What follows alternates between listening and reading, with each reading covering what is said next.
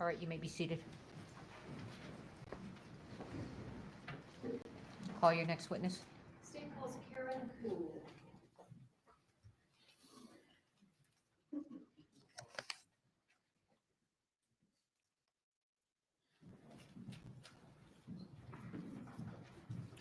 Stand before the judge, raise your right hand. Do you swear affirm under penalty of law that the testimony you'll give in this case will be the truth, the whole truth, and nothing but the truth? I do. All right, have a seat, talk into the microphone. Thank you.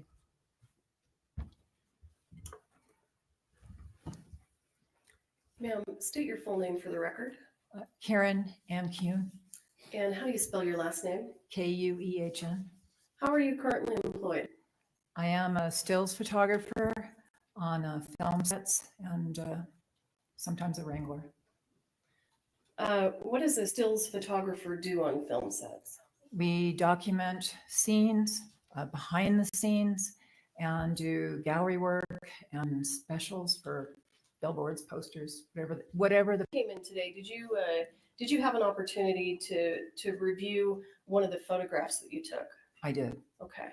I am going to ask the court to admit State's Exhibit 165. I believe there's no objection. No objection. All right, thank you. 165 is admitted. You may publish.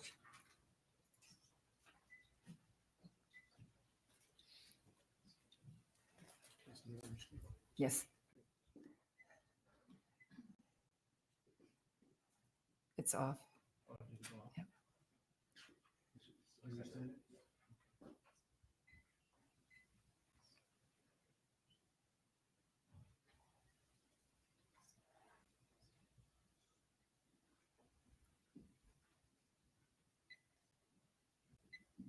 There we go.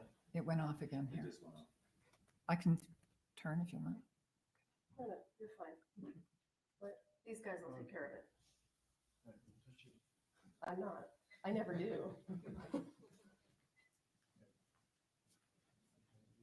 Yes. Ma'am, do you recognize this photo?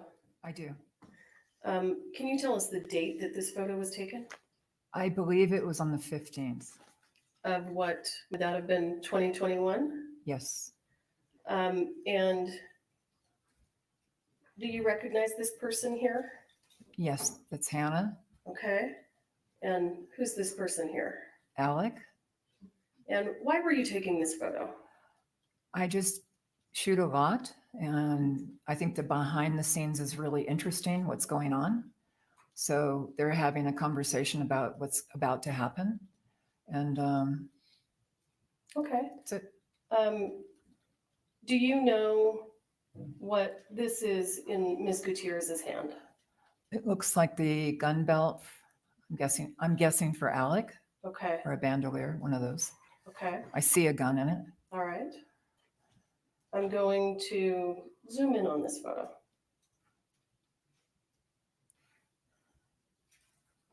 Okay. Can you see that? Yes. When you look at, well, tell us what's in that gun belt. Ammunition and a gun. And do you notice anything about the center primers of the ammunition that's in that belt? One is silver and quite different from the other 3, 4. All right. And that was October 15th, you said, is that correct? Yes, ma'am. All right. I'll pass the witness. Cross-exam. Can I leave this here? And you can use it. You can set things on it if you want. Thank you. Morning, Ms. Kuhn. Good morning. Is it true that you were budgeted for 5 days of work for the entire show? Yes. And were you ever tasked with taking any pictures of guns pointing into the camera? Yes. Who made you take pictures of guns pointing into the camera? One of the junior producers, Ryan Smith, emphasized that I should get as many shots of guns pointed into the camera as possible. Okay, so then you were told to do this on many occasions? Maybe twice. When when those photos are taken of guns pointing into the camera, are they actually pointed at you, directly at you then? When it's the gallery shoot, yes. And those guns have to be checked by the armor before, which I trusted was happening because she was nearby. When filming in New Mexico, did it appear to you that Alec Baldwin was the boss? Yes. Did you ever see anybody tell Alec Baldwin no? No. And in terms of the structure, did it appear that other producers were below him? Yes. Did you see other producers on the set frequently? Yes. How frequently did you see other producers on set? Pretty much every day I was there. Were the other producers sometimes even in some of the photos that you were taking? Yes. You had to Photoshop them out? No, I don't do Photoshop. Okay. What about Gabrielle Pickle? Did it appear to you like, well, first, did you have interactions with Gabrielle Pickle? Very little, just the initial deal. Did it appear to you, in your perception, that the budget was a major concern to Gabrielle Pickle? That's her job. She's the line producer, I believe. And so she has to come in according to whatever the budget is. Okay. Do you recall believing that she was trying to be cheap, to cheap everybody down? On the lower tier, lower budget shows, that's what they all do. And that's what you observed from Gabrielle Pickle on this show? I didn't get involved with her about everybody else's deal, just my deal. And I just made a deal with her and that was it. Okay, but I'm trying to get at your perception of her and whether, in fact, I'm not sure if you're quite answering. Did you believe that she was cheap, cheap, cheap? I don't have an opinion. Do you remember testifying or making statements about your opinion of her previously where you said she was cheap? Well, that was the nature of this show. It was a low budget tier. Okay, and I'm not asking about that. I'm asking about your opinion about Gabrielle Pickle and whether you once believed she was cheap, cheap, cheap. I don't recall if I said that, then I said that. Would it refresh your memory to look at a transcript of your pretrial interview in this case? If I said it, then Okay. I said it. I mean, that was the overall feeling with everybody. Everybody's always trying to get more money. That's just the way it goes. Okay, thank you. Were you actually in the church at the time of the shooting incident in this case? I was.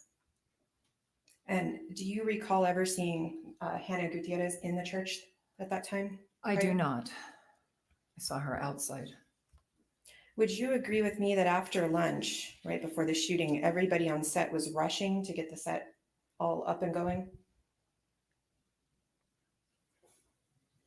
I would agree with that.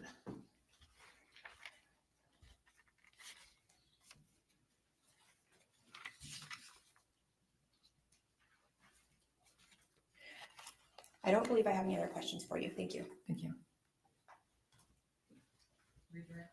Excuse me. Ms. Kuhn, I want to ask you a couple questions about taking photos of guns pointed at the camera. You indicated that you thought that Ms. Gutierrez had checked the gun. I believed so. Let me ask you, did Ms. Gutierrez check the gun in your presence? Not that I recall. And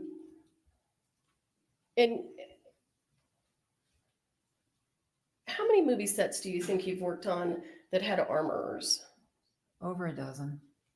In your experience, does the armorer generally check the gun in the actor's presence or the assistant director's presence? Yes. Did that happen in this case? I didn't see that. I also came into the church a little bit later. And I'm not talking about inside the church. I'm talking about with you when you were taking those photos. Right. I just don't recall. I wasn't paying attention to that. I was paying attention to just documenting what was Okay. going on. Well, would you recall if Ms. Gutierrez showed you the dummy rounds and shook them for you when she put them in Yes. the gun? I would recall that, but I don't. Okay. So is it your testimony that that did not happen? I don't know. I don't know if she checked them. It's not my job. She didn't check them in front of you. No, Okay, understood. Was Ms. Gutierrez present for those close-up shots of guns pointed at the camera? she was nearby. We were in a very small space outside of a barn for a gallery shoot, and I asked her to check everything, and I trusted that she did that. And I was inside and working with the talent on those days, and that space is probably 20 by 30, very small. You can't have a lot of people in there. Okay.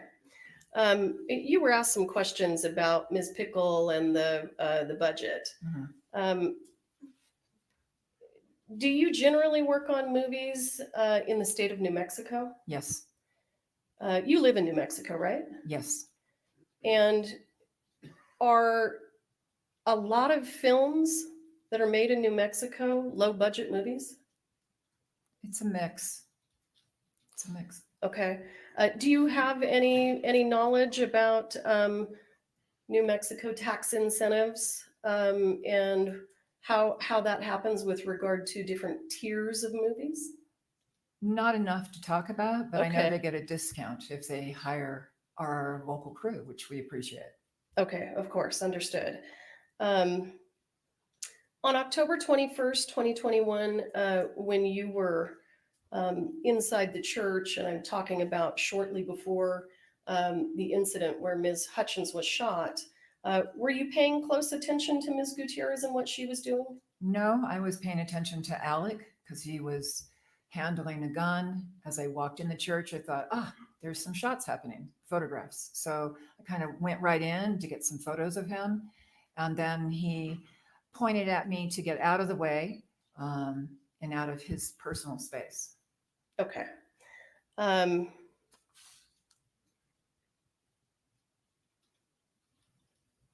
don't have anything else. Thank you. All right, thank you. You're excused. Thank you very much. Next witness. State calls Marissa Poppel. Thank you, ma'am. Thank you.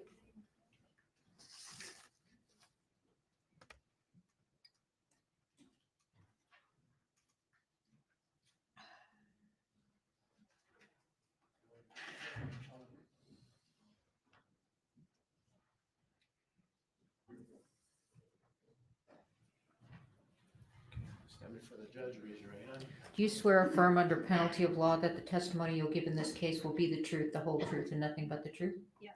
All right, thank you. Have a seat talking to the microphone. Sorry, I didn't realize we were still presenting on the screen. Well, let's leave it on for now that I've figured out what's going on. Ms. Poppel, good morning. How are you? Good, thank you. Thank you for returning to answer some additional questions.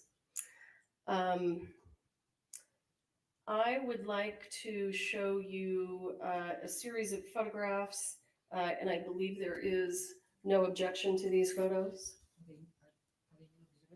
They are exhibits. All right. And the photos are going to be 166 through 173. All right. There's no objection to their admission.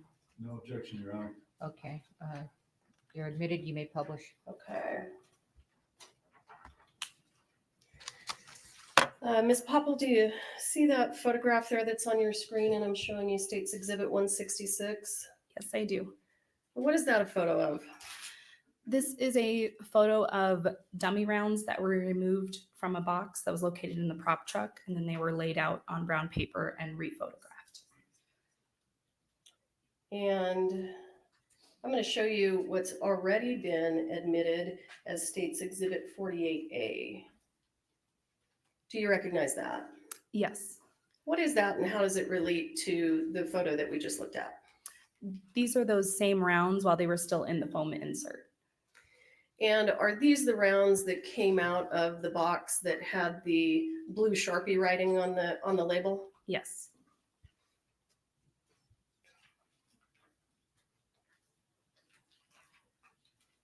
I'm showing you what's been marked as State's Exhibit 167. Can you tell us what we're looking at here? Yes, this is a box of live rounds that were collected from PDQ. And is one of them dissimilar than the others? Yes, in the bottom corner, one of them has a silver primer. I'm talking about this one over here. Yes. Was that the only live round with a silver primer that you found at PDQ? No. I'm going to show you State's Exhibit 168. Tell us how this photograph relates to the previous photo, this one here, 167. What's 168?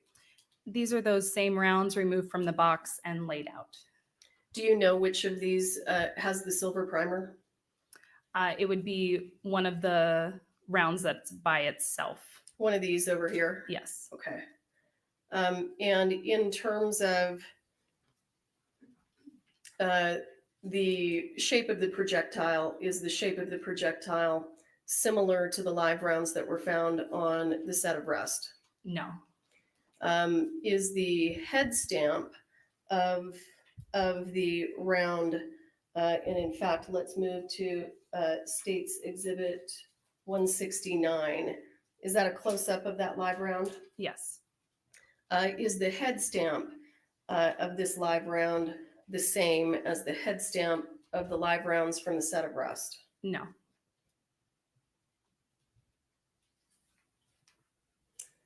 State's Exhibit 170, what are we looking at here? These were additional rounds that were located at PDQ that had silver and color primers. And are the head stamps the same as the live rounds found on the set of rest? No. State's Exhibit 171, what's this? This is a top view of those same live rounds located at PDQ with the silver primer. Is the projectile shape the same as the live rounds that were found on the set of rest? No. The live rounds with silver primers that came from PDQ, how many did you find?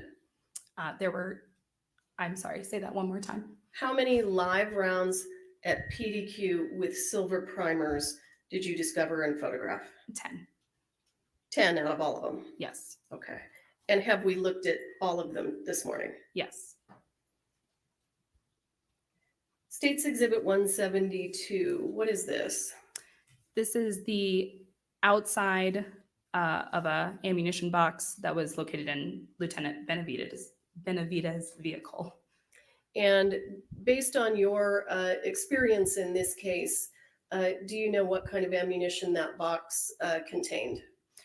This contained blank rounds. Okay. And State's Exhibit 173, what is this?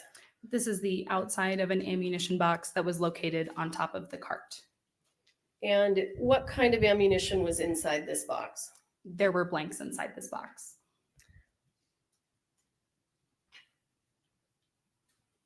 I'm going to show you what is previously entered into evidence as State's Exhibit 4. Do you recognize that? Yes. The box that we just looked at, can you tell us where it is on the cart? Yes, it's off to the side. Is it this one right here? Yes, where your cursor is. Okay, all right, thank you. I'll pass the witness.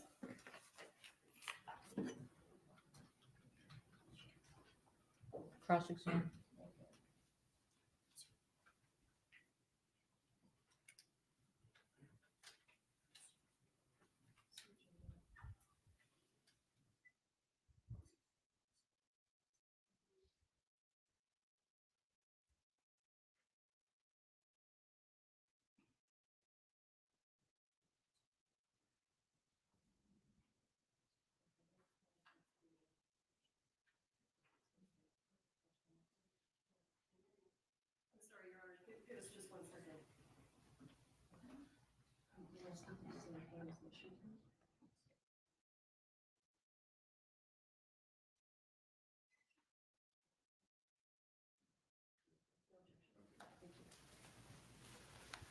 Good morning again. Good morning. Ms. Poppel, so you testified earlier, you all found 10 live rounds, and that was in the search that occurred approximately 1 month after the shooting, is that right? Yes, So again, you have no idea what happened in the month in which went by that you all weren't there to search, right? correct. Now, State's Exhibit 4, you testified at the end, you looked at that exhibit and told the jury where that box was on the card. Do you recall that? Yes, Now, it's also been your prior testimony, is it not, that you put that box back on the cart from Benavides' vehicle? Is that right? no, Okay. Was that box there before? yes, Okay. So that wasn't one of the 2 boxes that were removed from Benavides' vehicle and put back on? correct. Those were placed in a brown paper bag and secured in the scene. Okay. Your Honor, if I may approach to show some exhibit.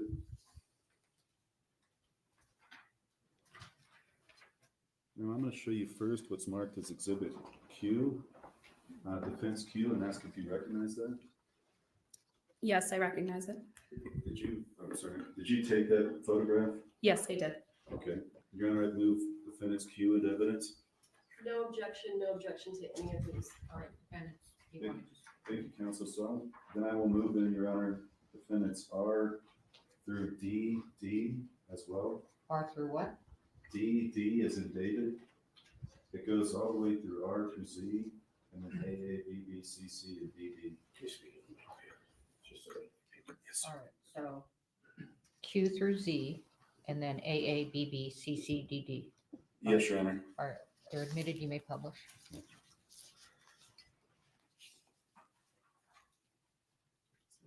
need the Elmo?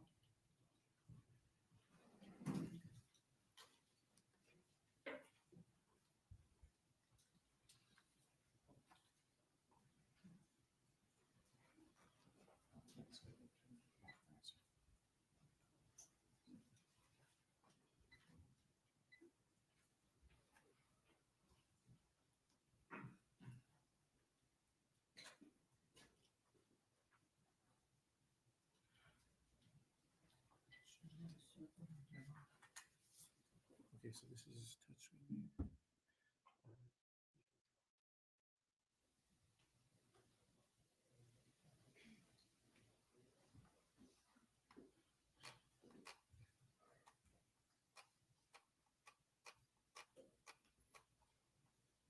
Okay, ma'am. First, I've got Defendant's Q, and I want to show you that I want picture. to move that microphone closer to you. Oh, yeah. Ms. Poppel, Defendant's Q, can you tell the jury what that photograph is? This was a photo of dummy ammunition that was located at PDQ. Now, when you say it was dummy ammunition, did you send these to the FBI lab? No, we did not. And did you actually seize those and take them to the sheriff's office? No, So you took a picture and you concluded they were dummies without getting lab confirmation. Is that right? yes. Okay, I want to show you next Defendant's S. And what is that picture? I believe this was I'm sorry. I believe this was a box of, you know what? I can't determine it out of context. I apologize. Okay. But this was something you took at PDQ Props? I couldn't determine it out of context. I apologize. It's okay. I have over 2,000 photographs, Sure. mostly of ammunition. So Defendant's T, can you tell the jury what that is? this was the outside of the box where live rounds were located at PDQ.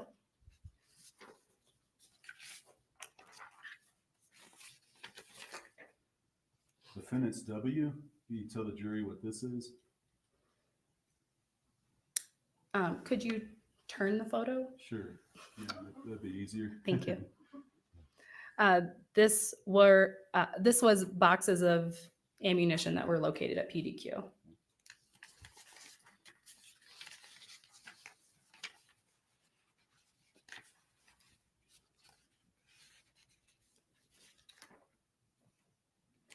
Okay, defendants D, can you tell the jury what that photo is?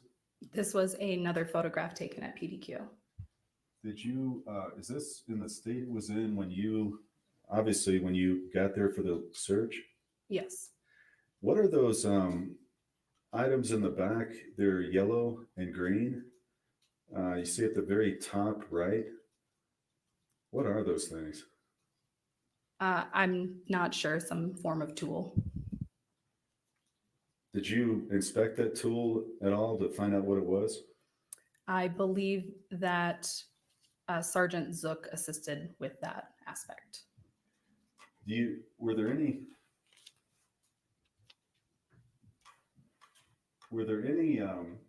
rounds in this picture?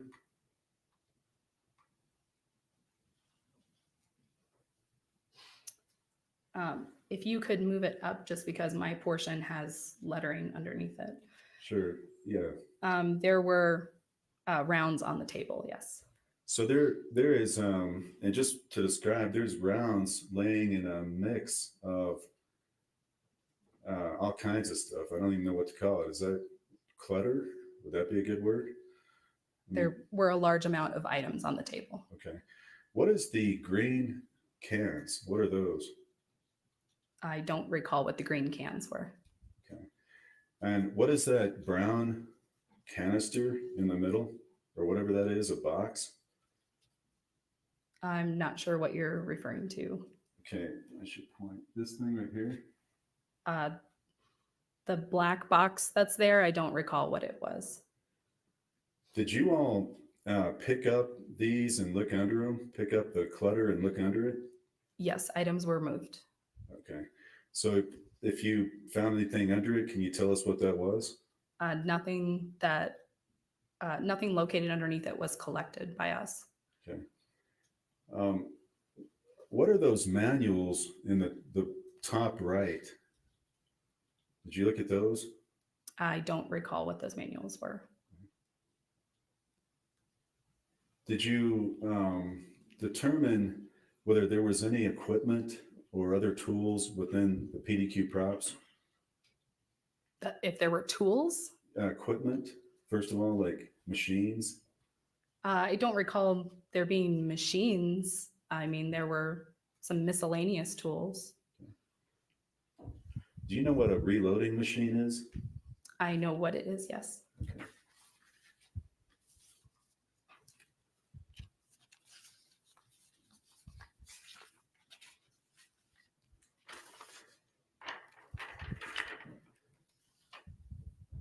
I'm going to show you defendants U. Again, I'm going to show you those items I was talking about, the yellow and green, and seeing those closer, does that refresh your memory as to whether you might have seen what those were? It does not.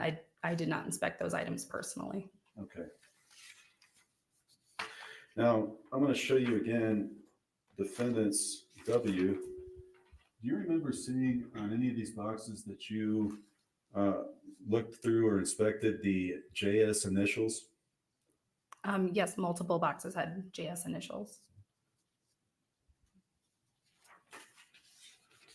I'm going to show you defendants V.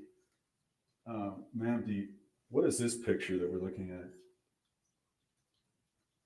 I don't recall exactly where this picture originated from.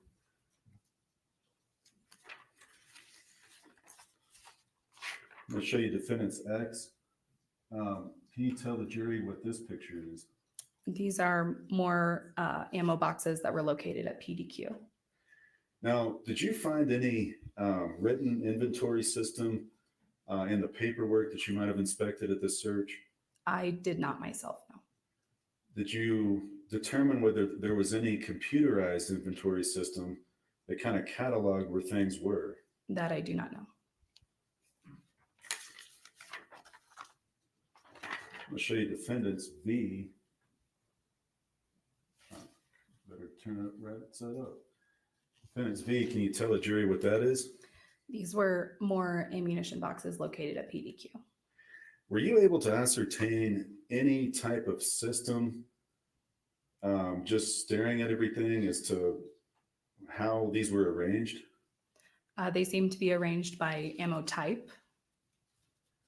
And were they all kind of put in together? Did you ever see bags of rounds put in by boxes? I don't recall.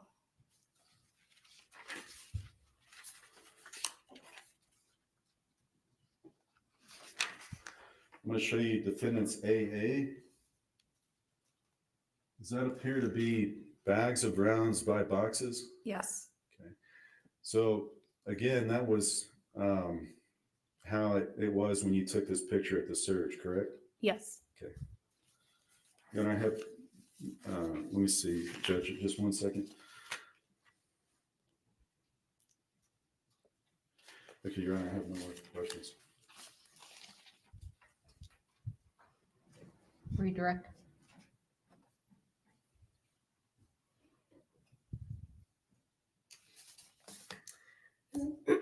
Ms. Poppel, when you were at PDQ, you were there pursuant to a search warrant, is that right?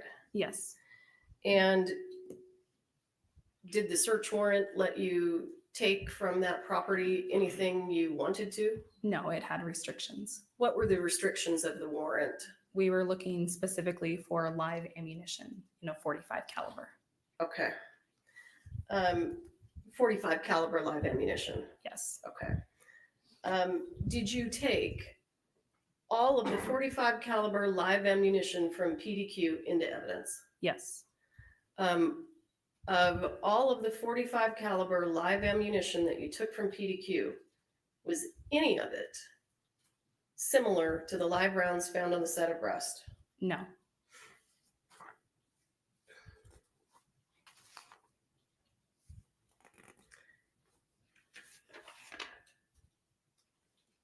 I'm going to show you what was marked as Defendant's Exhibit Z.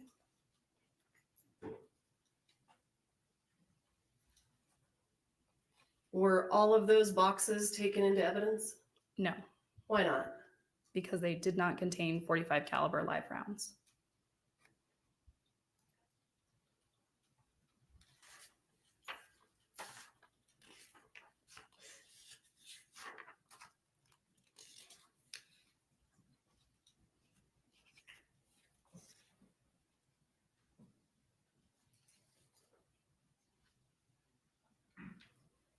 I'm going to show you what is marked as Defendant's Exhibit AA. Do you see that? Yes. These bags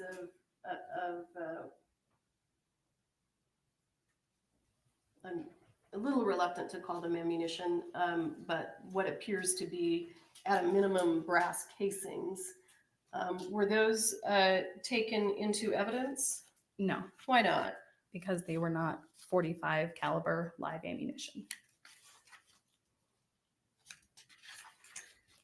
As you look at that photo, do you know whether they were live ammunition at all? No, I don't believe they were.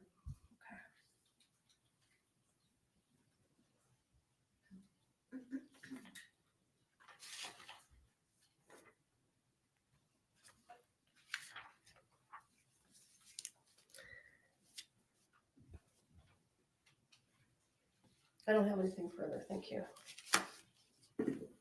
You're excused, thank you.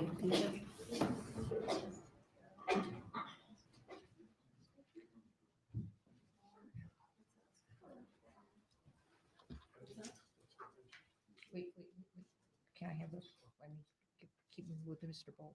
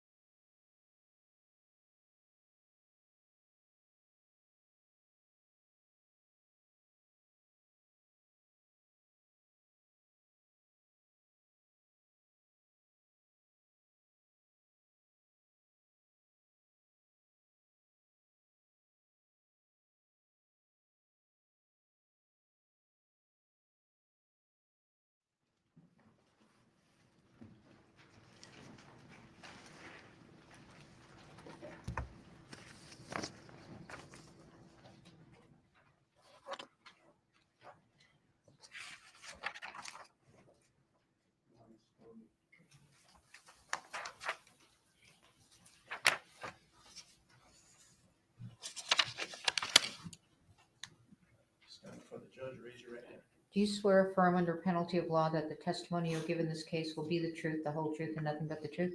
Yes, ma'am. All right, have a seat talking to the microphone. Thank you. Good morning. Good morning. Ms. Smith, go ahead and state your full name for the record. Rebecca Smith. And Ms. Smith, in October of 2021, how were you employed? I was employed as Key Craft Services. Was that on the set of Rust? Yes, ma'am. Okay. Can you explain to the jury what Key Craft Services does? Key Craft Services is basically a set mom. I show up and make sure that coffee is ready for everybody, that everybody has snacks and hydration. If they run out of sunscreen, if they run out of chapstick, they come to me. And what hotel were you staying at when you were working on the set of Rust? The Inn at Santa Fe. And was Ms. Gutierrez also staying there? Yes, ma'am. During the time that the two of you were both working on the set of Rust, did you get to know her? Know her? No. I had a chance to sit with her once or twice, but not really get to know her. Okay. Would you say she was more of an acquaintance? Yes, ma'am. Okay. And Ms. Smith, were you present at the hotel the evening of October 21st, 2021? Yes, ma'am. And at some point that evening, did you go to Ms. Gutierrez's hotel room? Yes. And why did you do that? Court and I forget what his name was, but the set steward were in her hotel room and needed to go to the store to get something and did not want to leave her alone. So they called me and asked me to come up to her room. Okay. And did you do that? Yes, ma'am. And did you stay with Ms. Gutierrez for a little while? Yes, ma'am. And then at some point, did you leave? Yes. Did anything unusual happen when you left Ms. Gutierrez's room? Yes. She asked me if I could hold on to something for her. I said yes. She put it in my hand and I walked out as there was a knock on the door. And after you left the room, did you look to see what she had placed in your hand? Yes. And can you describe, without making any assumptions about what it was, can you just describe what you saw in your hand? Yes. It was a clear Ziploc baggie with a green small Ziploc baggie inside. And there was powder inside the green baggie. What color was the powder? White. If I want you to compare this to like a sugar packet that you It would. was definitely not sugar. No. Okay. I'm sorry. Let me It get didn't my look like sugar. let me get my anyway. question out. Okay. I want to have a discussion about how much was in the green Okay. part. And I want you to compare it to a sugar packet that you would open and put in coffee or tea. Okay. How many of those do you think it was? Maybe 4 or 5. Okay. And Ms. Smith, how old are you? I'm 51. And when you were a younger person, did you have an opportunity to use the drug cocaine? Yes, ma'am. I'm a recovering addict. Are you familiar with what cocaine looks like? Yes, ma'am. Are you familiar with the way that cocaine is packaged? Yes, ma'am. Based on that experience, what did you believe to be in the bag? I believed it to be cocaine. And what did you do with it? I threw it in the hallway trash can before even going downstairs to my hotel room. And why did you throw it in the hallway trash can? Because like I said, I am a recovering addict. I can't first and foremost have it in my possession. And second, I was really very offended and I didn't want anything to do with the situation anymore. Okay. After after October 21st passes, did you receive any text message communications from Ms. Gutierrez? Yes, Eh, several. And generally speaking, what was the theme of those messages? I want my stuff back. Other than the bag containing the green bag containing the white powder, other than that item, did you have anything else that belonged to Ms. Gutierrez? No, ma'am.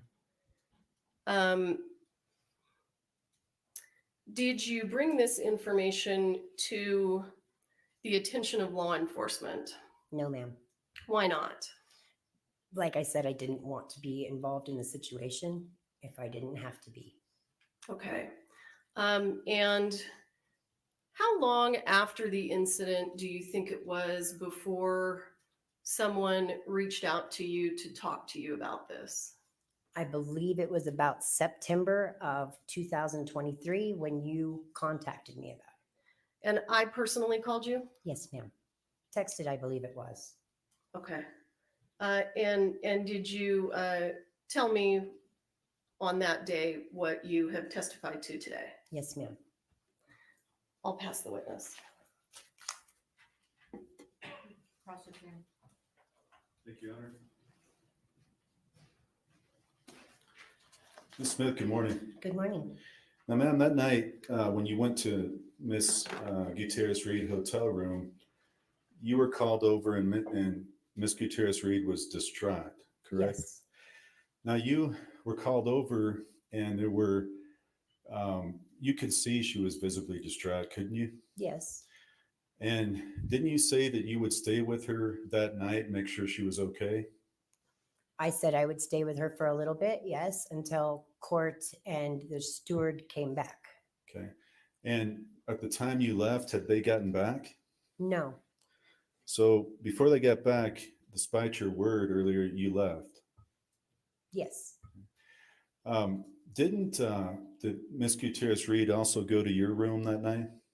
no, Now, your testimony is that the last time you used cocaine was approximately 20 years old. Is that right? yes, sir, So that would have been, I think, 31 years ago. yes, And since then, thankfully, you've been clean. Is that right? yes, sir, So you have not seen that substance in 31 years. That's fair to say? no, that's not fair to say. Okay. I have seen it, just not used it. Okay. Now, you stated on direct examination that you believed it to be cocaine. Yes, And do you recall stating at one point that you said it could be cocaine or meth? I don't recall saying that, no. Okay, do you recall at your pretrial interview being asked the question, what was in those baggies? Inside the green, well, inside the snack baggie was the green baggie. Inside the green baggie was a white powdery substance, which I knew to be cocaine, or I mean, it could have been meth or something too. It could have, Okay. but I don't believe that it was, nor did I state that I believed it was. I just said that it could be. And that was my question. I'm just asking if you said it could have been meth too. Correct. So in reality, it could have been a number of other white powders. Would you agree with that? Sure. Do you know what creatine looks like? No. Protein powder? Yes, because I work in craft services. Okay. And we could go through a whole list of items, but there's a lot of white powdered sugar, right? Mm-hmm. Is that Yes. correct? Okay. So the reality is you have a belief, but you don't know for certain what was in that bag, do you? Correct. Now that was never tested No, and that was never provided to law enforcement. no. How long did you hold that baggie before you threw it in the trash? I didn't make it all the way down the hallway. So how many feet do you think that was that you walked? I don't even know how many feet the hallway is long. So Can I you, mean- can you look at the courtroom and estimate, just telling us? Possibly to the distance of the gentleman in the blue suit. Okay, is he seated Right at here, council table? yes. So would you agree with me that's about 20, 25 feet? Sure. Okay, so you walked 20, 25 feet, and were you looking at that bag the whole time, or were you having it down by your side? At first it was down by my side, and then I, of course, raised my hand to look. Okay, now, weren't you walking past some police officers too? Men in uniform, not sure whether they were police officers. Well, what do the uniforms look like? They could have been armed security. I did not see an actual badge, so I could not say for sure that they were police. They were men in uniform in either security or police. Well, do you recall being asked the question, why didn't you just hand it back to her? And you said, because I didn't want to do anything in front of the police. On page 19 of your interview? Yes, So at that time at your interview, you indicated they were police. I indicated that I believed that they were police. Yes. No, you didn't say believe. You said, because I didn't want to do anything in front of the police. So were they police or not? I don't know. So you walk down 25 feet, you look up at it, and then you throw it in the trash. Is that right? I looked at it and then waited for the trash can, of course. I didn't throw it on the floor or anything, so I did have to wait for the trash can to be there. Sure. So you, in fairness, you probably had 5 seconds to look at this bag. Is that about right? Yes.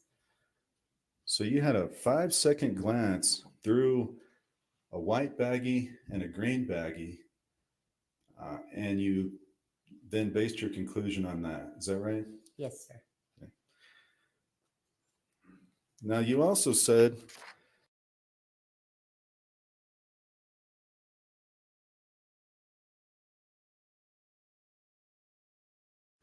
that you thought this was a weight, and you testify, well, I don't know what it weighed. I mean, could be an 8-ball, but I don't even know what an 8-ball weighs. So, I mean, that's like asking me how much this weighs.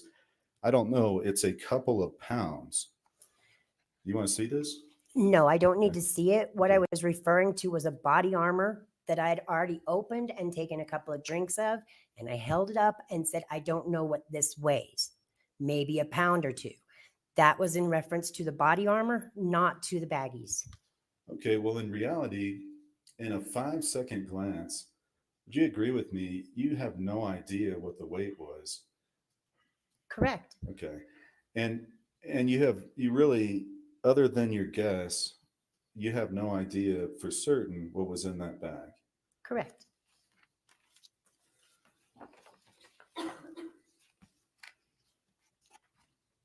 Then may I just have one moment?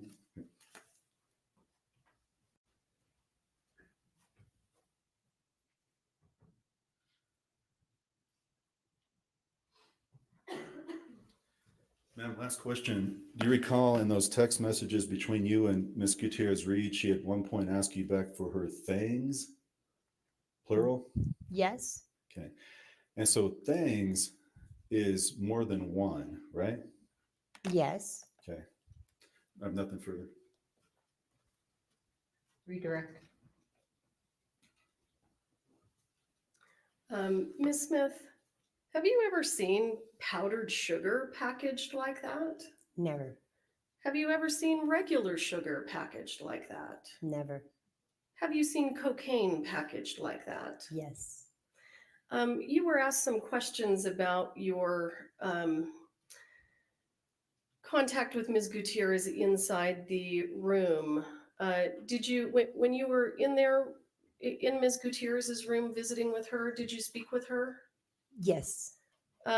Did she mention to you that she was extremely worried about Ms. Hutchins and Ms. Hutchins' death? No, ma'am. What specifically did she say to you when you were in her room with regard to any concerns that she had?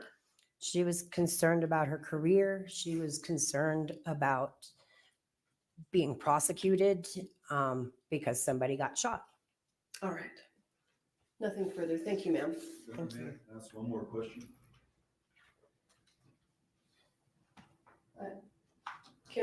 Can we approach real quick? Yes.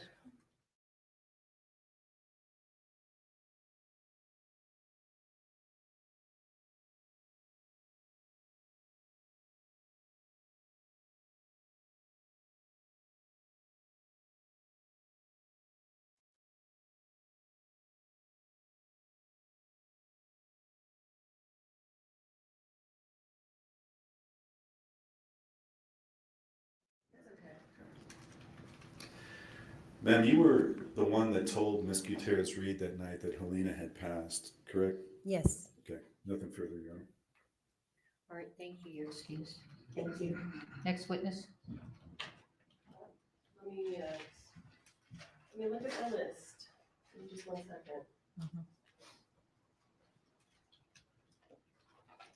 State will call Seth Penny.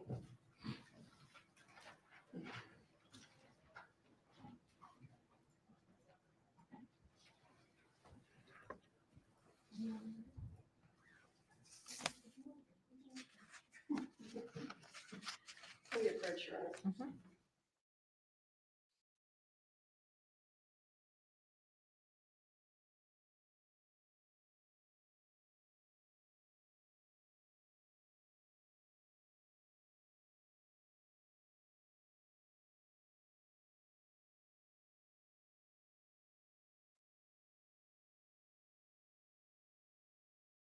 Directions.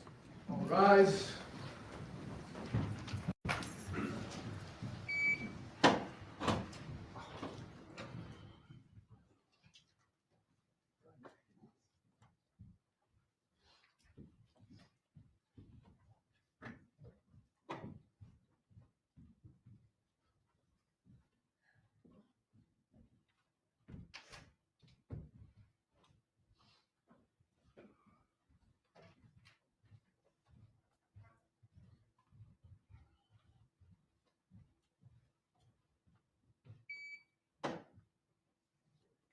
All right, thank you. We're in recess. We'll, once you get back here at 5 of, okay? Thank you.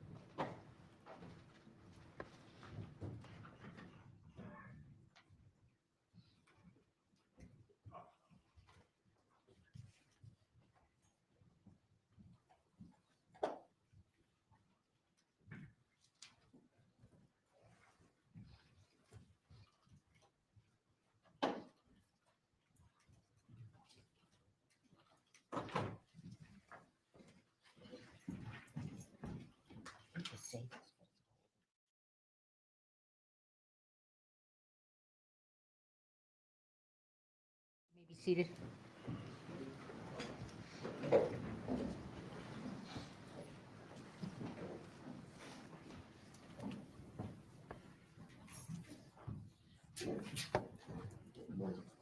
Stand before the judge and raise your hand. Do you swear or affirm under penalty of law that the testimony you'll give in this case will be the truth, the whole truth, and nothing but the truth? Yes. All right, have a seat, talk into the microphone. Thank you. Good morning, sir. State your full name for the record, please. Good morning, Seth Andrew Kenny. Mr. Kenny, where to begin? In October of 2021, what kind of business did you run? I ran a prop and weapons supply house to the film and entertainment industry. Could be anything from theater, and also volunteer work associated with active shooter training. Okay. Would you move that microphone a little closer Sure. to you there? Yep. If you can. All right. And do you still have that business? I do. How did you get into the prop supply business? I got contacted in about 2009. Had previously been consulting for a firearms business, indoor shooting range, and retail segment, as well as some law enforcement training. So there was a crossover. And from that, I met an individual that was working in the film industry. And at some point, he said he needed some help, and it was just going to be a 2-month thing, turned into 15 years. Okay. And that individual, what kind of work did that individual do? He did a similar thing where he set up weapons, sent them out onto shows, and also worked as an armor on set. Okay.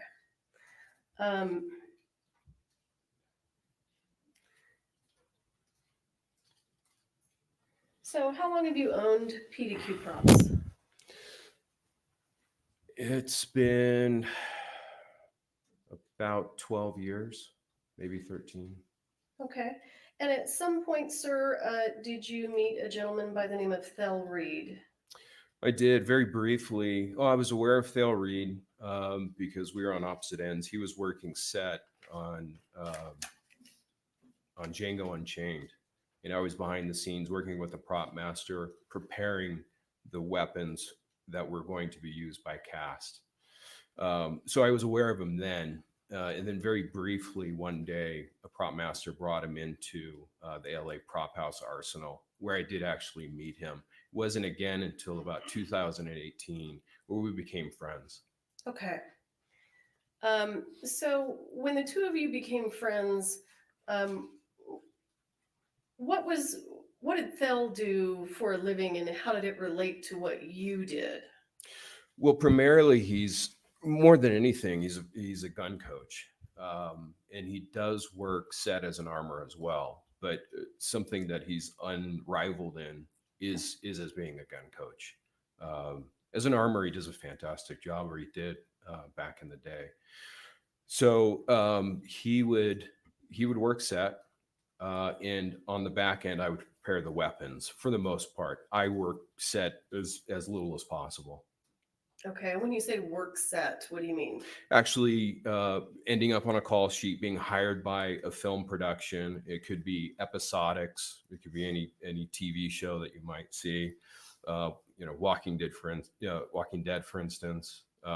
And then, or it could just be a feature film like Django Unchained. And so when you are hired by production, you end up being an employee or an independent consultant for that production. Okay. So working on set was not your thing. Definitely not my focus. Okay. And at some point in time, did you and Mr. Reed work on a film together where Mr. Reed was an armorer or a coach and you were the vendor, the supplier? That was it was 1883. It wasn't a feature film. It was more of a one run episodic. And I had been working with Taylor Sheridan's prop master. And who's Taylor Sheridan? Taylor Sheridan is a writer director of the Paramount production, and he's kind of created his own segment of Americana that's very popular. Are you talking about Yellowstone and 1883? Yellowstone 1883, Yellowstone 1923. 1923, Mayor of Kingstown, Sicario. He wrote Sicario, both, I believe. Wind River, amazing movie. Okay. That was actually the first time that I had been a provider consultant for Taylor Sheridan, was on Wind River. Okay. Let's jump back to 1883. Describe for the jury, please, how you and Mr. Reed sort of worked together on that series. Well, I had to push hard to get him onto the crew and hired. And so we talked about it, and I'm fairly tight with a prop master. You know, again, we've been working together since Wind River. And I convinced him to hire Thale, and to keep him on longer than most gun coaches or older persons would be allowed on set. You know, frankly, the Texas heat was just too much for him. So, And just so that everyone knows, approximately how old is Mr. Reed now? exactly, I don't know, but he's got to be pushing 80. Okay. So in what capacity was Mr. Reed hired on the set of 1883? Was he a coach or an armorer? Primarily, he was the gun coach, and he had difficulty with the Texas heat. So, you know, I was constantly making sure that he was in an air conditioned environment, and that's not something that a set on Texas allows for. Sure. So describe for the jury the kind of gun coaching that was being done on 1883. Well, it involved initially, it was pretty casual, and we were using replicas, and it happened to be Taylor Sheridan's private arena. When you Yeah. say replicas, are you talking about real guns or fake guns? These are fake guns, Okay. replicas. Yeah. And so that's where it started. It's kind of a meet and greet and just get some of the basics down. And Thale, you know, he's been doing it for so many decades, 60 plus years as a gun coach and armor. He knows small bite-sized pieces to the actors is best. Okay. So Was there coaching sessions that included real firearms? there were, then at some point it was decided, and I'm not sure who made that decision, that they actually wanted to set up in a private range on a portion of Taylor Sheridan's private ranch with an appropriate backstop and it controls. And that is where the cast, it was a bit of a team building as well, learned about how the functioning of the firearms, you know, and we were mixed between blanks and live. We had live ammunition in one area and then take people off to the side and shoot blanks. And essentially the safe distance on most blanks is about 20 feet. So we would take them away from the firing line and test and train them there. And primarily they had gotten it by that point. They had really understood for their characters what they needed to be and do on set. So you mentioned that during these coaching sessions, some of the cast was shooting with live ammunition. Is that correct? That's correct. And do you recall what kind of caliber weapons the cast was using to shoot that live ammunition from? It was a mix we had available from memory, 12 gauge birdshot, just the basics of that. I don't think we even touched that ammo. The prop master had some guns that were chambered in 357, I believe, some lever actions, and also in 45 Colt or 45 long Colt. Both are okay. Both All right. terms. Can you explain to the jury Well, let me ask you this. Do you know where the live ammunition came from that was used in those coaching sessions? I do. Where did it come from? The 45 long Colt came from Thale. He had a number of reloads that I asked him to bring because at that time it was very difficult to source live ammunition. It was difficult. So he had what turned out to be 325 reloads of 45 long Colt. And when you say reload, what are you talking about? Well, it's once used case. So every case of ammunition starts out as new. And at that point, What do you mean when you say case? the actual brass case. So if we talk about a round of ammunition, there are 4 components to that. There's the yellowish colored brass case, the primer that is pressed into the base of the case. Then we have gunpowder, some type of, could be black powder, synthetic black powder, modern smokeless powder, and then you need a projectile. And so those four components make up a single round of ammunition. Okay, so the live ammunition that was used for the coaching session was provided by Mr. Reed. Correct. And if you know, I don't know if you do you know where he got it? Yes, he said he got it from Joe Swanson. Okay, and who's Joe Swanson? Joe Swanson is probably the primary supplier of blanks and dummy rounds to worldwide. If you happen to see something go bang in a puff of smoke in a movie or an episodic, a television show, worldwide, chances are that Joe Swanson made it. Okay.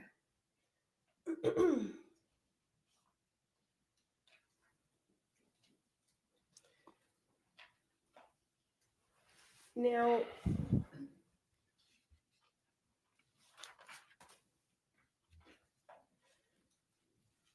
was all of the 45 long Colt live ammunition that was used for the training camp on 1883, was it all used up?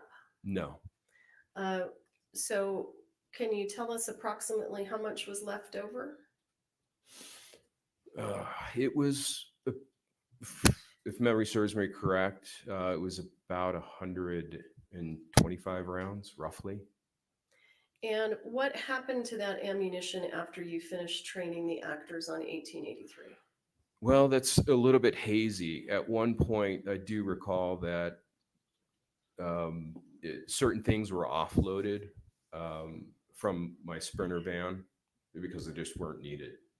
And that was one of those things. But at some point, it got moved back to Albuquerque, and I've never been able to pinpoint the date. The live ammunition was moved back to Albuquerque? Correct. And specifically, where in Albuquerque was it being housed? It was in a gray bin marked live ammunition, and it was actually in the bathroom. Of where? Of PDQ's location in Albuquerque. Of your business? Correct. Okay. And can you explain to the jury how you would keep, how did you know it was live, and how were you able to keep it separate from dummies and blanks? Well, it's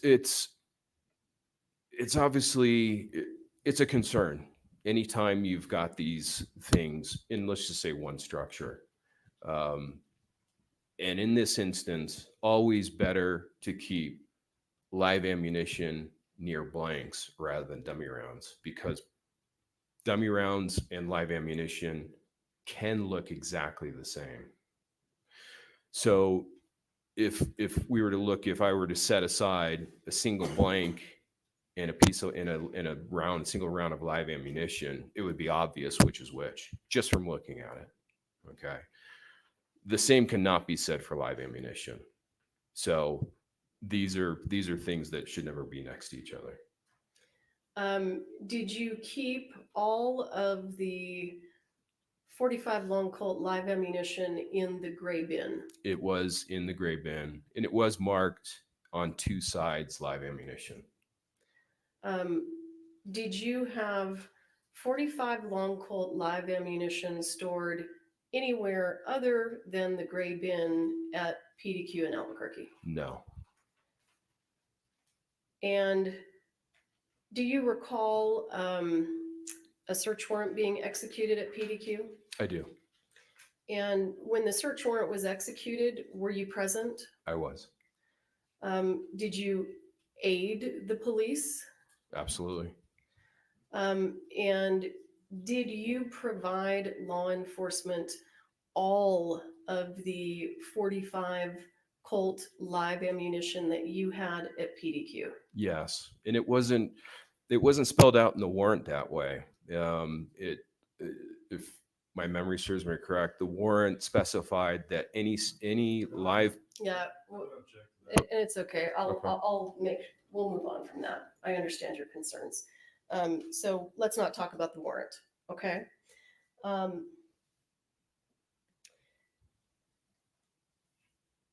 Was there another show that you and Mr. Reed both supplied firearms and ammunition to after 1883? No, So not that I recall. did you supply firearms and when I say ammunition, I apologize, I mean blanks and dummies, to the set of a movie called The Old Way? Yes. That was filming concurrently with 1883. Okay, they were happening at the same time. Yes. All right. So what did you Wait, provide? excuse me. Wait, actually, sorry. Now that I think about it, actually, Hannah was wrapping The Old Way, and we were still in pre-production at that point. I don't think we had gone to camera yet. On 1883? Yeah, I remember being in Texas at the time when Hannah was wrapping out The Old Way, which is essentially concluding filming.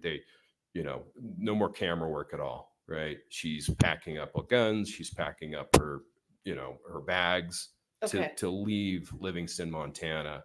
And we were still prepping to go to camera, but working for production on 1883. Okay. So you indicated that Hannah was involved in the movie The Old Way. Can you explain to the jury in what capacity was she working on that film? Well, it was her first solo lead as head armor. And Thale got in touch with me and said that. Hang on. I don't want any hearsay. Okay. So she was the lead armor, and that was the first movie she was lead armor on. Correct. Okay. Explain to the ladies and gentlemen of the jury what you supplied to the set of The Old Way. Roughly half the guns, most of them the long arms, which are lever actions, and shotguns and single shot rifles as well. And then there was a mix of about 50% Thale, 50% PDQ supplied the blanks. I supplied 14 rounds of 38-40 dummy rounds, and Thale and Hannah supplied the balance of the dummy rounds.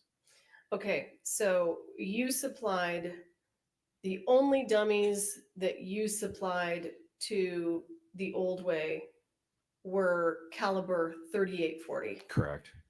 Did you supply any 45 long Colt dummy rounds to the set of The Old Way? No, I didn't have any. And you only supplied 14 38-40 dummies? It's all I had. Yeah. Okay. And it's your understanding that Mr. Reed and Ms. Gutierrez supplied the remaining dummy rounds to that show? Yes.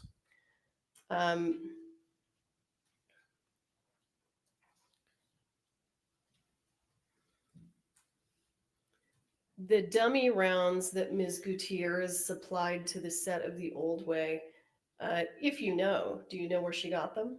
She got them from Thale. All right.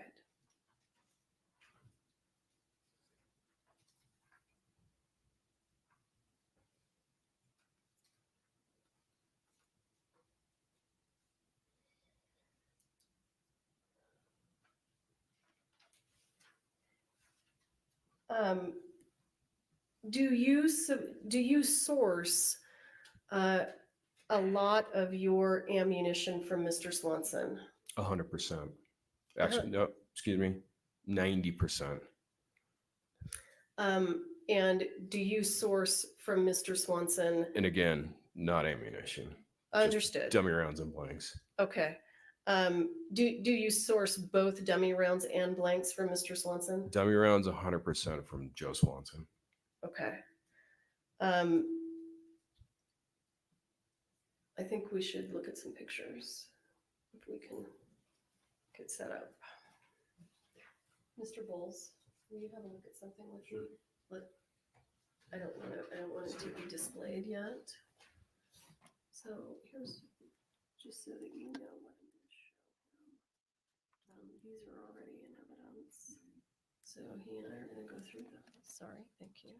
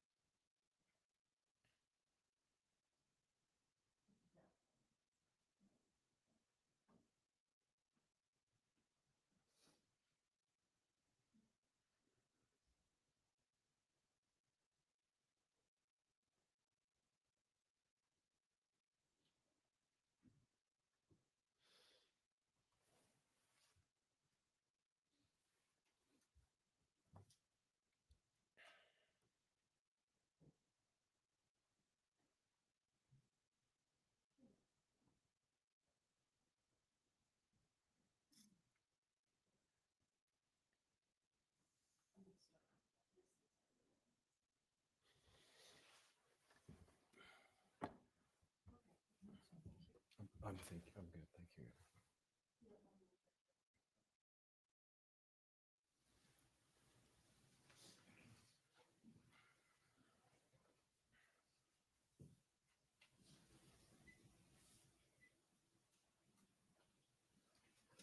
Thank you. Mr. Kinney, do you see the photograph on your screen? I do. Thank you. Have you ever had a box of dummies from Mr. Swanson with that label? No, never. And why would you not have a box with this label if you're sourcing your dummy rounds from Mr. Swanson? Well, 1883 was the first period show that that I needed 45 long Colt dummy rounds for. Prior to that, even though we had done a flashback scene with Tim McGraw in Yellowstone, there was no call for dummy rounds, or the prop master sourced them elsewhere. So I just never needed them. And when I did, I needed them by the thousands, not by boxes of 50. And so what happened is Joe Swanson, he asked me, do you want me to package them up? I said, no, there's no point. Right? It's more work for everybody. So he sent them to me in bulk. Okay. And so you never had anything like this in your possession? Never. And let's talk about the dummy rounds that you provided to the set of Rust. Did you provide 45 long Colt dummy rounds to the set of Rust? I did. I supplied a single box of 50 on October 12th. And where did those dummy rounds come from? They had just come off of the day prior from the prop truck in Texas from 1883. So when you took the dummy rounds that you supplied to the set of Rust from the prop truck on 1883, walk us through what you did with them.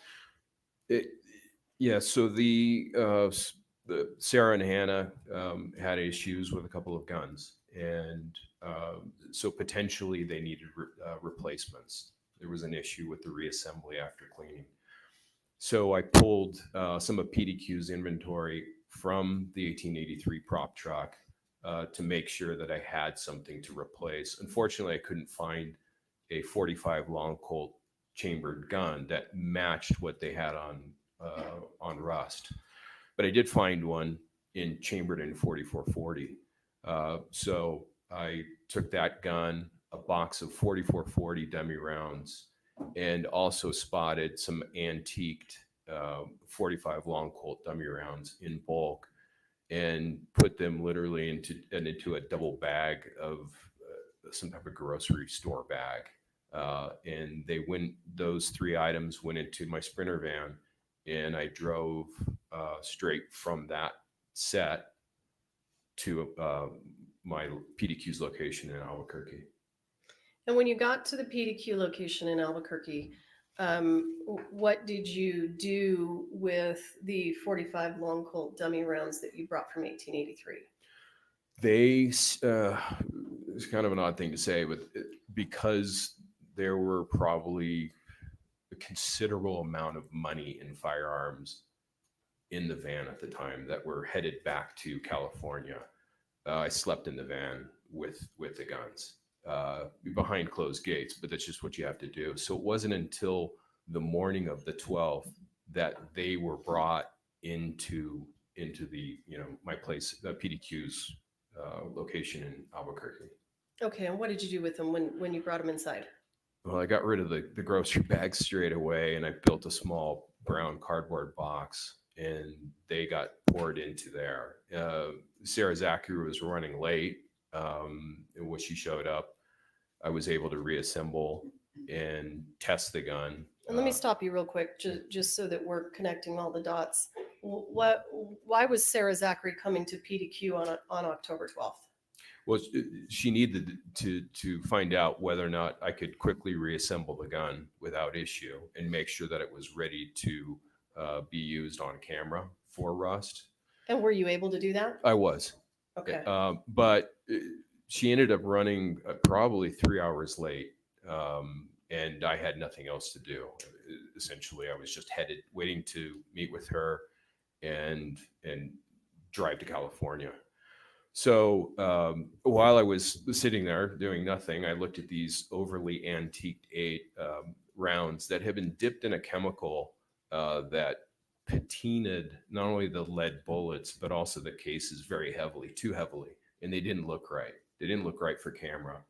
So I just sat there and decided, well, I'll just see what it looks like after I polish them up with some Quado steel wool. And that's what I did. What I realized, though, too, is that some of the chemicals seemed to have leaked into the case, and some of the rattles seemed muddy. And What do you mean when you say some of the rattles seemed muddy? well, Joe Swanson, for the most part, stopped using BBs inside the dummy rounds because the sound guys could hear them on camera. So if the gun is being manipulated, he could actually hear the dummy rounds rattling around. And there's a number of instances where I can hear dummy rounds in TV and movies where I can spot it. And I'm like, oh, you can hear the dummy rounds rattling. It's kind of interesting. So he switched to using a single piece of number 2 lead shot, which is an adequate rattle, but it's a little bit muffled. And I suspect what had happened is the chemical had caused some kind of gooey layer, to my best guess. And so I noticed that they just didn't sound safe to me. They just didn't sound like I wanted, Hannah and Sarah to have to be dealing with something that seems odd. And so I selected, before I sat there and polished each dummy round, I had to make sure, one, it rattled before I spent a minute polishing around. If we're talking about a box of 50 plus writing a label on both ends, I sat there with this box for an hour. So they got rattled before they got polished, and then re-rattled to make sure they would rattle without issue, and then individually inserted into the box. Okay. Hang on just a second.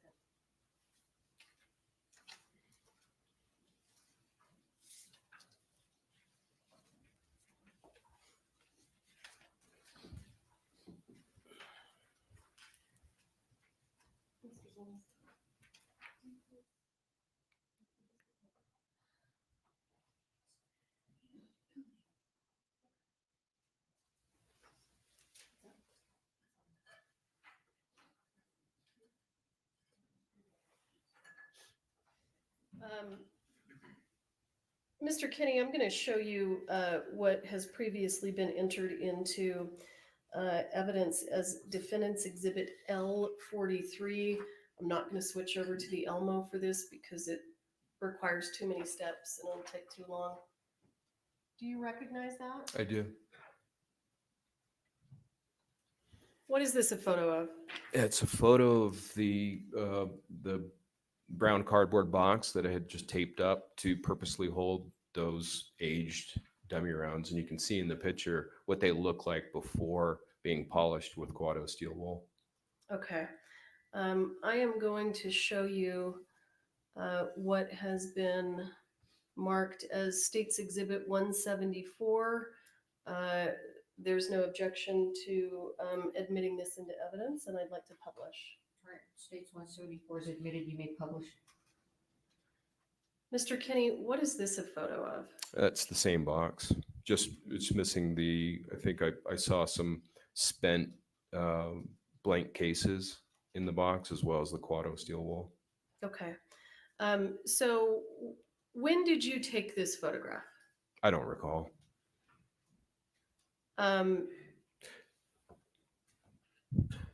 Is this a photograph of the dummy rounds that you provided to the set of Rust? That's correct. So it would have to be the picture was either taken on October 12th or after, Okay. because that box and those dummy rounds didn't exist until that morning of October 12th.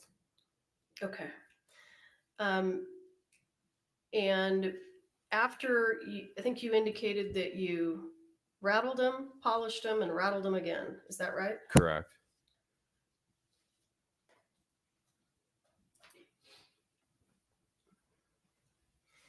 And how did you provide them to the set of Rust? Were they in a bag? Were they in a box? They were in a white box with white gaffer tape, which is kind of a pattern tape, very strong. And I hand wrote in blue Sharpie ink on both ends of the box what the contents of it were. All right, I'm going to show you what has been previously entered into evidence as State's Exhibit 48. Do you recognize that? I do. What's that? That is the box of dummy rounds that I supplied to Sarah Zachary on October 12th. So the dummy rounds that we saw in the box, in the brown box in the previous photo, you took those and you put them into this box. What we see in the brown box with the aged dummy rounds is the remainder. Because again, I didn't just take 50 rounds. I took, I would estimate, up to nearly 100 in total. So this is a box that contained 50 dummy rounds, aged and polished, and the remainder was left in that brown cardboard box. When you're talking about the remainder, are you talking about what's shown in Defendant's Exhibit L43? Yes. And the other photo of the brown box without the steel wool, are those the ones that actually ended up in the box and went to Rust? No, those are still the remainder. Okay. I'm going to show you what has been entered into evidence as State's Exhibit 48A. Do you recognize that? I do. What's that? It appears to be that same, the foam insert and dummy rounds, the polished antique dummy rounds that I gave to Sarah Zachary on October 12th. Although Yeah. one of them appears like it doesn't belong. You talking about this one? I believe it to be that round. It doesn't look like it's had any aging. And I think I've seen it in other evidence photos where they're laid on their side and it stands out. So, and hang on just a second. Let's do this. Let me show you what has been previously entered into evidence as States Exhibit 166. What's the round you're talking about? That's it. If we look at the top row and all the way to the right of the top row, just beneath that, it appears that round is inconsistent. Circle. I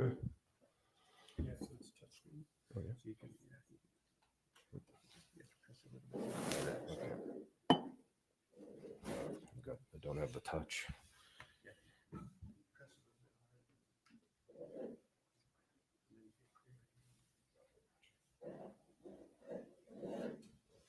So that round that I've circled in red does not appear like the others. And I have a tough time thinking that I would provided that round. Okay. And after you gave the box to Ms. Zachary and it was taken to the set of rust, do you know what was done with it after that? No, I had, even if she left it in her car, I had no idea what she had done with it, Okay. whether or not they used it or not. Okay. I'm going to show you what has been previously entered into evidence as States Exhibit 39. Do you recognize that? I've seen this photo before, yes. Do you recognize the dummy rounds that appear to be in the belt? Is it hard to tell from this photo? It's hard to tell, yeah. Okay, so let's And the shadows in the photos make it difficult as well. okay. Let's go ahead and move to States Exhibit 40. This is previously entered into evidence. Does that photo help? It does. So I believe we've heard testimony that these are from the crime scene specialist, that these are the rounds that were taken out of the belt. Do those look like your rounds? They do. They're definitely similar. A higher resolution on an iPad would be ideal, but they look very similar. Can I guarantee that those are the PDQ rounds? No, it would be difficult to say. Casually, yes. Court of law, not so Okay. much. Okay. I'm going to show you what has been previously entered into evidence as States Exhibit 49. Do you see that? I do. And do you see that this photograph has an extra round up here? I do. Are you familiar with what a Denx round is? I am. What's a Denx round? Well, it's a costume round. What's the difference between a costume round and a dummy round? Costume rounds don't rattle. First off, the Denx round that I've found, that I've tested, won't chamber in a gun either. The cast manufacturing seam is out of spec, so even though it says 45 Colt or 45 long Colt on the end of it, you actually can't get it to chamber. Hang on just a second. When you said the cast manufacturing seam, can you see that in the photo? I can, yeah. I'm gonna go ahead and underline it. Okay. All right, thank you. Have you ever had Denx rounds in your inventory? No, because it's something that if it doesn't rattle and it's coming from a weapon supplier, a vendor, it sets a dangerous precedent that we can say some dummy rounds don't rattle. And there is definitely debate regarding this point. PDQ though, and I have never sent out any dummy round that doesn't rattle, whether or not the primer has been struck by a firing pin. So even if we're talking about well, we can assume that because the firing pin has hit the primer, it must be a dummy round and there's nothing in it. And that is definitely not the case. There are a number of instances where hard primers will not go off with just one hit of a firing pin. And so we don't know that that's a purpose-built dummy round. Unless it rattles, it's not to be trusted. Okay. And did you provide a Denx round to the set of rest? No. And it's your testimony that the Denx rounds actually don't really fit in the revolver. Is that right? The ones that I've tested do not, Okay. Because of the seam. because of the seam. And it appears overall that they're oversized very slightly, but it's enough to prevent them from being inserted into a revolver. Okay. And do you know a gentleman by the name of Billy Ray? I don't know him personally. We've communicated. Actually, no, excuse me. Let me back up. We did meet briefly. We met briefly. He owns a similar company providing weapons and props as well as dummy rounds and blanks to productions. I believe he's a set designer. Did you reach out to Billy Ray with regard to supplying dummy rounds to the set of rust? I did. Again, PDQ, everything we had slated in inventory was to be used on 1883. So we didn't have any 45 Colt dummy rounds. So I reached out to Billy Ray by text and asked him if he did have any in stock because they needed more. And did he have any? He did not. But what he did have, which appears on camera, and to anyone else, if you were to insert what he did have into a leather gun belt from 3 feet away, you wouldn't know what was in that gun belt. And so what he had was very specifically, he got back to me and said, I have 98 4440 dummy rounds and 42 3840 dummy rounds. And were those provided to the set of rust? He met up with Sarah Zachary, and that's how they ended up, I'm assuming, on set. And are you the person that connected them so that Ms. Zachary could obtain the dummy rounds? Yes. So to the best of your knowledge, did Billy Ray provide any 45 long Colt dummy rounds to the set of rust? No, I mean, he was very specific. I mean, casually you'd say, well, I've got 3 boxes that'll work, but he went into greater detail. Okay. And let me stop you there. And when you were talking about having a 3840 or a 4440 dummy round in a gun belt, you said that the viewer wouldn't know what they were looking at. That's correct. And is that because they look very, very similar to 45 long Colt? Yes. Okay.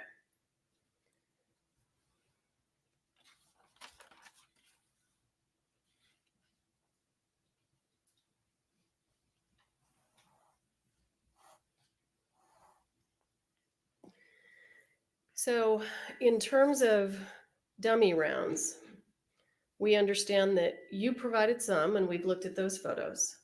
You've testified that Billy Ray provided some, and you've explained that to us. Was there anyone else who provided 45 long Colt dummy rounds to the set of rust? Yes. Who's that? That was Hannah. And if you know, where did Ms. Gutierrez say that she got the dummy rounds from that she took on to the set of rust? It was the same supply that she had gotten from Thale that she used on the old way. And how do you know that? There's comment, it was just conversation and text message. She told you. Yes. Okay. I'm going to show you what has been marked as State's Exhibit 175. It's my understanding that there is no objection to this, and I would ask permission to publish. No objection. States 175 is admitted, you may publish.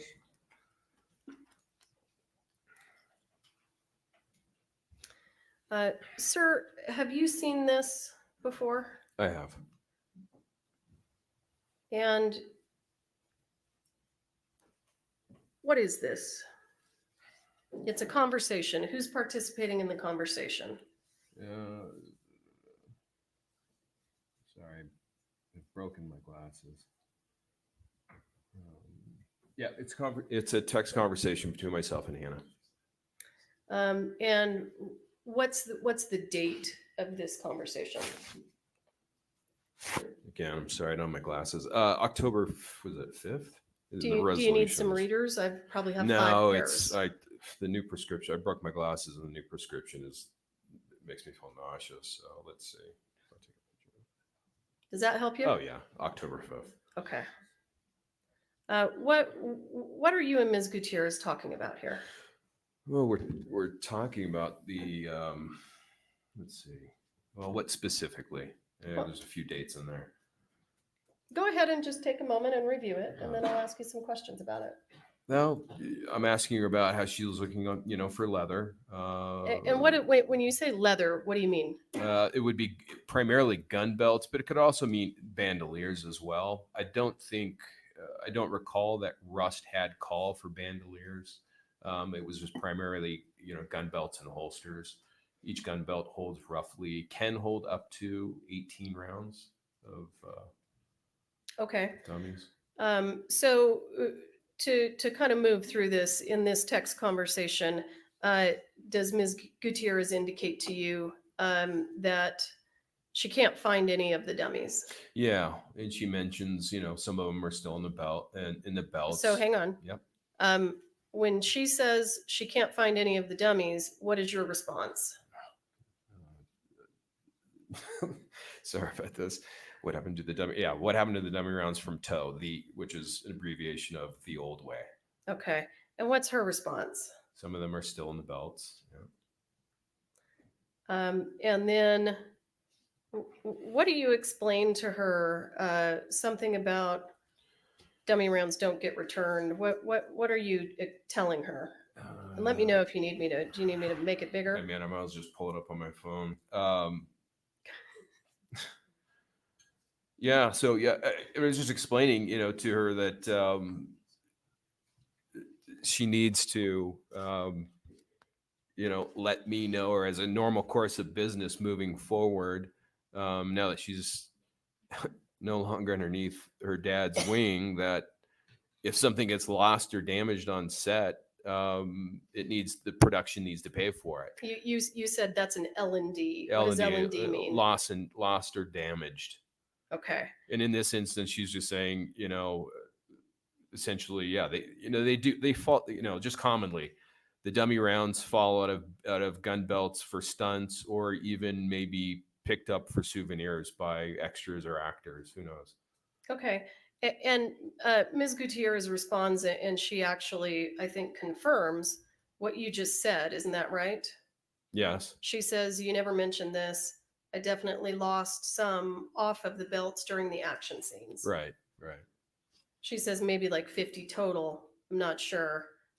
And then she says, so I have to round those up tomorrow and count these? Yep. That was the conversation. And then does she say to you, you both just send me out to do these things and don't teach me right. Shame on both of you. Yes. Okay. And you respond, you're a naughty child. I'll let Papa handle this one. Right. Were you joking? Partially. And what was her response? So what if I need more? You guys freaking blow. Okay. So based on State's Exhibit 175, was it your impression that Ms. Gutierrez was bringing dummy rounds that were already loaded into gun belts? Absolutely. Not only that, but we were counting on it. What do you mean you were counting on it? Because everything else from PDQ was slated for 1883. In fact, some of it wasn't even manufactured yet. So there was just no inventory. And the only way that they were going to have, dummy rounds on Rust is by reaching out to other suppliers in the business, and they needed him straight away. And Billy Ray happens to be in Albuquerque, so that's a straightaway solution. Okay, was it your understanding from that conversation with Ms. Gutierrez that the dummy rounds that she was providing to the set of Rust were left over from the old way? Yes.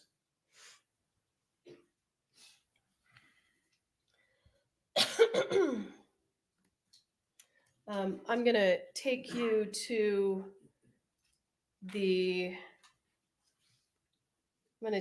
October 21st, 2021. Do you recall that day? Yes. And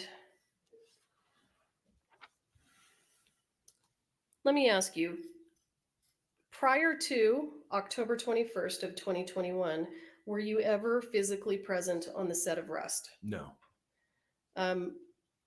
When was the first date that you were physically present on the set of Rust? It was when the sheriff's department executed the warrant on the prop truck. And why did you need to be present for the sheriff's department to execute the warrant on the prop truck? It wasn't that I needed to be, as much as I felt I wanted to be there to facilitate. And how did you intend to facilitate? But just to be available to answer questions that may have come up. In addition to providing blank ammunition and some dummy rounds to the set of Rust, did you also provide firearms? Yes. Approximately how many firearms did you provide, if you recall? Approximately 30. And do you know where the 30 firearms that you provided were being stored? They were being stored on the prop truck, in the safe.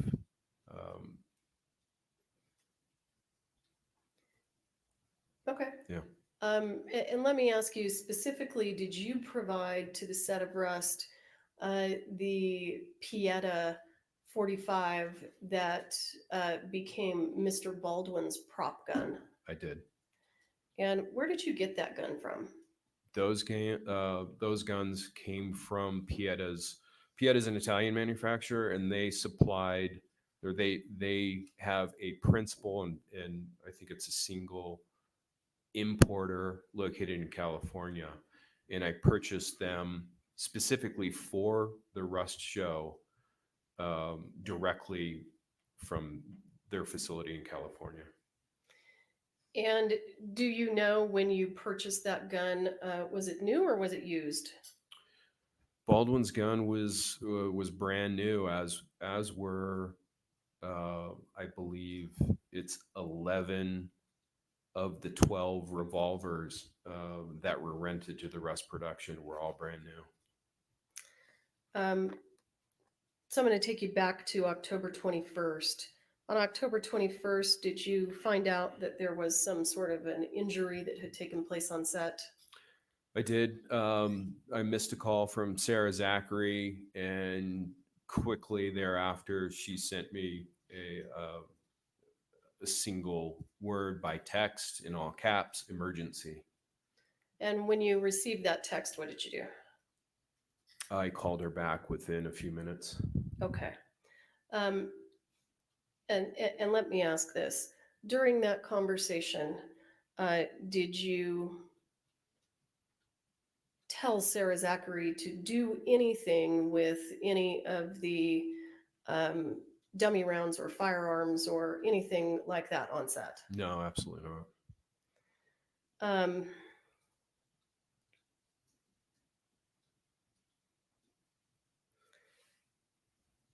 After your conversation with Ms. Zachary, did you call Mr. Reed?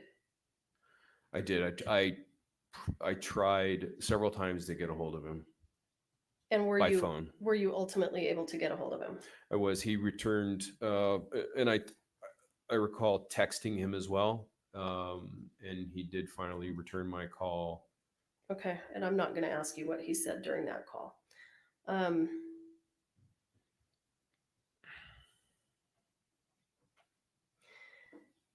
During the filming of Rust, did you occasionally communicate with Ms. Gutierrez? Yes. And was there a time that you and Ms. Gutierrez had a disagreement? The primary disagreement occurred on October 16th. And what was the subject matter of that disagreement without saying what anyone said?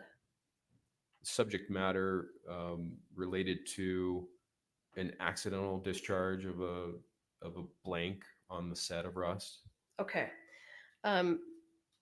After the disagreement that you had with Ms. Gutierrez on October 16th, did you, if you recall, did you speak to her again before this, between the 16th and the 21st? No. And why weren't you speaking to her? Was there anything that she did or said during the October 16th conversation that was upsetting to you? Well, it was clear that she was emotional. She sent me a text message back that had a number of expletives associated with it, and so, you know, I just felt that she needed some space and maybe an apology was due, and I was just going to give it some time. An apology was due to who? Well, I thought to me. Okay, Um, understood. Sir, did you provide any live ammunition to the set of Rust? no, Did you ever give any live ammunition to Sarah Zachary? no, Have you seen photos of the live ammunition that was found on the set of Rust? I have. Did you possess any ammunition that looked like that? No.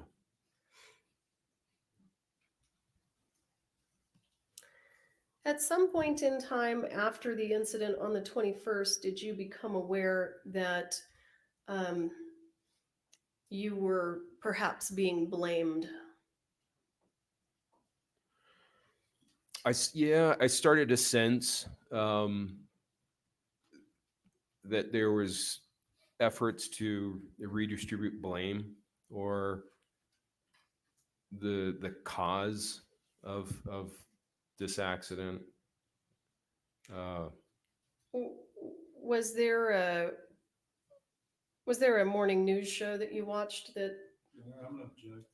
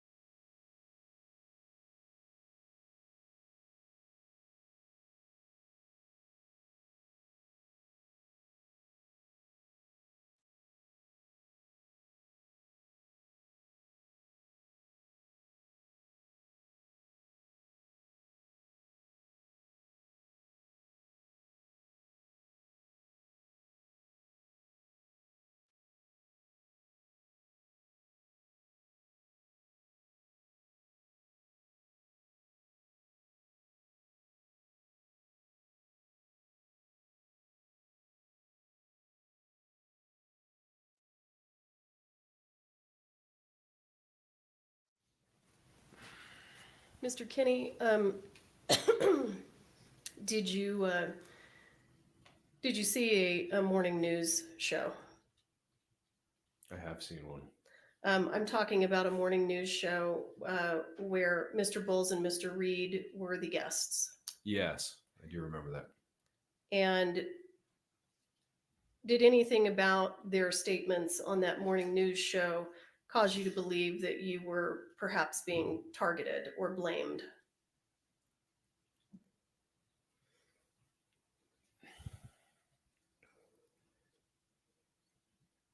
That's difficult to answer.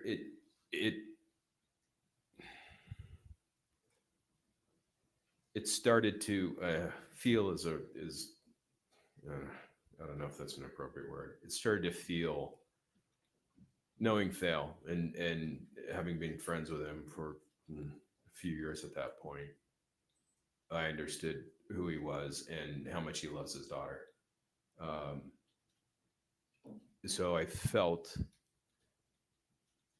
like what was about to happen, that was the very beginning. And that was essentially to ultimately try to pin the live ammunition on the set of Rust, that somehow it came, through me. Okay. And Mr. Kinney, did Ms. Gutierrez, with the assistance of Mr. Bowles, file a lawsuit against you? They did. It's give or take a couple of days, January 12th of 2022. And when the lawsuit was filed against you, at that point in time, did you fully understand that you were being blamed? At that point, it was quite clear. Okay. What is the status of that lawsuit now? Well, the complaint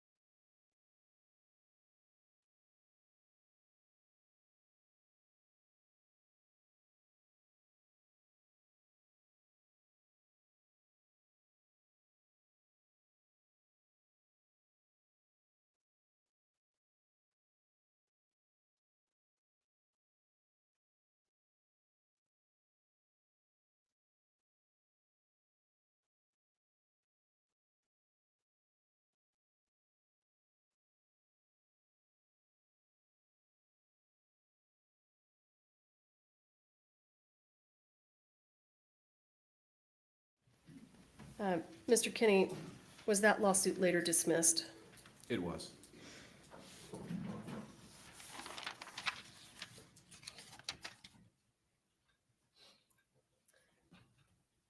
I'll pass the witness.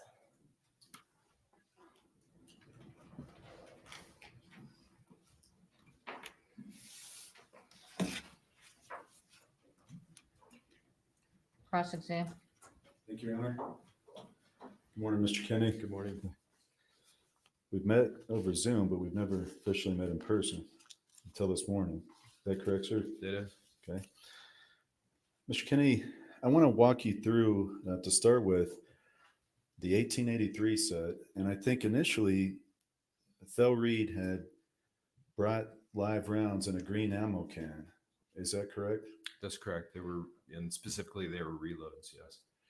And these were reloads, and some percentage of them were Starline brass reloads. Is that correct? Yes. I think I would just guess a good percentage, roughly 50% of the cases were Starline. Now, I think you described previously that there were three types of bullet characteristics within those reloads. Is that correct, sir? That is. And will you tell the jury what three types of reloads there were? So again, if we consider that a round of ammunition has four components, and commonly people say bullets, and what they were referring to is a total cartridge, right? But the bullet is actually the projectile, that single component, which essentially is flying towards whatever target. And Thale had brought 45 Colt reloads that were made up roughly of almost equal thirds, and it was a third what are called semi-wad cutters. The tip of that projectile is shaped exactly like a crayon. It has the exact shape of a newly unused crayon. Then there was another bullet profile, a truncated cone, which kind of has a spaceship look to it. And then there was the more common and typical found heavy grain bullet, which is, I think, probably what most people would assume is a bullet when they do that. And it just looks like a lump of clay. And there are slight variations to those shapes, but it could look like a human head, essentially, that was circular on all the way around the sphere. Okay, kind of like a rounded kind of. Yeah, and they even with a flat point on them, but they seem to be those round-nosed, flat point versions. All seem to be roughly the same. I didn't see any variations in those, but honestly, I just don't recall. I just remember that there were three different type profiles. And the issue that we ran into was that they were shooting both lever action rifles and revolvers at the shooting range, and specifically, I grouped the each different bullet profile into separate boxes, and told the guys that were manning the prop master in a live fire armor that they had brought on, and they had an assistant as well, that the semi-wad cutters would not chamber in the lever action rifles. So best to use those in the revolvers, and ideally the truncated cone and then the rounded bullets, those could be used in the lever actions. And ultimately somebody put a semi-wad cutter in one of the lever actions and jammed it up. Okay, well, in any event, there's three types of bullet characteristics in those reloads that Reed gets from Joe Swanson, correct? That from what I saw, yes. Okay. Now, you all have this live training offset. It's at a cowboy training camp in Texas in 1883, correct? Correct. It was anywhere near a set. It was on, again, Taylor Sheridan had set up a private firing range, live fire area, and no filming was done at that point.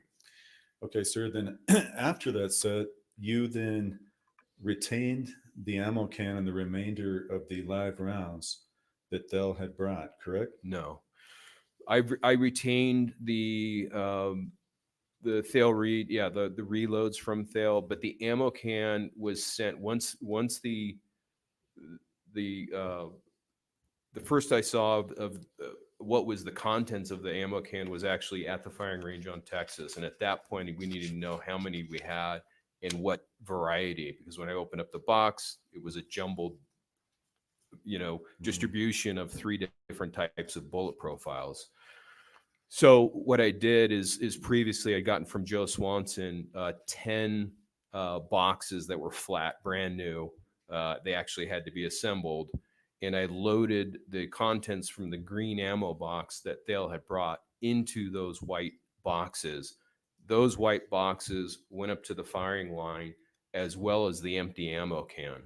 And the ammo can was being used for the spent brass. Okay.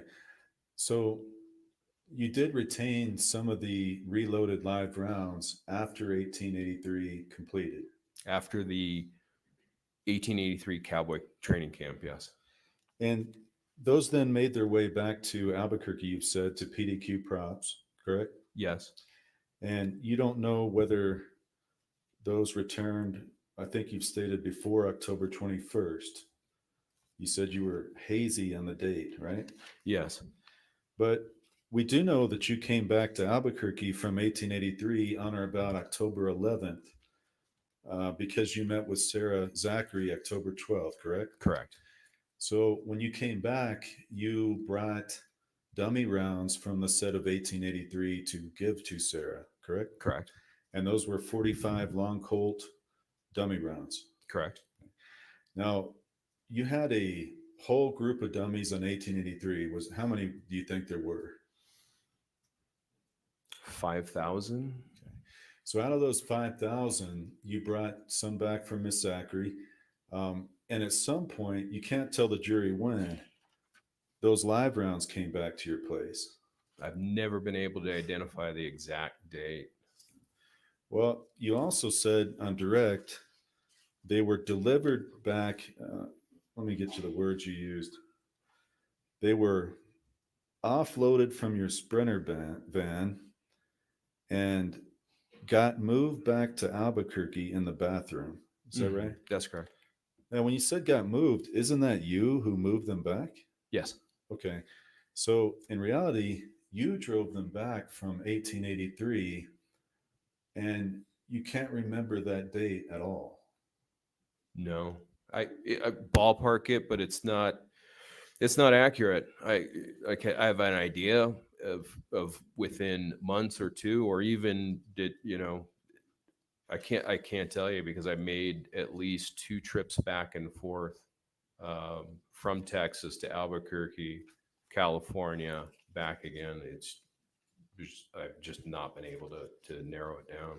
Did you ever go back and when you were sitting down with Hancock in one of these times and sit down with the calendar and try to look at your trip receipts, look at any kind of credit card, try to figure that out? Yes, repeatedly. I've probably tried 3 to 5 times to see if I can come up with a picture of either the space in PDQ space in Albuquerque, something that would indicate when I had brought those back. I've just been unable to. Okay. You said that you brought these back, stored them in the bathroom, and you indicated that could be a concerning situation if live rounds are stored in the same place as dummies. Is that fair? Yeah, that's fair. Okay.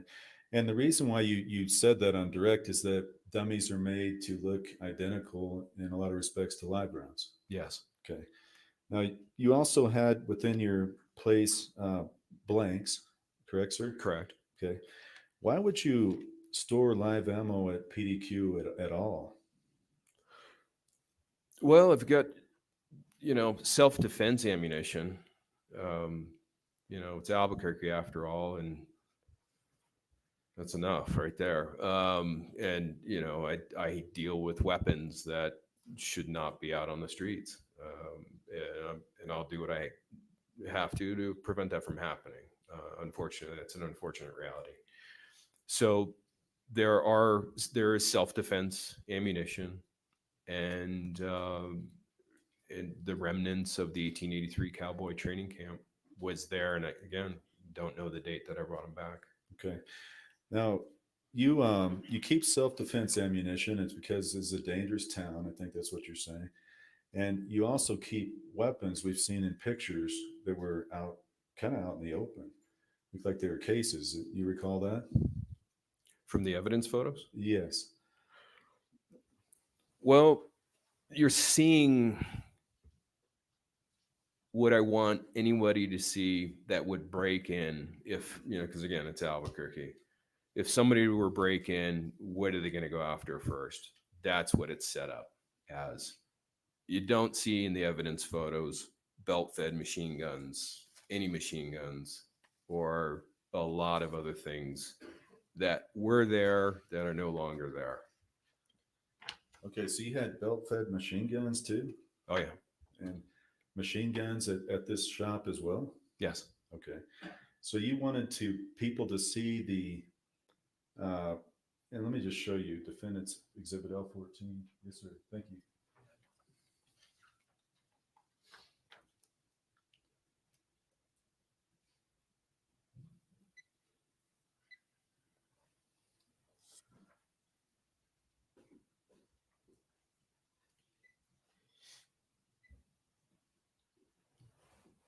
Thank you. Mr. Kenny, I'm going to show you Defendant's L14. And if you could describe, is this a picture inside PDQ props? It is. Okay, sir, can you tell the jury these items, what type of firearms those are? Well, they look to be long arms, obviously because of the length, but what's inside those gun socks is a mystery. It could be anything from replicas, non-functioning shotguns. Could be anything. So these were there on October 21st. Are you telling the jury you don't know what was inside those socks? Definitely not. I have hundreds of guns. Okay, are these hundreds of guns inside PDQ props? Yeah, as well as replica and rubber as well. And replicas they look exactly like a gun, but they are not. And if that's not how do we know that's October 21st? First of all, that shouldn't be. Not October 21st. I'm sorry. Yeah. I'm getting my date. Yeah, thanks for reminding. Okay. This was the month after in November. This is search warrant photos. Yes. Yeah. I apologize. You're right. Okay. Yeah. So that was in November.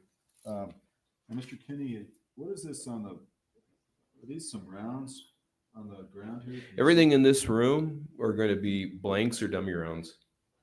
Okay, but and I see them kind of laying in bags on the ground. Is that correct? Yes.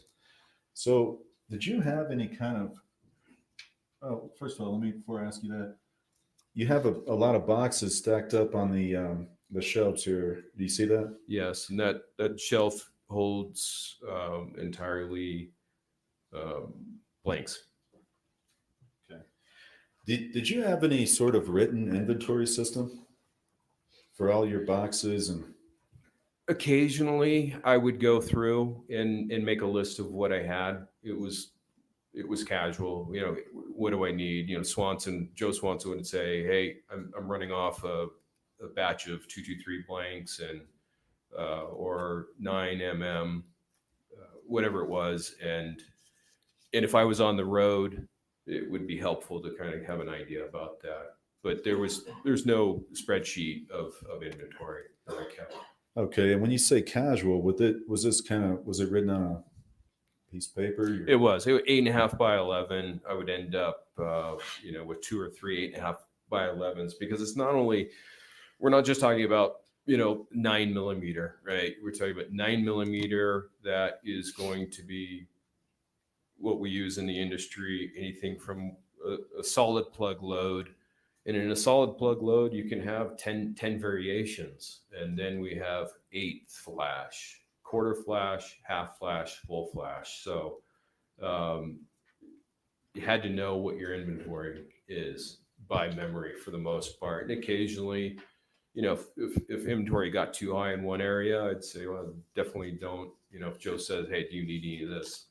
Respond no, because it just doesn't make sense from a small business standpoint. And you said inventory through memory. I'm going to show you defendant's L16. It's just one example. Were you able to remember at any given time each number of each of those types of boxes? Well, if I'm handling it on a daily basis, yes. Deficiencies mostly. Well, and for example, when you have to invoice, like the Russ said, do you have any procedure that kind of tells you how you're going to invoice that? Typically what I'll do is very quickly, usually movie productions, television productions are last minute. And oftentimes the invoicing comes a week or two after the service has been provided.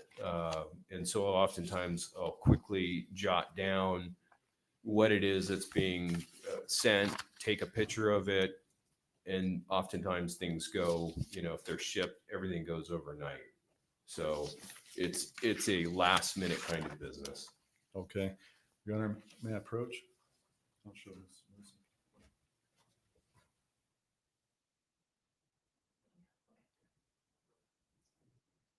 Sir, I'm going to approach and show you defendants EE and FF.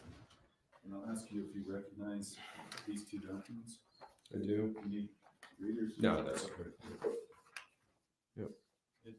What are those documents? This is an invoice made out to Russ Production with Sarah Zachary here as well.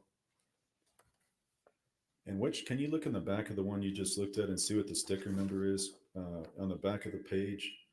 Just flip it over.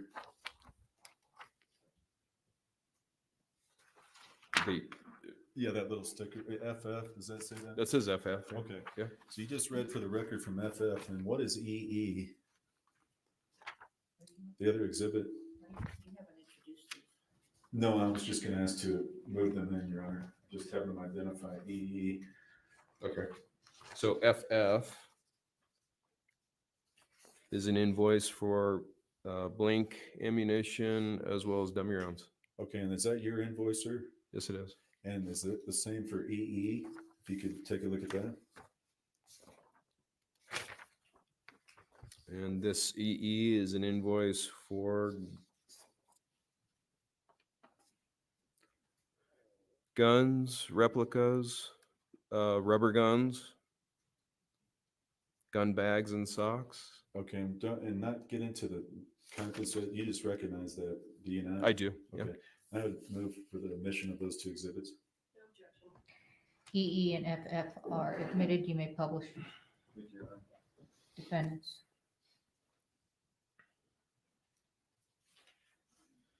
So, Mr. Kenny, I'm first going to show you defendants EE, and you were just telling the jury, can you just summarize this and don't go into every item? Sure. This is the gun, replica, and rubber invoice to the Russ Production from PDQ.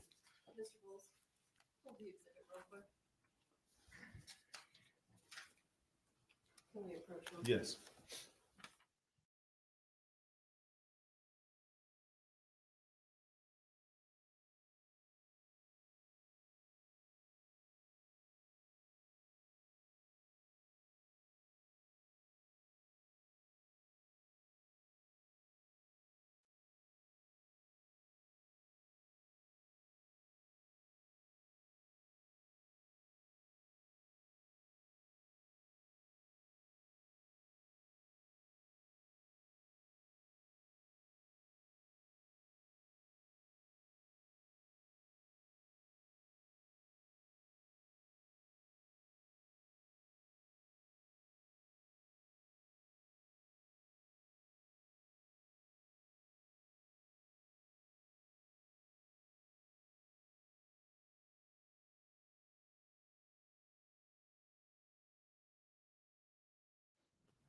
Okay,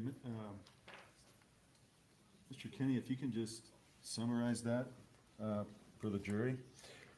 So that invoice is from PDQ to Rust Production for firearms, replica firearms, as well as rubber firearms.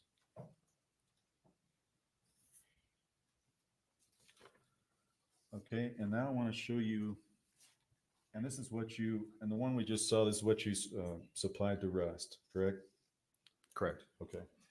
Now I want to show you defendant's FF. And if you can summarize this document. It's a invoice from PDQ to Rust Production for blanks, blank ammunition, as well as dummy rounds. Okay, and then if I want to show you the second page of that. And what does that say in the second page? It says dummy rounds, 4440/45 LC long Colt and 12 gauge. So is this the line where you invoiced for those 45 long Colt rounds? It is. Okay. And so you put this together in a group with the other types, correct? Yes. And the numbers on the left column, so you start at your dummy rounds, 44, 40, 45, then there's a number 200. Is that the quantity? That is the quantity. And then the price per item is right next to that. Is that right? That's correct. Okay. Now these dummy 45 and other dummies, did you rent these to Rust? I did. What was listed there is not inclusive of actually what was provided to set. There were some, as I recall, there were some 44 Henry dummy rounds, possibly some 4570. I don't recall exactly. So were there other invoices? No, Okay. So there were certain items that you did not invoice for. that's correct. Okay. And did that also include what's called primed cases? No, prime cases would not be in the dummy round line of the invoice. That would be listed out separately, because one is a consumable, the other one is a rental, and prime cases would be a consumable. And I want to talk a little bit about that, but you provided Sarah Zachary some primed cases for Rust, correct? Not that I recall. I mean, I'd have to look at the invoice. What is a primed case? A prime case is simply that. It's a ammunition case that has a primer without gunpowder. Typically, Joe Swanson crimps the end because what happens is that they're too long. If he doesn't crimp the end, they're too longer to actually be functional in a revolver. And they're simply, like a loud cap gun when they go off. They're good for training. They're good for around horses and kids. And certain armorers will rig them up in theater as well. Live theater will use them with talcum powder for an effect with minimal noise and also for close proximity. Do you recall telling Detective Hancock when you interviewed with her that you had given a number of prime cases to Sarah, and it will be interesting to see what color primers they have? No, I don't recall that. If I showed you your interview transcript, would that refresh? It would help. Yeah. Okay. It's page 32.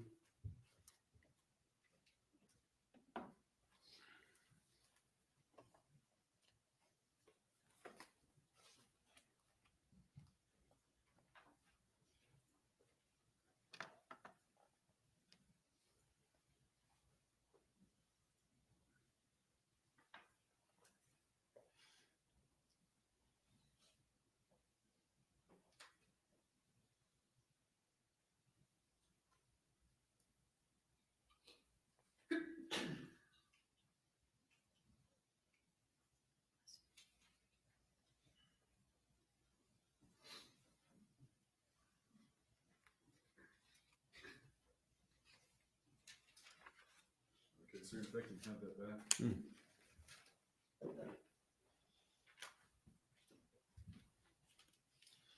Did you indeed tell Detective Hancock that you had given a number of primed cases to Sarah?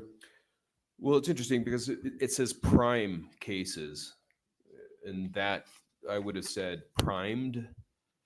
I never say prime cases. It just sounds like you're ordering some off of Amazon. So I don't recall that conversation. I don't even know what I'm referring to in that conversation. Well, do you recall that there was discussion about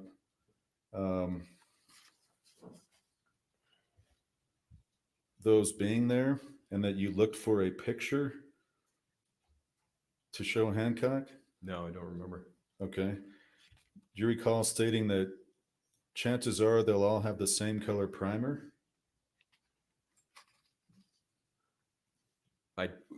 This conversation, I just don't remember the particulars of this conversation with Detective Hancock. But do you recall at all, regardless of the conversation, that Sarah Zachary had primed cases on the set of Rust? If they're on the invoice and it's a dummy, or excuse me, it's a blank round, and I would include a primed case in a blank round invoice, because again, it's a consumable.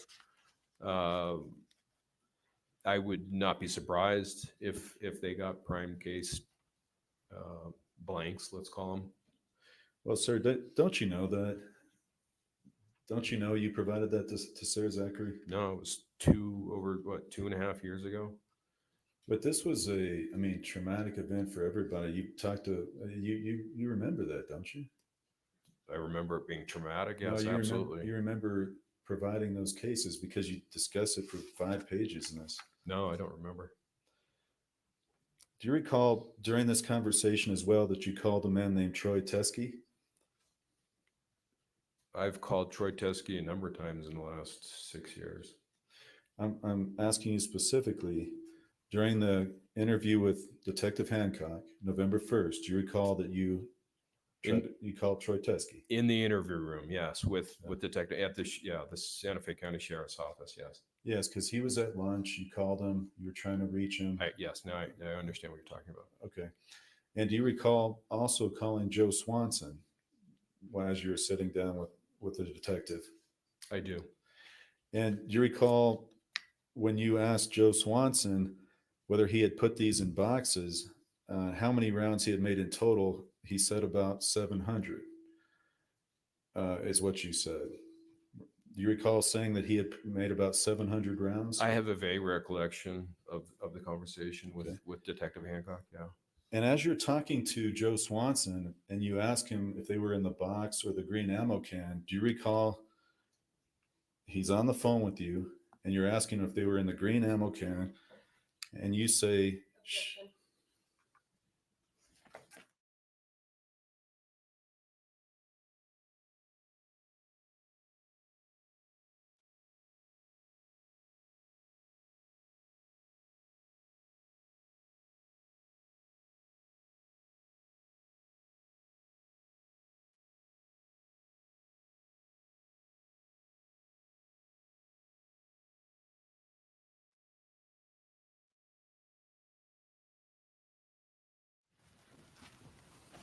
okay, Mr. Kenny, do you recall you said, as you're on the phone, shit, shit, shit.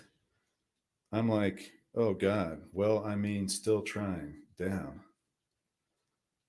You recall saying that? Vaguely, yes. You also recall saying, you said it twice. You said, shit, shit, shit. Well, she still didn't do her effing job. Do you recall saying that? That sounds like me. Okay. So when you find out, and I don't want to get into what Mr. Swanson told you, but when you find out whatever you find out on the phone, you say shit, shit, shit twice. Why did you say that? I think I was worried that it was going to be some of these rounds that that Thale had given to Troy Teskey and had been using, to shoot, right? Shooting live rounds, that somehow they migrated in some of Thale's leather or, through Hannah in some way. And that, again, we were going to be here saying Joe Swanson live ammunition when he's primarily 99.9% of the time, he just provides movies and television shows with blanks and dummy rounds. And that's an uncomfortable situation for Joe Swanson. So you just gave a long explanation and you just kind of tried to blame Hannah in that, didn't you just now? How did I do that? I don't. Well, you gave the implication that you were worried that this was going to be some that Bill had and Troy was shooting. And again, that's to try to link it to Hannah, isn't it? No, Okay.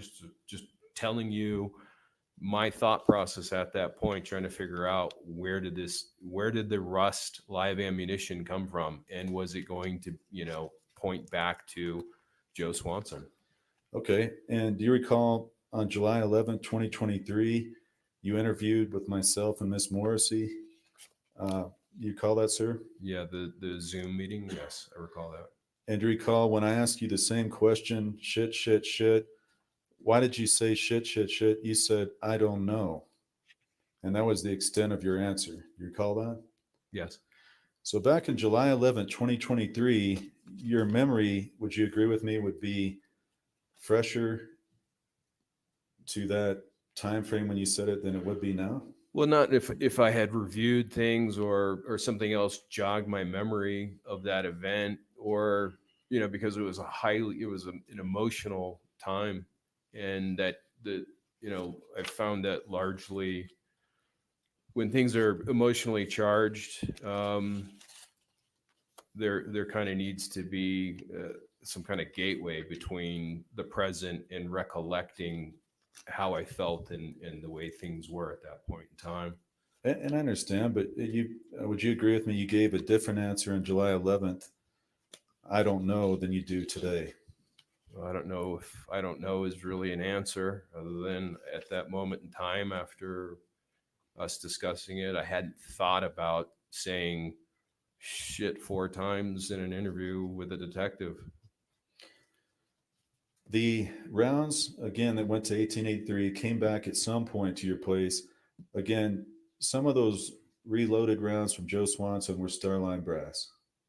So the 1883 cowboy camp, training camp, just to be specific, yes, some of those Thale-Reed, Joe Swanson reloads came back to PDQ in Albuquerque.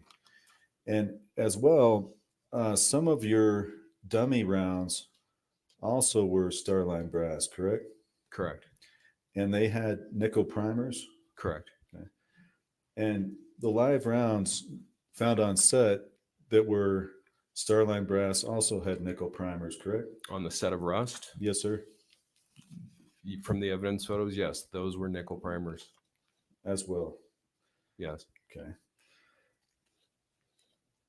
And in addition to providing replica firearms, did you provide rubber firearms to the set? To the set of Rust, yes. Okay. Did you provide over 3,000 rounds of ammo? I don't know what the total of, if we're referring to Blanks too. blanks, yeah. Yeah. I don't know what the total is of blanks to Rust. I've never totaled it out. Well, other than the invoice, that would have been the only time. Okay.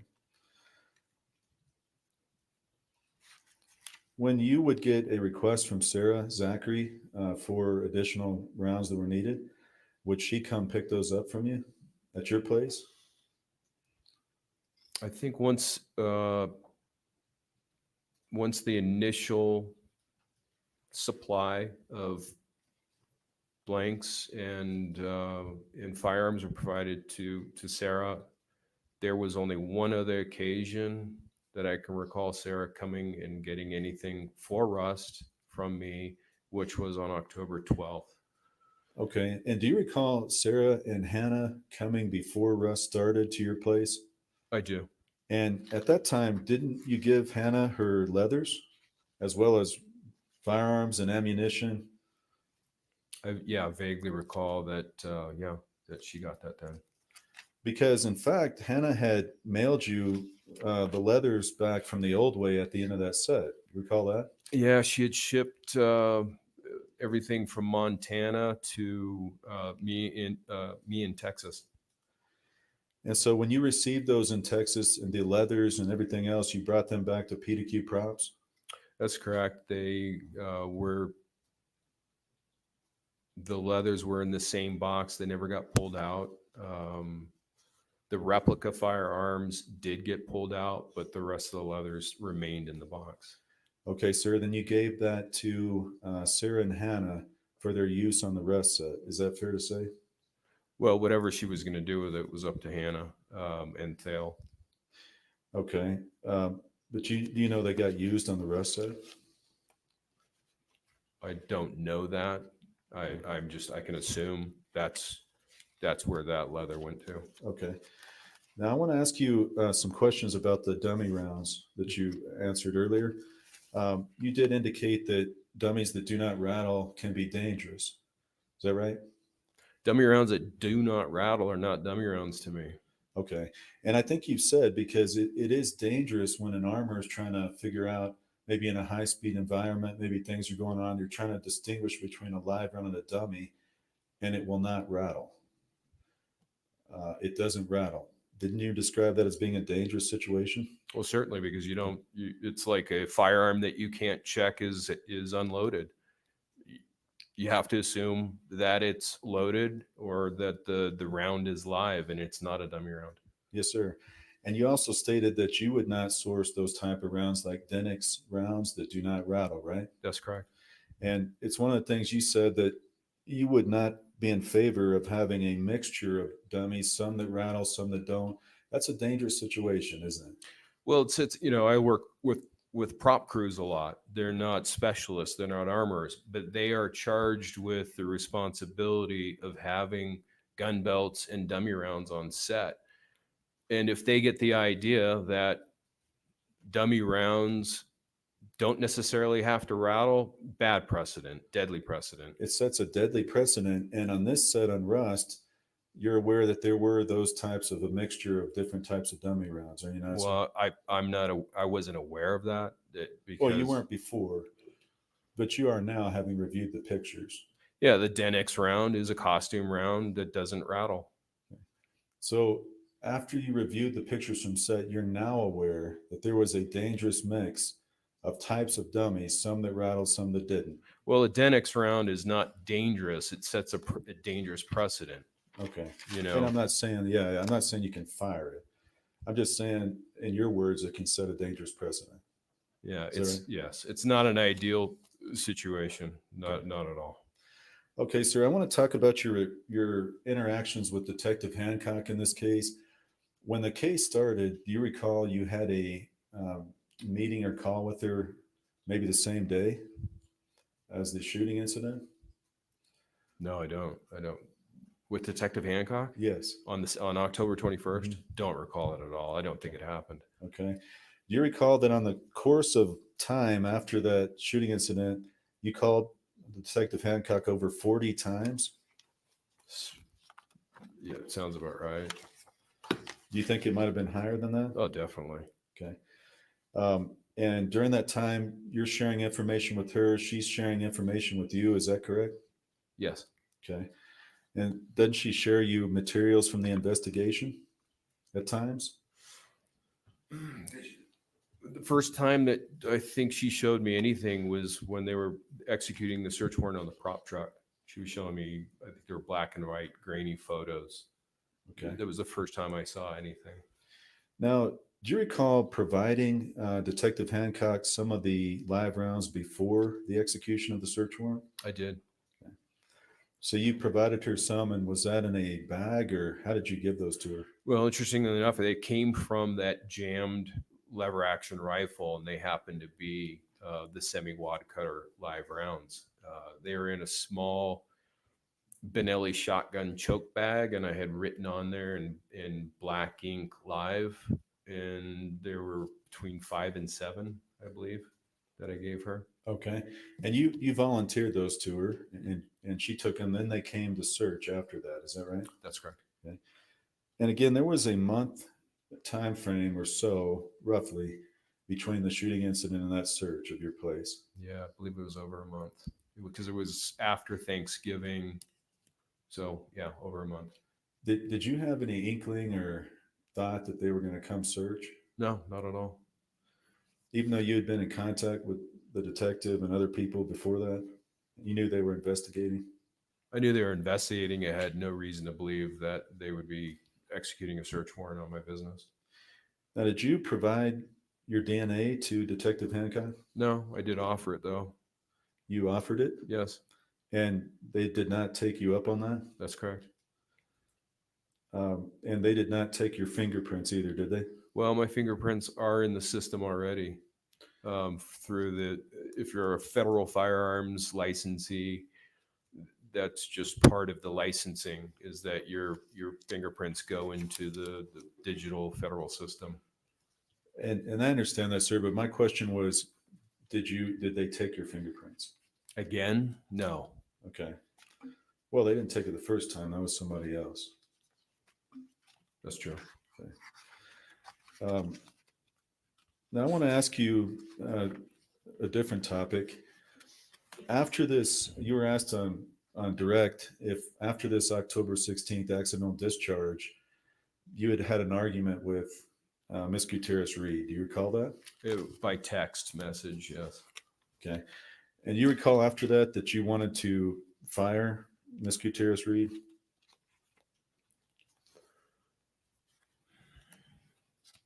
It wasn't that I wanted her fired because it wouldn't be for me to fire her. She can tell me to go to hell all day long, and it wouldn't make a difference to the Rust production. It doesn't, I've got 5 sisters and 2 daughters. I'm used to it. So if Rust production is happy, and they were, Sarah Zachary said she's a great armor. That I've seen the defendant Hannah, she sent me the text message that the director had sent her after a big shootout on blank ammo shootout, big shootout. And Mr. Kinney, my question was pretty simple. And Okay. Let me ask it again. Okay. You just testified that you did not want to that you did not want to fire Hannah. Is that your testimony?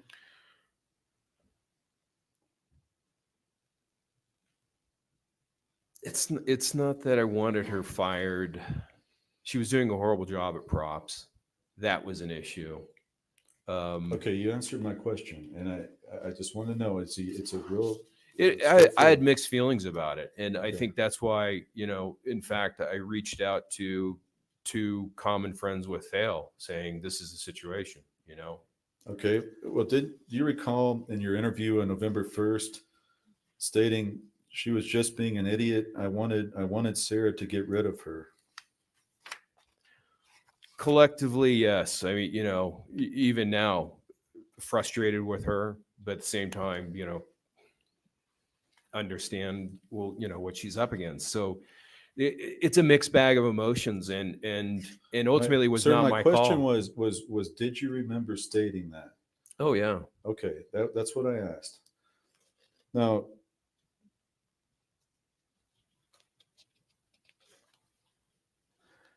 do you also recall in the July 11th interview stating, well, I wasn't going to work with her again in the future?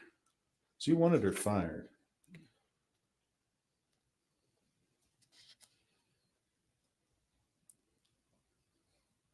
I just, again, it was, there were some mixed emotions and in the situation. If I really wanted her fired, I could have gotten her fired. Let me ask you that. If you could have gotten her fired, you could have talked to somebody on set. Who was your contact on set? It would have been Well, Gabrielle Pickle was actually Angel Nijum was my first contact with production at Rust. And then it was Gabrielle Pickle, line producer, unit production manager, Ro Walters. Those would have been the ones to fire her. Sarah Zachary she was willing to work with Hannah and get the movie finished. And Council approach. yes.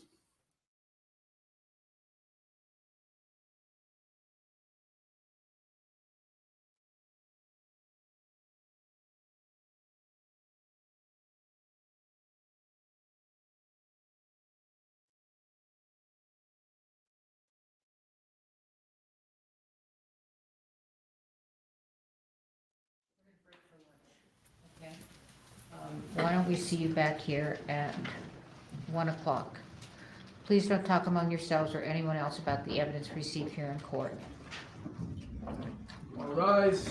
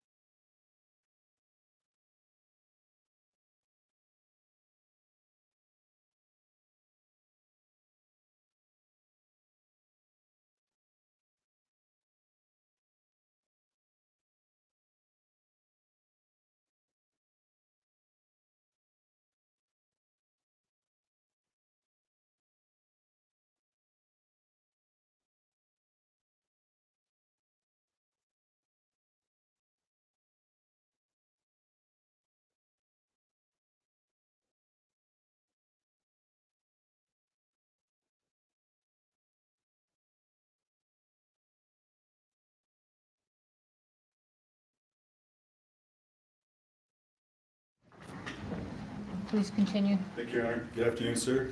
Good afternoon. Mr. Kenny, before lunch, we talked about that you had approximately 125 live rounds from the 1883 set that came back. Is that correct? That's great. That's correct. And you also testified that the state took 10 rounds, 10 live rounds total from your place, correct? I don't recall that. No, they from the 45 Colt ammunition, they took all of them. And we've seen the pictures, there was 10 total on what was shown today. Do you recall that testimony? 10 live. Yes. Maybe we need to approach.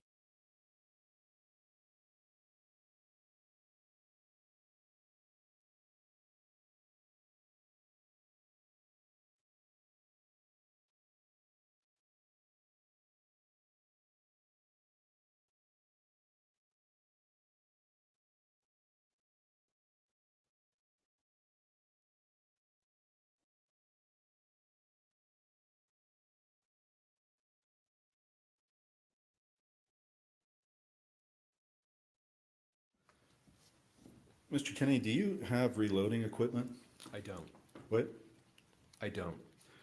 Do you recall on the interview on July 11th, 2023, I asked you if you had any reloading equipment and you said, I do. Possibly in California. Possibly. Okay. Does that mean you do have reloading equipment? Well, PDQ doesn't have reloading equipment, and we don't reload. Okay, sir, but do you recall when I asked you, now, do you have any reloading equipment? Your answer was, I do. Personally, in California, there may be. I haven't seen it in years. Okay, and you know how to convert a dummy round from into a live round, don't you? Hypothetically, Yeah, because hypothetically, don't you recall telling Detective Hancock that if the camera crew, and let me just get the wording so I don't misquote it.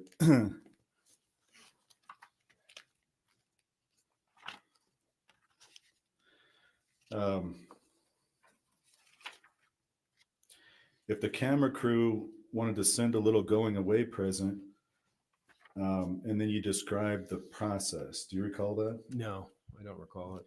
If I showed this to you, would it refresh your memory? Sure. It's gonna be on this page and then the following page. Okay.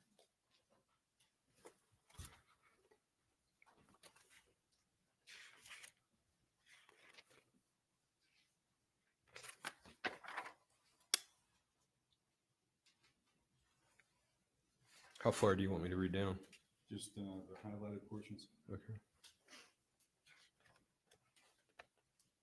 Mr. Mills, is that the July 11 transcript? That is the November with Detective Hancock.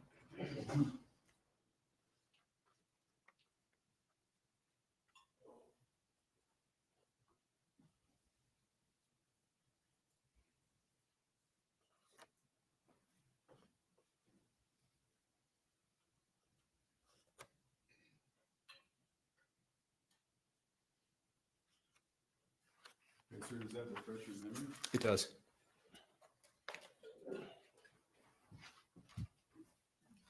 So now do you recall having a conversation with Detective Hancock about how one could turn a dummy into a live round? Yes. Yes. And can you tell Jerry, how would you do that? Well, the easiest thing would be to have reloading equipment press out the inert primer in first, but if we imagine a dummy round where the bullet is actually pressed into the case, and you had an inert primer, you'd need a fairly complicated setup of reloading equipment. You need either a kinetic bullet puller to remove the bullet from the case. If you used a set of pliers, it would mangle the bullet and prevent seating afterwards in a die if you had reloading equipment. So you'd have to somehow remove the bullet from the case, We're assuming there's a BB or a number 2 lead shot rattle that would have to be removed. You'd have to have a decapper to press out the inner primer, and then you could use the same bullet, assuming it wasn't mangled, and you'd have to have a live primer and a charge of powder, and then be able to have the appropriate dye and seed it to the appropriate depth, as well as putting in, again, the fresh primer, the primer primer installer. Okay, and then you'd have to get the proper amount of grains of powder in there as well. Yes. Okay, and what would that generally be? Well, historically, I think in the pre-1900 era, it would be roughly 28 grains of powder from memory, if that's correct. And then it depends on the powder as well, all the way up to the case capacity, which means essentially you fill it up all the way and maybe even press the bullet into the case so it's compacting the powder. Now, I want to go over something you said before lunch on the leathers. You said that these were mailed back from the Old Way movie by Hannah to yourself, and that you provided these to her, correct? Yeah, they were shipped back via FedEx. And they were shipped in a box from the Old Way, and then you never removed them from the box, correct? That's correct. So, but then would you agree with me then that those leathers were then used on the Rust side? I don't know that. All I know is that box, and I'm unaware of the quantity in there. I did take a photo at the time. I don't know how many were in there and whether or not they used them. Okay, so you opened it up and you looked in it. Yes, I opened it up. I took a picture. Okay. With regard to the prop truck search, we didn't talk about that yet. When you went to the set on October 27th, you already had the code to the safe, correct? Yes. And Sarah had given that to you? Yeah, she sent it to me by text. Sarah was technically your employee of PDQ Props, correct? Sure, she was the representative of PDQ for the Rust production. And she's the one that called you right after the shooting incident. You all talked for 30 seconds to a minute. Is that right? It was a very quick conversation, yes. And your testimony under oath is that you did not tell her to throw any of those rounds away. Oh, absolutely not. Okay. But then she did throw them away. I learned about that months later. Yeah. And did you know that guns had been transported from the cart? Did you? No. Did you tell her to do that? No. Okay. Did you train Sarah before she worked on Rust? I did. And you trained her in what? In gun safety or what? Yeah, the basics of using blank adapted guns and blanks and dummy rounds on a set. And I take it you never trained her to throw away dummy rounds after a scene. Oh, well, I don't recall that conversation or even indicating at what point you would want to throw away dummy rounds. Because they're rented, right? They are rented. Yeah. Yep. Okay. Now, you also gave Hannah shells on the Old Way movie, spent shells. Do you recall that? Spent shells? No. You didn't provide her 2 bags of spent shells? No.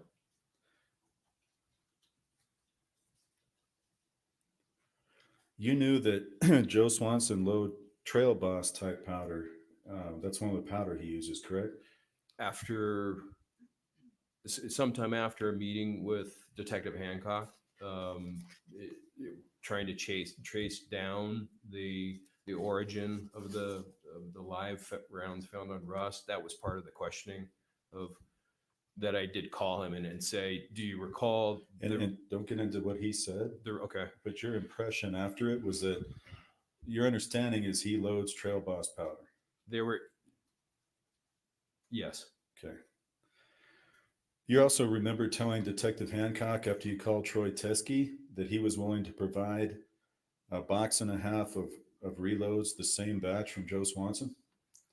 I remember that conversation. I don't remember the quantity of what she was willing to provide. Okay, so in any event, whatever the quantity was, you knew that Troy Teskey had rounds from the same batch of live reloads from Joe Swanson. That's what I understood. And you understood that he was willing to provide those, correct? Yes. Okay.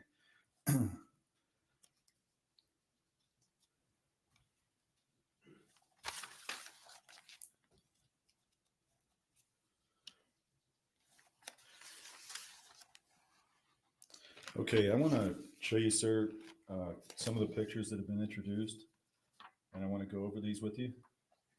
First one, Mr. Kinney, is defendant's L18, and I want to show you this photo. Can you tell the jury what this depicts?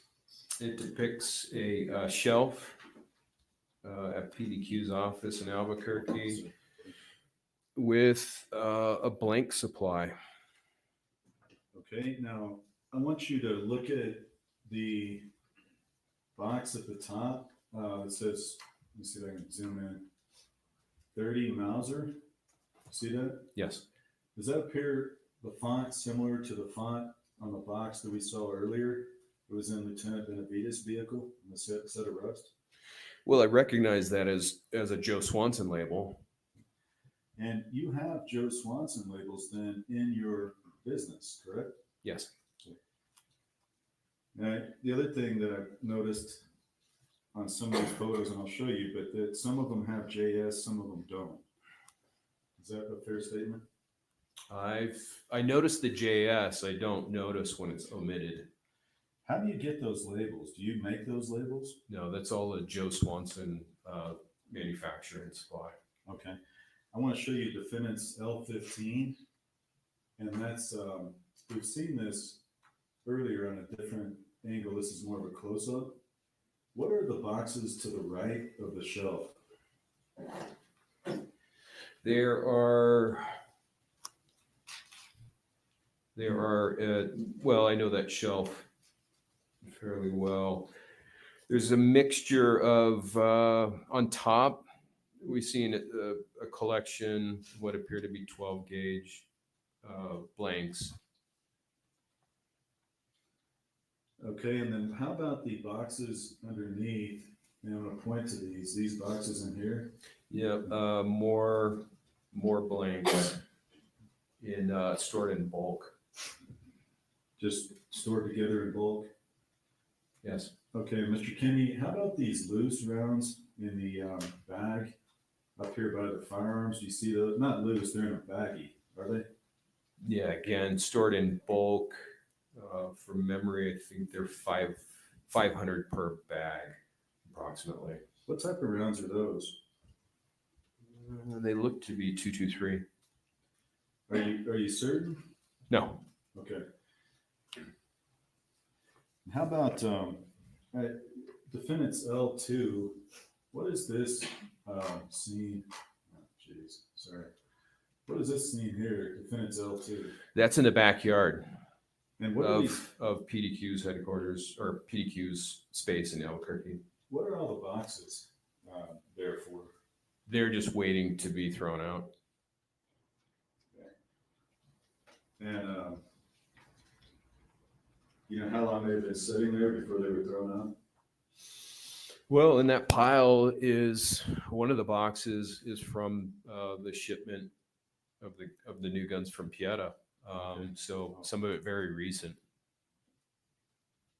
From Pieta before the movie? From before the movie, correct. Okay, so that would have been in October, early October, when you got that Pieta. So this was late November. Yeah, so they've been there roughly a month. Month and a half.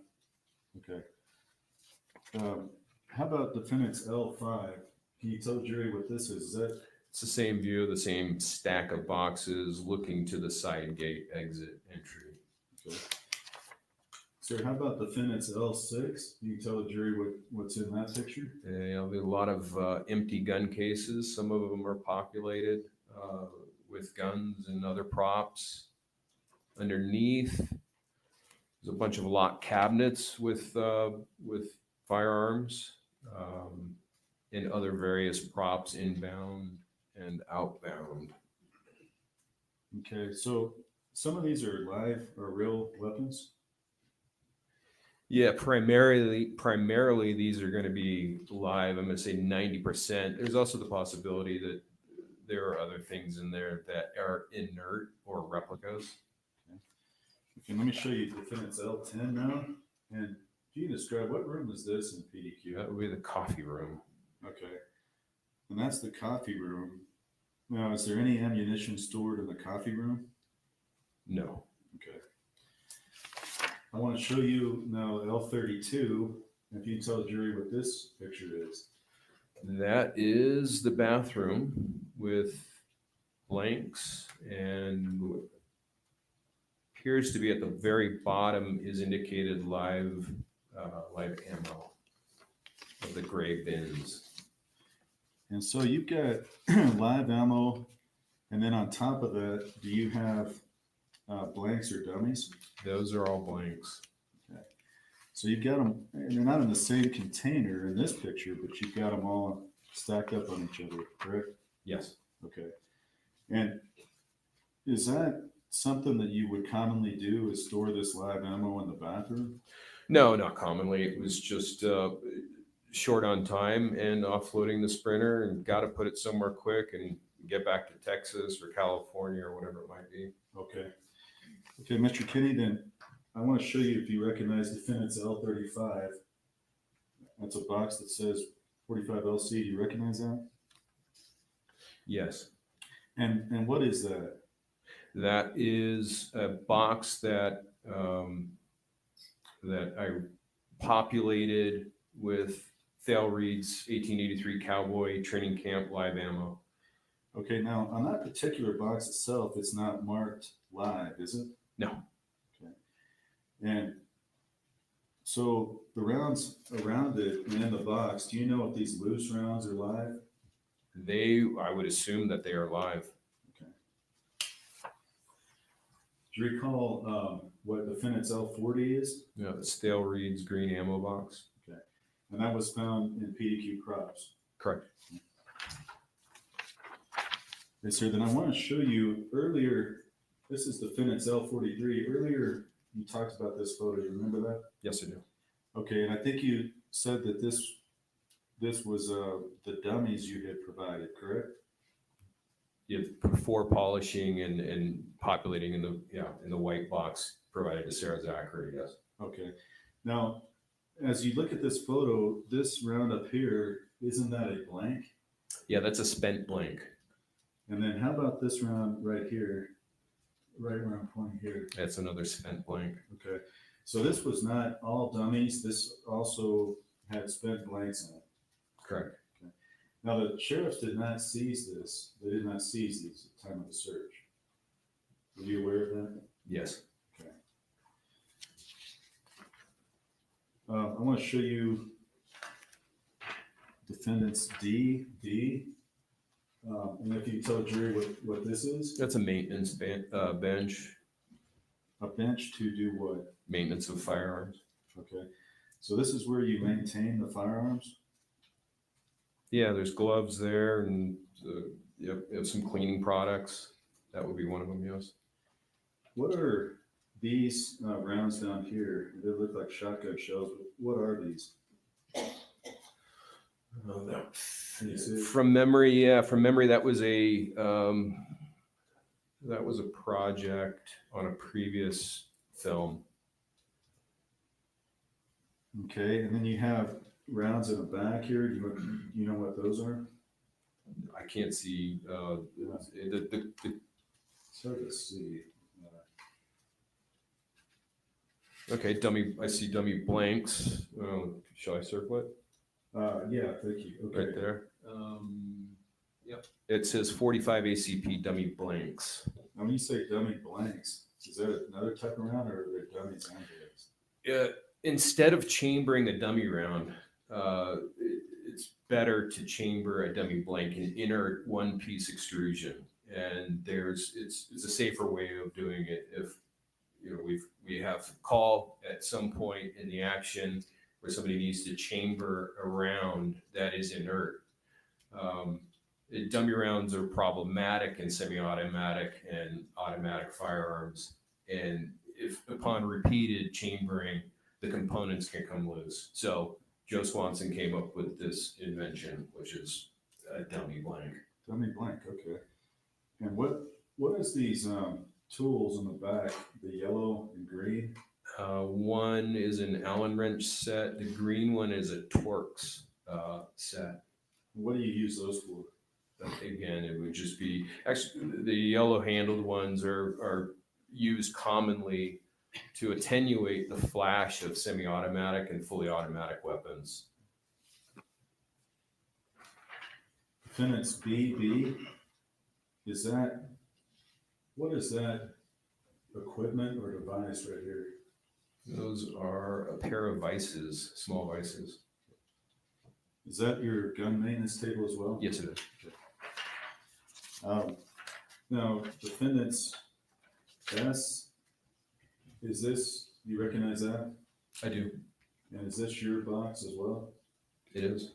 Are those live rounds? Yes. Well, the box, I remember writing 45 long Colt and thinking, this is odd not to write dummy or blanks or specify what it is. It's 45 long Colt because it's 45 long Colt live. And I don't need to write live. It's just live. 45 long Colt, okay. Yeah. And defendant's V, can you tell the jury what that is? Those are Joe Swanson blanks. Defendant's AA, again, we have those Mauser boxes at the top of that font, and that's a Joe Swanson font, is that right? Those are definitely Joe Swanson boxes and fonts Okay, that I commonly see from him. okay. This is defendant's Y, and again, let me show you the overall picture, but you see that? Yes, I do. Can you tell the jury what that is? That's that same wooden shelf holding blank rounds. Okay, and again, we have at the top, these 300 blackout, is that the Joe Swanson font? It is. Okay.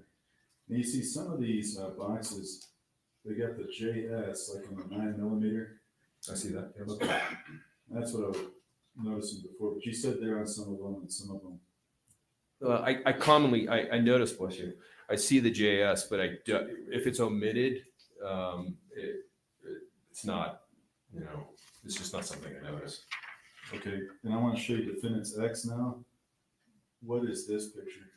That's that same wooden shelf. Okay. And defendant's W.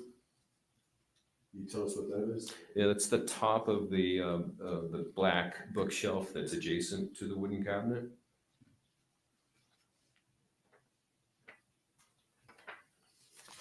Okay, defendant's Z. Can you tell us what that is? Same wooden shelf. Okay.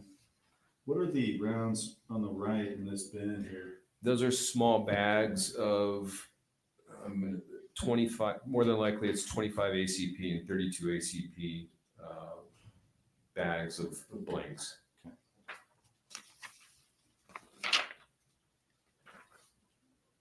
Defendant's U, again, these tools. It's the same, same Allen wrench set and Torx wrench on top of the maintenance table. Okay, defendant's CC. You see that? I do. And this box over here, is that a Joe Swanson? It is. Okay. And these spent shells, what are those? What caliber?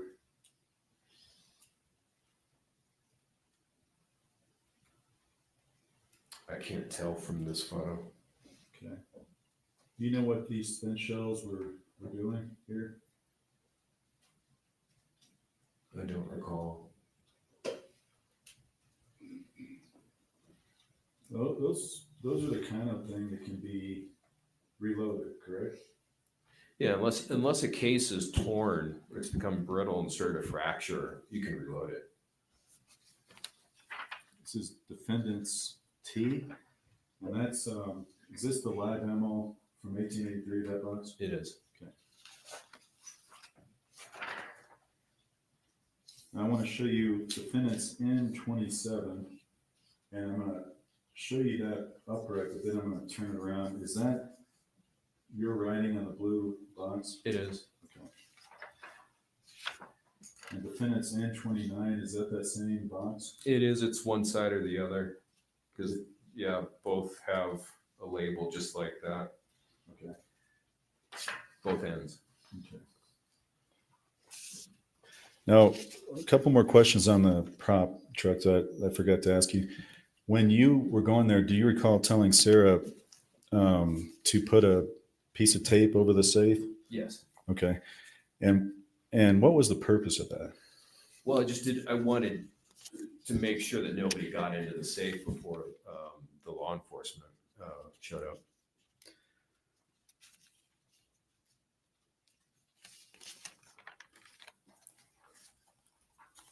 One last series of questions on the disagreement that Hannah and Sarah had, you were talking about earlier. And that was over the negligent discharge or accidental discharge, you called it?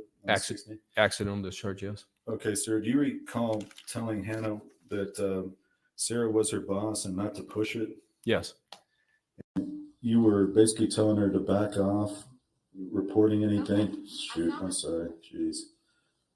Sorry, Judge. Siri picked up this thing. Do you recall telling Hannah something like to back off because she wanted to report to production? It wasn't that she wanted to report it to production because Sarah had already reported it herself. That was the issue. Okay. But in any event, you told her that she should just move on. Yeah. Okay, Your Honor, may I have just one moment? Okay.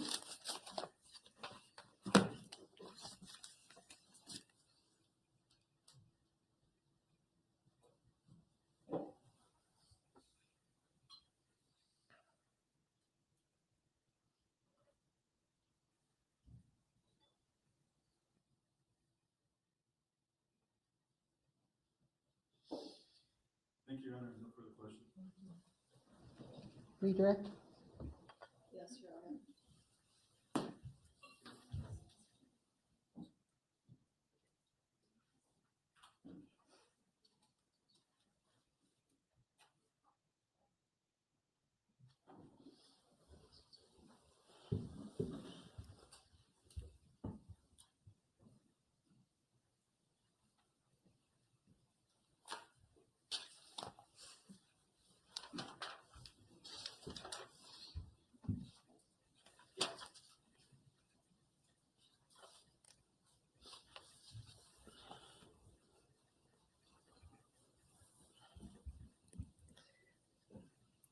Mr. Kinney, is it your testimony that the 45 caliber live rounds at PDQ were reloads? To my knowledge, yes. And did any of those live rounds that were taken from PDQ have the same projectile shape as the projectile on the live rounds from the set of Rust? No. You spoke to Mr. Bowles. You indicated that you had of the live rounds that you took to the set of 1883. There were three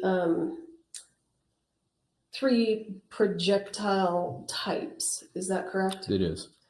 Did all three of those types come back to PDQ? Once we were I'm unaware because once we were done with the cowboy training camp, I never went into that box again, or even the smaller white boxes, into the gray bin or the smaller white boxes. So I didn't take an inventory after we were done. And the gray bin that you had marked live ammo, was all of the live ammo that you had at PDQ inside that bin? Yes. excuse me, all the live ammo from 1883 was in that gray bin. There was self-defense rounds elsewhere within PDQ that were live, not And- 45 long Colt though. That's what I was going to ask. What caliber was your self-defense rounds? 357, 38 special, and 300 blackout. Okay.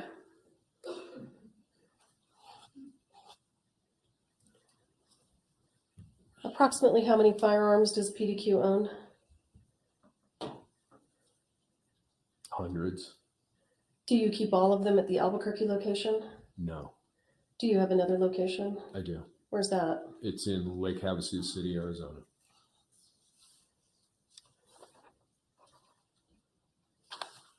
You were asked a series of questions about primed cases. Do you recall those questions? Yes. What is exactly a primed case? The prime case is a case, could be a shotgun shell with just a primer, but we differentiate a prime case from a blank in that there's no additional charge of gunpowder to make a report, a noise, a bang, or a puff of smoke. And so it's a good training tool. It's a loud cap gun when it goes off. It helps initiate action on a set where there needs to be choreography of movement. And if you add talcum powder, it provides a bit of puff to it. So a primed case is just simply an empty brass, I'm going to suggest brass, I know it doesn't have to be brass, shell casing with a live primer. Is that right? That's correct. But it has no gunpowder No gunpowder. and it has no projectile. Definitely not. That would be a live round. Can a primed case kill someone? It can lead. Yes, it can. In a number of different ways. How would that happen? Well, in the Brandon Lee situation, a prime case initiation of the primer was enough to deliver the bullet, the projectile, into the barrel, causing what's called a squib load. And in that instance, what happened is the prop crew was unaware of what had happened. They emptied what were supposed to be dummy rounds, and they were not, because the live primer thus makes them something other than. And it's. But let me ask you this. In order for a primed case to hurt someone in the manner that you're describing, such as the incident with Brandon Lee, there has to be a projectile somewhere, right?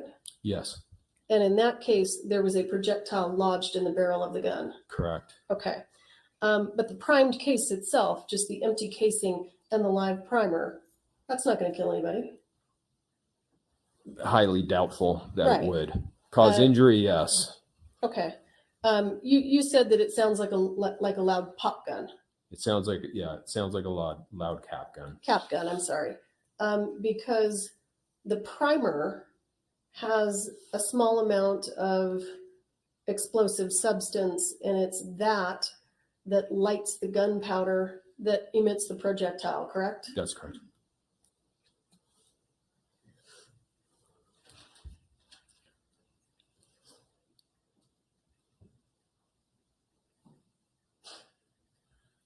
Were all of your 45 long Colt caliber live rounds that you had at PDQ, were they all taken by the Sheriff's Department? Yes. You were asked some questions about Starline brass casings. Is Starline brass a very common casing? It's one of the primary sources of cases for Joe Swanson. But I've come to learn that even the Santa Fe County Sheriff's Department uses it as one of their duty ammos.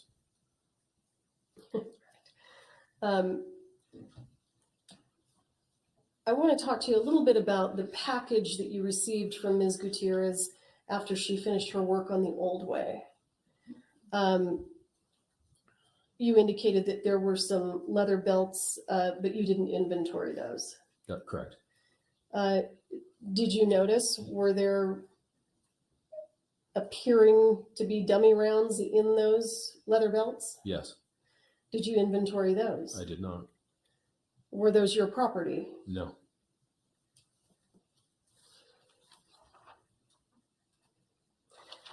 When you received the package from Ms. Gutierrez, did it also include firearms? Not in the box with the gun leather. There was at least one replica firearm within that box. In separate cases, I believe there are probably 2 Pelican type hardened cases that contain firearms as well as other replicas. And the box just containing the leather did not have firearms in it. But you did receive a box from Ms. Gutierrez that she shipped to you from Montana that contained firearms, is that right? Correct, yes. And those were shipped to you because they were your firearms, right? Some of them were, yes. Some of them were also fails. Okay. When you received the box that contained the firearms, was there anything concerning about the state they were in?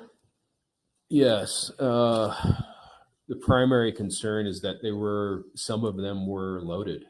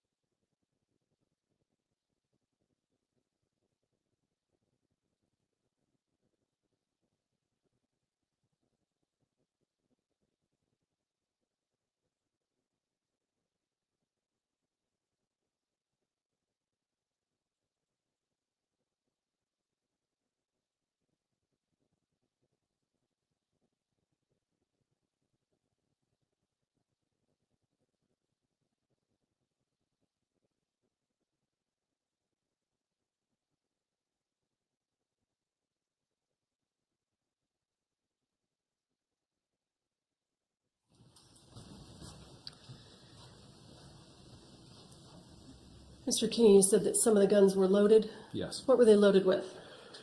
What I found out that they were loaded with dummy rounds in the end. And why was that concerning to you that the guns had been shipped to you loaded with dummy rounds? So whenever you're ready, I'm ready. Okay. Well, because the assumption is that one, guns are always loaded unless you verify that they are not, and 2, that rounds are live unless you validate that they are dummy rounds. And the fact that a couple, I believe it was from memory, a couple of revolvers were loaded with rounds leads me to default that I have to assume these are live rounds until I validate that each and every one of the rounds are dummy rounds and that the guns are completely empty. So there was some sweaty palms that moment. Okay. I'm going to shift gears here. I'm going to show you what is already in evidence as State's Exhibit 168.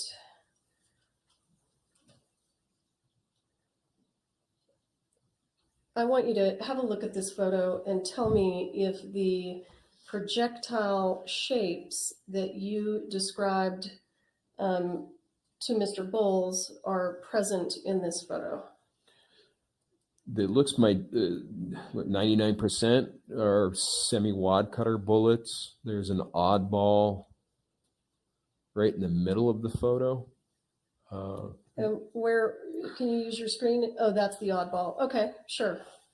Yeah, that has a projectile that I don't remember seeing. It's neither a semi-wad.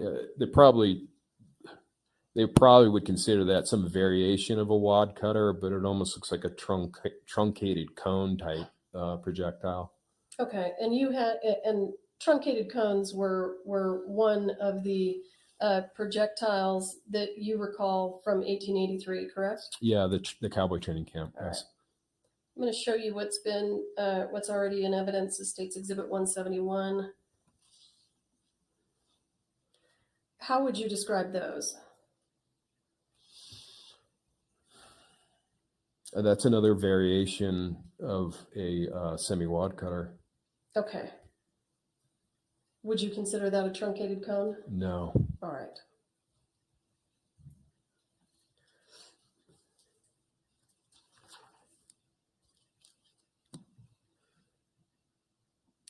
I'm going to show you what is already in evidence as State's Exhibit 57.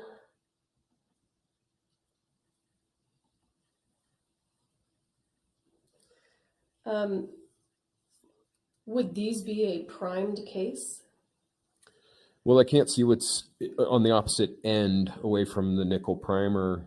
Is there a projectile on the end? For the purposes of this question, let's assume that there is no gunpowder in those casings and there is no projectile at the other end. Yeah, I would call these a spent case because the primers have been hit. But at the same time, we have to assume that any primer is potentially live, even though it's been struck, because it could be a hard primer. But commonly, if somebody, the layman took a look at this picture and said, well, what is that? I would say a spent case casually, but I would not make a dummy round out of that. Sure.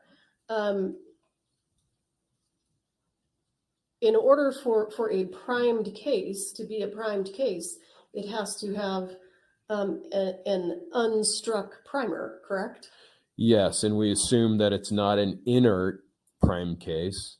If we're saying, we need to initiate some kind of action with the least amount of noise, I would call up Joe Swanson and say, I need a box of 50 prime cases. Okay. But those don't appear to be that to you, do they? They don't. I don't know what that is, to be honest with you. It could be in the providing weapons and blanks and dummy rounds to production for film. I don't know what that is. I mean, casually, I would say, if I was just a shooter out there, I would say, no, it's a spent case. Right. It looks like a spent casing. Yeah.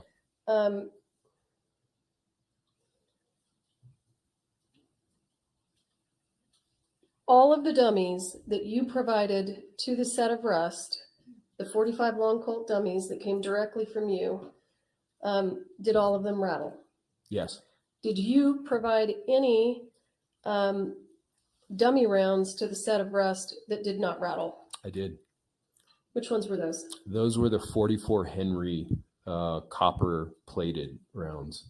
And those are completely different looking than any of the 45 long Colt dummies, correct? Correct. They haven't made 44 Henry since the pre-1900. So the 44 Henrys, how do you know that those are dummies? Well, they don't make them anymore. And how do you know they're dummies if they don't rattle? It's a problem. You assume that they're live then. Is there a hole in the side? How do you know it's a dummy? You don't. That's a problem. There's no hole in the side. There's no hole in the side. Do you know whether or not, did you say they were 4470s? 44 Henry. 44 Henry. Do you know whether any of the 44 Henrys were ever even used on the set of Rust? No. You don't know? No. And to be clear, the 44 Henrys don't have a traditional primer. You cannot reload them. They're like a 22 rimfire. It's the same thing. It's just an oversized version of that. All right. You were asked some questions about how many times you called Detective Hancock. Why did you call her so many times? Just to aid in the investigation, whatever she needed, or if I found something that I thought she might want to see, or if I had any questions. It was routine for us to be in communication. Okay. You made a statement on cross-examination that you didn't want to work, I think it was in a text message maybe, that you didn't want to work with Ms. Gutierrez in the future. Is that correct?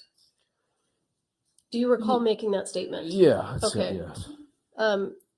Why didn't you want to work with her in the future?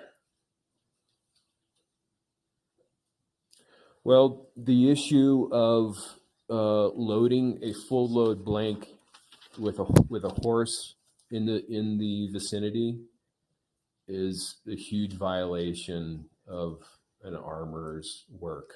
So why don't you explain to the jury what you're talking about? Because I don't think that we've addressed that issue yet. Was there an issue that came to your attention with regard to the set animals and a full load blank? There was several days prior, and I don't know exactly when it happened. Sarah Zachary called to discuss a number of things, including her concern. And I'm gonna stop you right there. Oh, I got it. yep.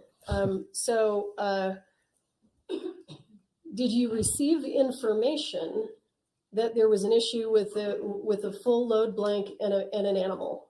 Yes. Okay, stop there.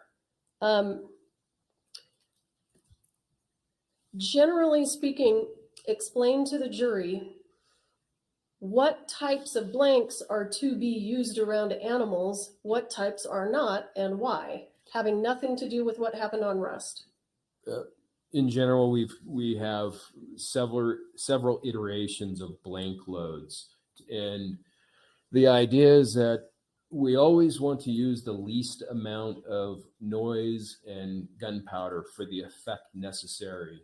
And so if ultimately we could get away with using nothing but a prime case, that would be ideal. Sir, in terms of blanks, what are the appropriate size blanks to use around horses on a movie set? Horses and kids, no greater than 1/4 load. So is there a blank load that is less than a 1/4 load? There is 1/8 as well. Yes. Okay. Why is it not advisable to use full load blanks around set animals? Well, it's frankly, it's considered animal cruelty.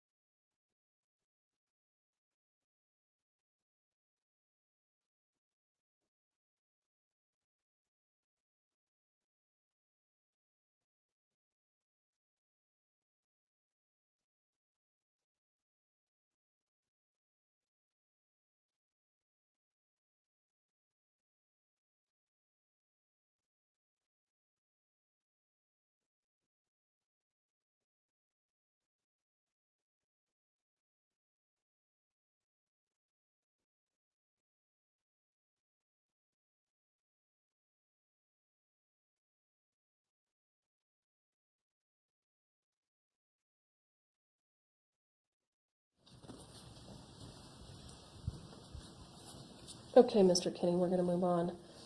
You were asked some questions about making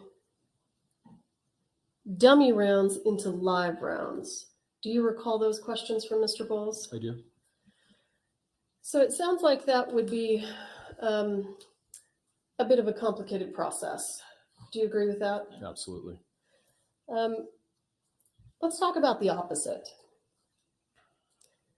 Would it be considerably easier to turn a live round into a dummy? It would be not, it would be. It's not the ideal situation, again, especially if we're talking I'm not about, asking what's ideal. I'm asking, would it be easier? there's one less step. Well, no, actually we're excluding, you'd have to press out the primer. It's less complicated. So if one were to try to turn live rounds into dummy rounds, would they need any special equipment?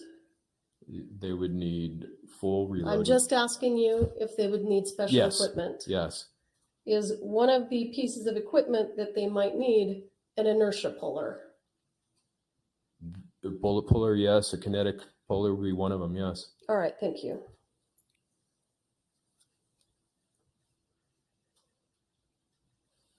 You were asked some questions about your training of Ms. Zachary. Did you train Ms. Zachary specifically on how to handle a single action Army revolver? No.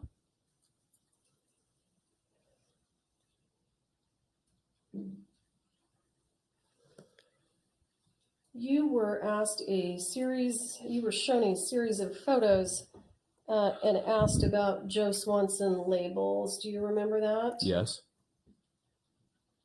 Mr. Ball's gonna come up here real quick.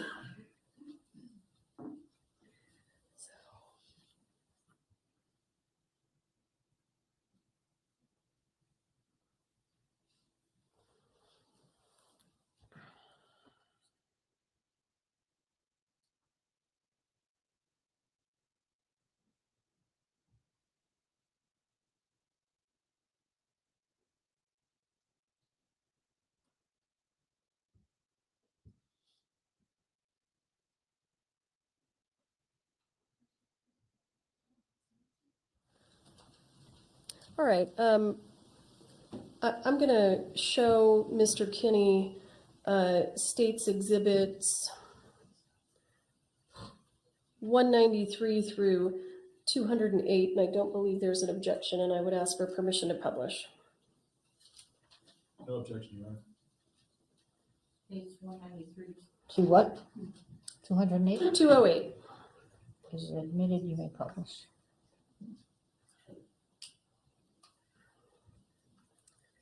Now, Mr. Kinney, for the purposes of these questions, I want you to think back to the photo that you saw of the Joe Swanson box that was taken from the set of Rust. Do you recall the photo I'm talking about? If not, I'll show it to you again. The one on the prop cart, just to be clear. Yes, Yes? the dummies, Yes. Joe Swanson dummies Yes. with the JS in the middle. Yes. And you indicated that you have never had a box that had that kind of label. Correct. So, Specifically 45 long colt. well, let's go through them. States Exhibit 193, are those labels just like the one from the set of Rust? Well, no. Right, that's not a trick question. Seems like it. How about these? States Exhibit 194, are those just like the ones from the set of Rust? No. Same question here, 195. We've got several boxes. If you need me to zoom in on anything, I'm happy to. No. It's yes. No, I don't. Need you to zoom. Are any of those the same as the box from Rust? No. These, are any of these the same as the box from Rust? No. How about these? No. And that's, for the record, States Exhibit 197. States Exhibit 198, how about these? No. States Exhibit 199, how about these? No. States Exhibit 200, same question. No. States Exhibit 201, same question. No. States Exhibit 202, over on the left, same question. No. States Exhibit 203, same question. No. States Exhibit 204. No. States Exhibit 205. No. States Exhibit 206. No. State's Exhibit 207, No, State's Exhibit 208. no,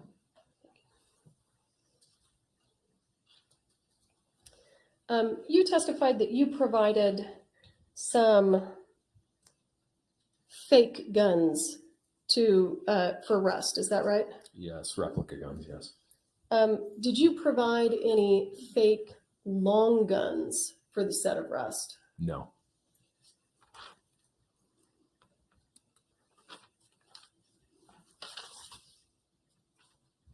I don't have anything else. Thank you. I have 2 follow-up. All right.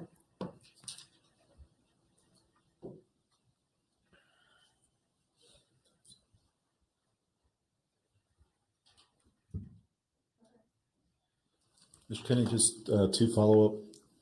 With regard to turning a live into a dummy, you talked about 1 piece of equipment. What other equipment would you need to do that?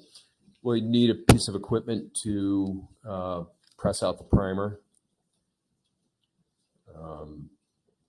You'd need, a press and reload it and install it with a proper reloading dies. You would need some way of measuring powder as well, potentially dispensing the powder. And then you need a piece of equipment to load the primer into the case.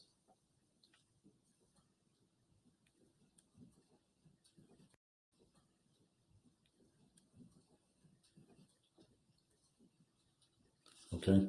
Now, I think you testified that you didn't train Sarah Zachary on the use of the single action revolver, Correct. and she was under your license. So was she not permitted to use that?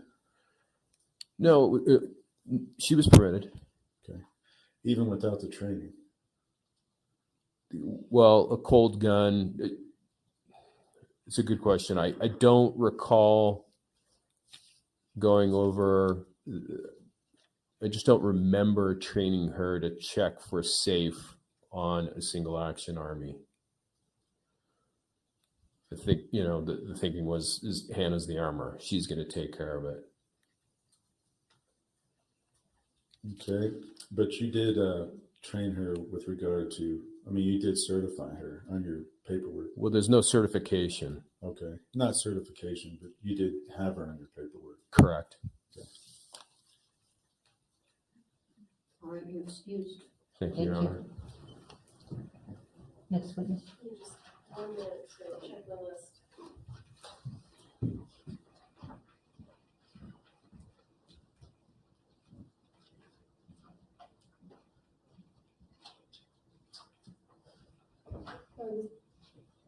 The state will briefly recall Corporal Hancock. George, you doing okay? Do you need bathroom break?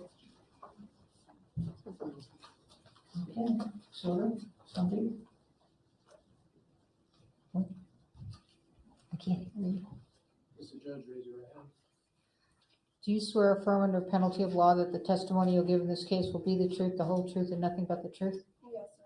All right, thank you.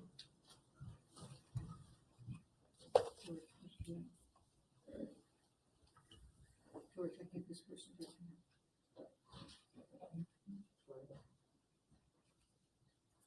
You ready now? Oh, okay. Go ahead. Corporal, thank you for your second round on the witness stand.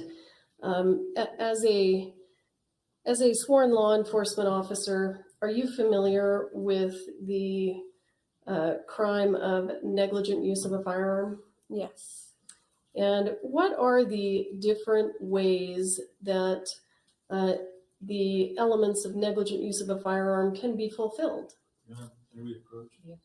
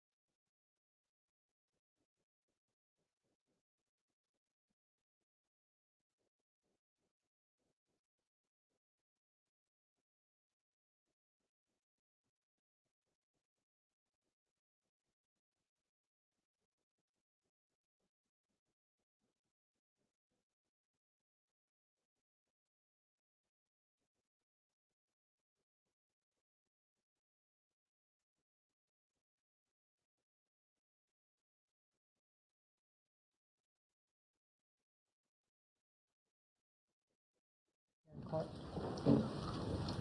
All rise.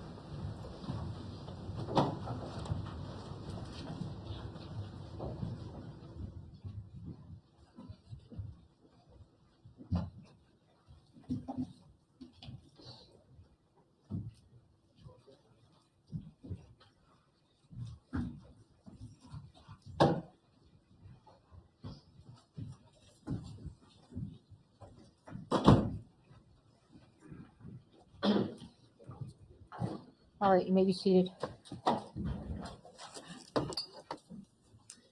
All right, Corporal, we're going to move on. Were you present in the courtroom when Mr. Haig was doing his demonstration with his single action army? Yes, I was. And as a trained law enforcement officer, are you proficient in firearms? Fairly proficient.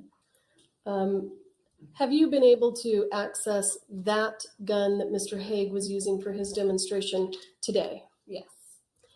And did you attempt to view the barrel of the gun without removing the cylinder? Yes. Were you successful? Yes. You were? Well, sorry, in looking at it, yes, but not fully.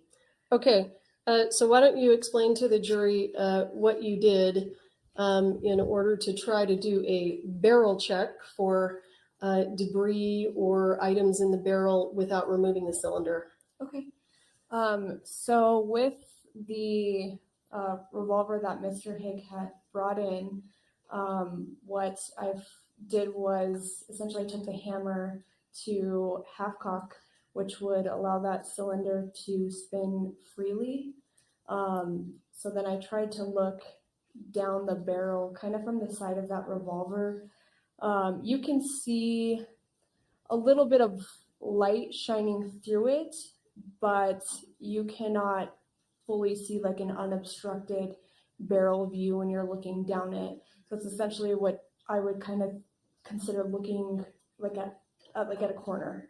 So you're not really able to see, parts of that corner. Next, I pulled the hammer fully back all the way to see if you could see where the firing pin goes into that cylinder. So I tried to look down that way to see if I could see the entirety of the barrel. Again, that hole it's too small.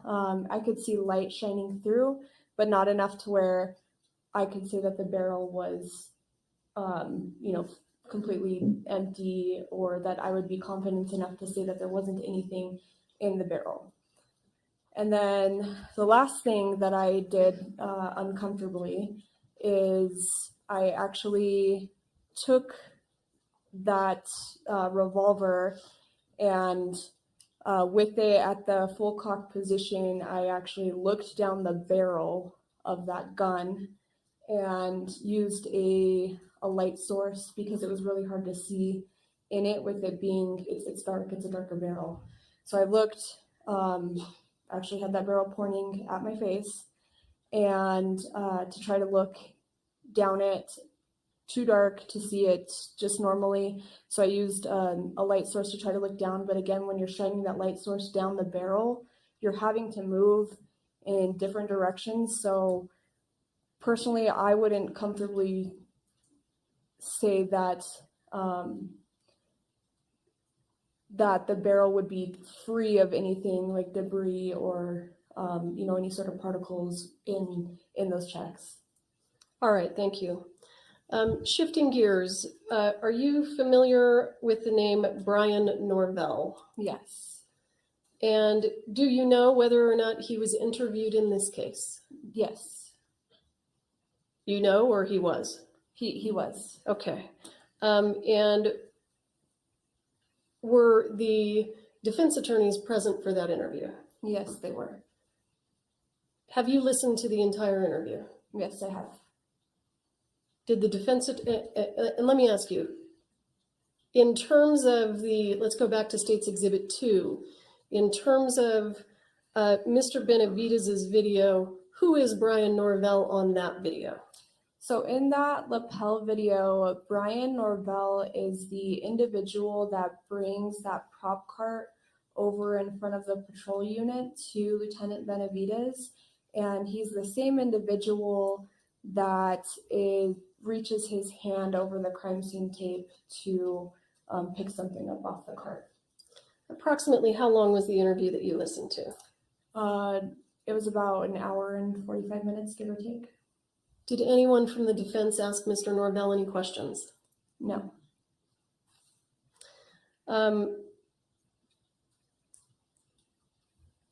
Were you present in the courtroom when Mr. Bowles asked Mr. Kinney approximately how many times he called you? And I think Mr. Kinney agreed it was approximately 40 times. Yes. How many times did Mr. Bowles call you? Quite a bit. Not just calls, but also emails and text messages. Would you say it was more than 40 times? I'd say at least around there. And how many times have I called you? A handful, maybe between 5 and 10. All right, thank you. I'll pass the witness. Oh, sorry.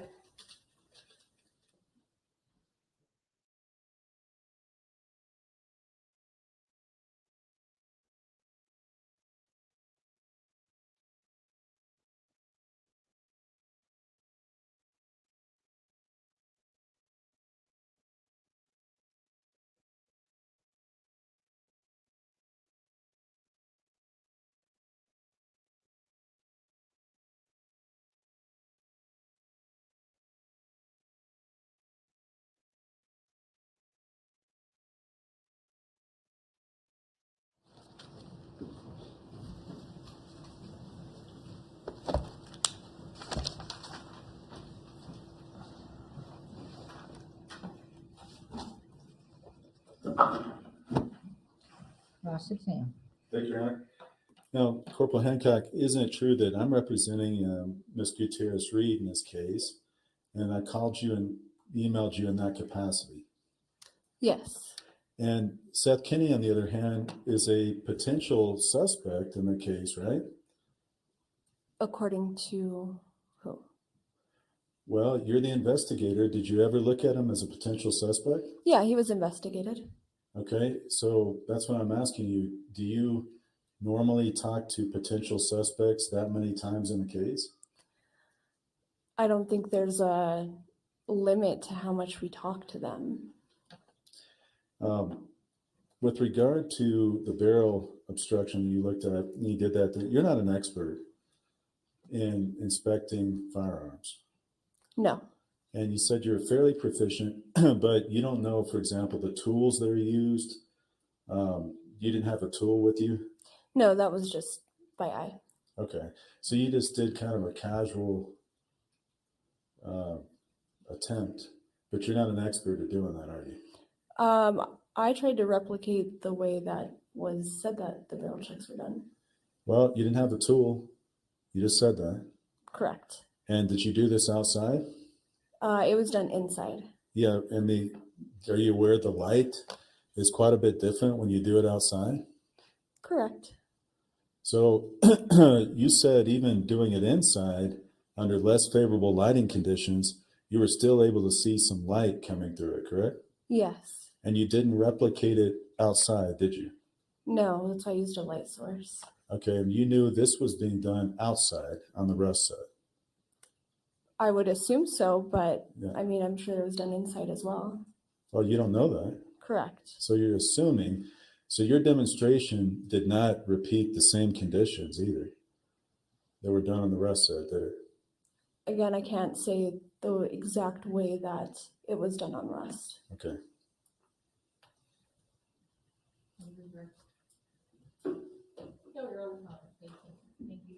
Thank you. Next witness. State called Mike Primo.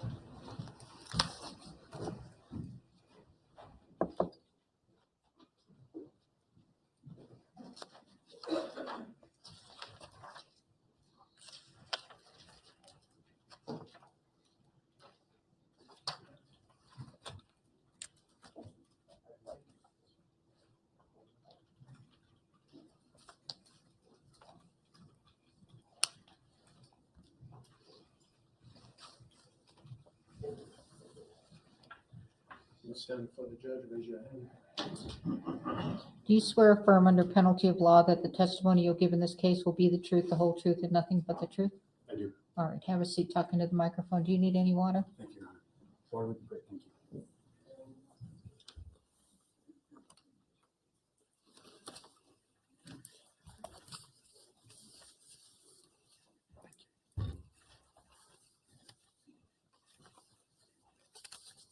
Good afternoon, sir. Would you state your full name for the record, please? Good afternoon. Michael Allen Primo. Mr. Primo, how are you currently employed?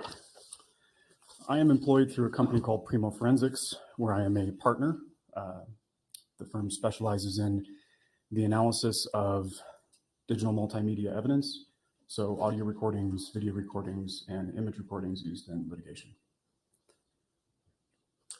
Can you summarize for the ladies and gentlemen of the jury your education and background and experience in this field? Sure. So I began my education and training with the University of Lawrence Technological University in Southfield, Michigan. I obtained a bachelor's in audio engineering technology. From there, I started getting training from LEVA, which is the Law Enforcement and Emergency Services Video Association. I pursued LEVA training 1 through 4 and became a certified forensics video technician. I've also received training in the products for image and video enhancement through one of the popular vendors is Amped, as well as Input Ace, formerly known as Axon Investigate.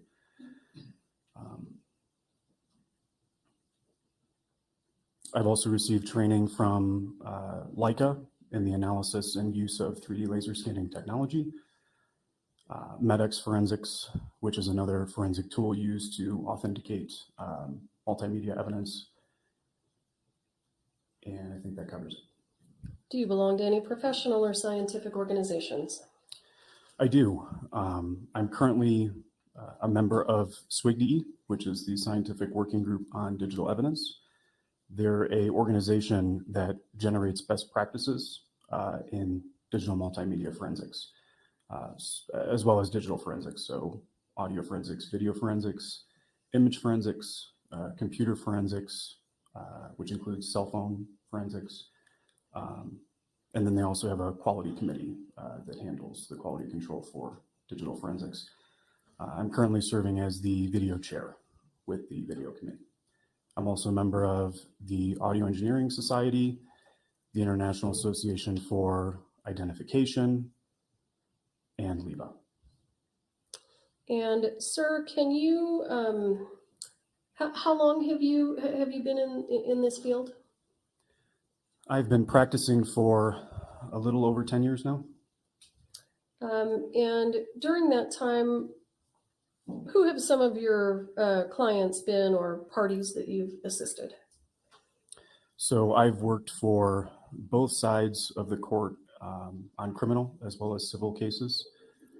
So both the defense as well as the plaintiff for civil cases, and for criminal cases, the prosecution and the defense. I've contracted for the DOD, the DOJ, the FBI, the FDA, and several attorney general's offices. So a lot of attorneys. And specifically, have you been qualified as an expert in the areas of audio or video and image forensics? Yes, I have. How many times have you been qualified as an expert in those areas? I have given testimony as an expert a little over a dozen times in various courts throughout the United States. And then I've also provided deposition testimony, probably about the same, maybe a little more. Your Honor, I would ask the court to recognize Mr. Primo as an expert in the areas of audio, video, and image forensics. No objection. All right, so you are recognized as an audio, video, image forensics expert. Thank you, Your Honor. Can everyone hear me okay? I feel like I'm not talking directly into the microphone. That's a little better. Thank you. The acoustics in the room are a little strange. Okay, it's good to know. How did you become involved in this case? We were contacted initially to examine several sources of digital images that were captured from a variety of devices by Ms. Morrissey. And Did you prepare a report? Yes, I did. And was your work peer reviewed? Yes, my work was technically peer reviewed by a colleague of similar qualifications. And is that what peer review means? You give it to someone else in the field and they double check your work? That's correct. To ensure the accuracy of the application of the methodology, as well as the opinions offered, it's recommended that reports are technically peer reviewed by a colleague that has similar qualifications. Okay. I'm going to show you some exhibits. We're going to get ourselves set up. Mr. Bowles, do you want to come up here and have a look? Let's hold off on that one for just a second.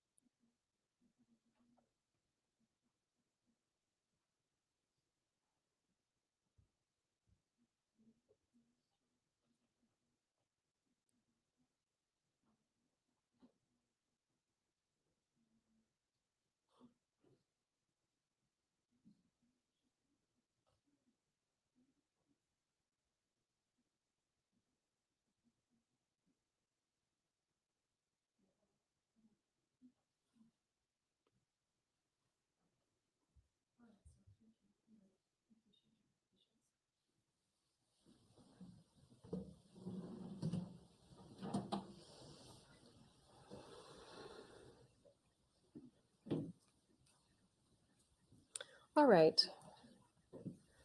Mr. Primo, I am showing you what is already admitted into evidence as State's Exhibit 118. Do you recognize that? Yes, I do. And is this an image that I provided you to do some enhancement on? It appears so, yes. And is there a particular part of this image that you were asked to enhance or clarify? Yes, so the area specific. George, will you show him how he can touch and clear? Okay, so this is a touch screen.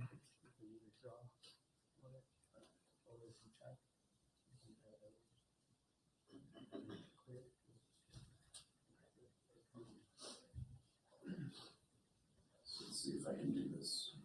That works. So the arrow indicates the section of the image that was the focus of the request, which appears to be some sort of ammunition for enhancement as well as enlargement of the image.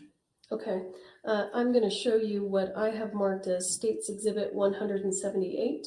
And I would ask the court to admit it, and I would ask for permission to publish. No objection. State's 178 is admitted, you may publish. Mr. Primo, can you explain to the jury what we're looking at in State's Exhibit 178? Sure.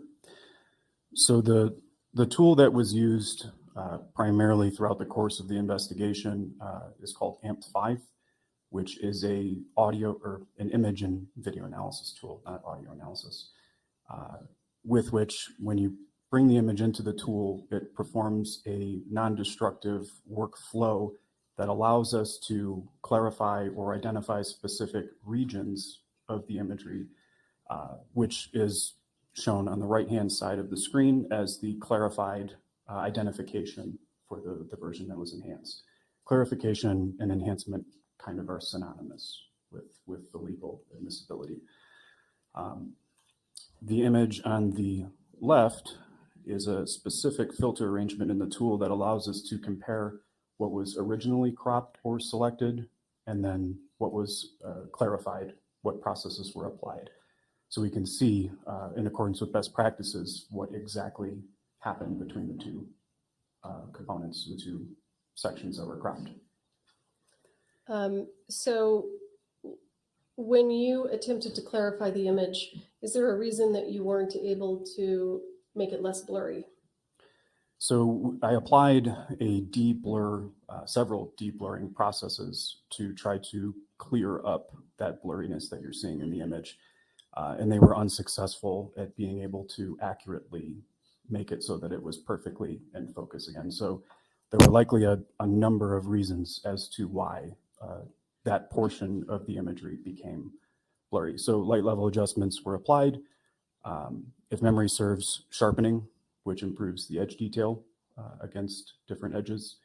And then of course, enlargement or resizing of the image. And sir, the fact that this portion of the image that I asked you to take a close look at, the fact that that is in the background of the photo, how does that affect things? Can you repeat the question? Yeah, if I go back to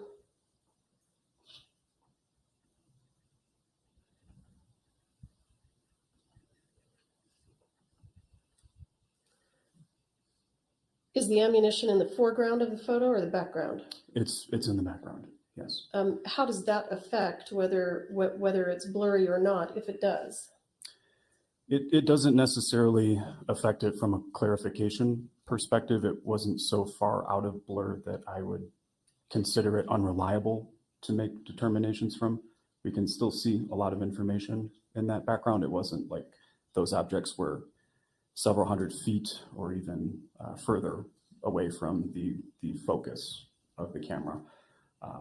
But that being further back in the scene does complicate our ability to de-blur it effectively. And is that because they are blurry in the original image?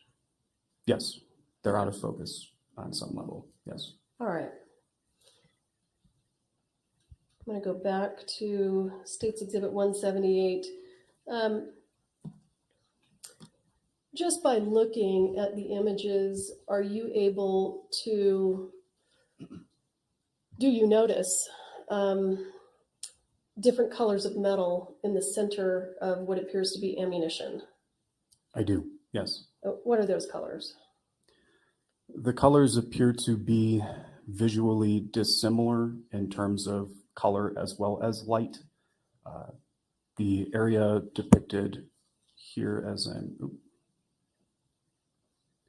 with the arrow, the center part, my understanding is that it's some sort of primer of that ammunition component, is a darker region than the area that's depicted by this arrow on the right, which is brighter. At the University of Arizona, we believe everyone is born with wonder.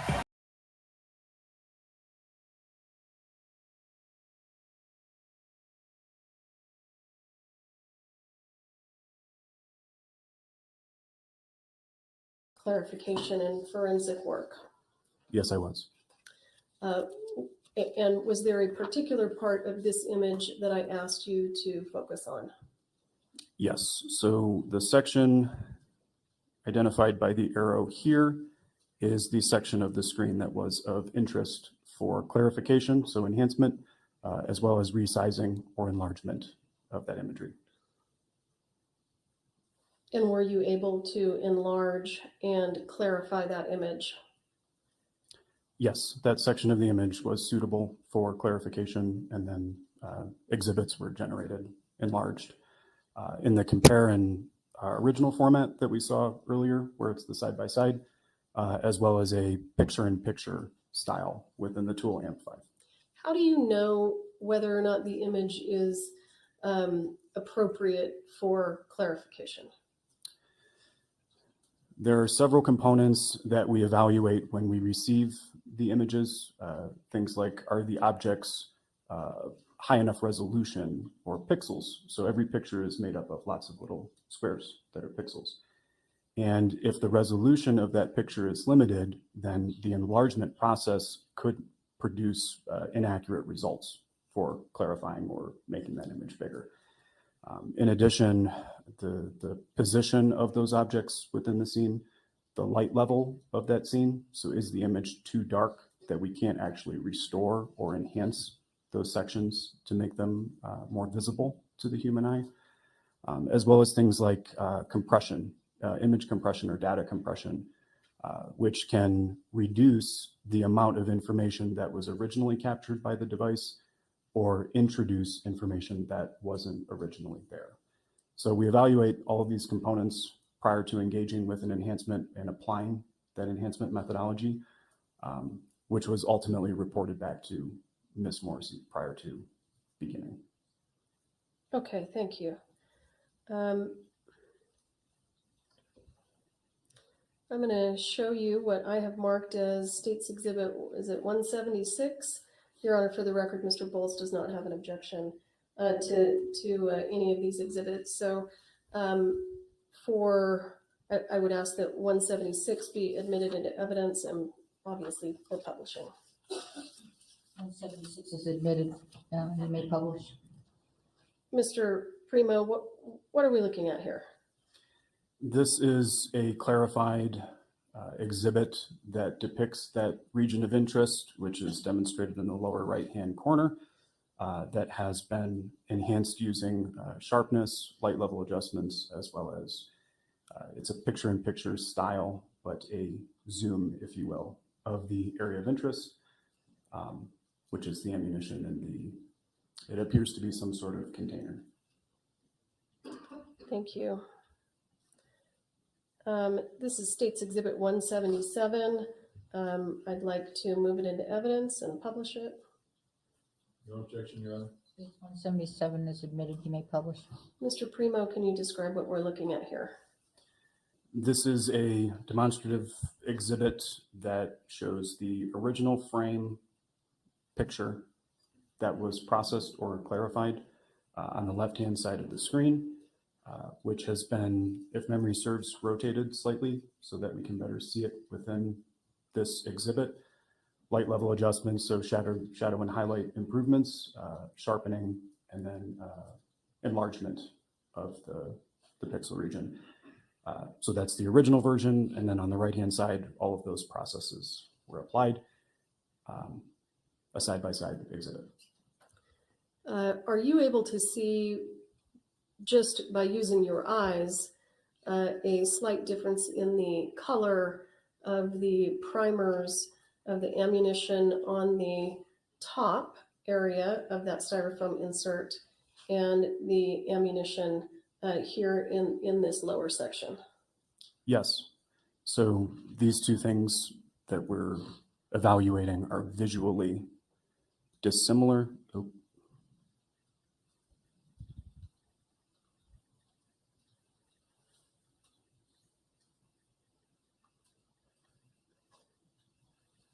In terms of light and color. And while you have testified that you can see the difference, are there some things that you can do in order to verify that that they are actually different colors? There are some tests that we can apply to analyze that information on a deeper level, which is at its core evaluating how the technology works. So in this case, it was some sort of Apple device, iOS device, and whether or not that information that was being collected by the electronics within that device was being accurately communicated to that digital format. So there's a test that I applied throughout the analysis. On this particular image, I was not confident in my ability to do so. To verify it? Correct. To verify that those tonal values, those color and luma values are in fact dissimilar. So just to be clear, your testimony is you can see the difference, but you are not able to digitally verify it. That's correct. Okay.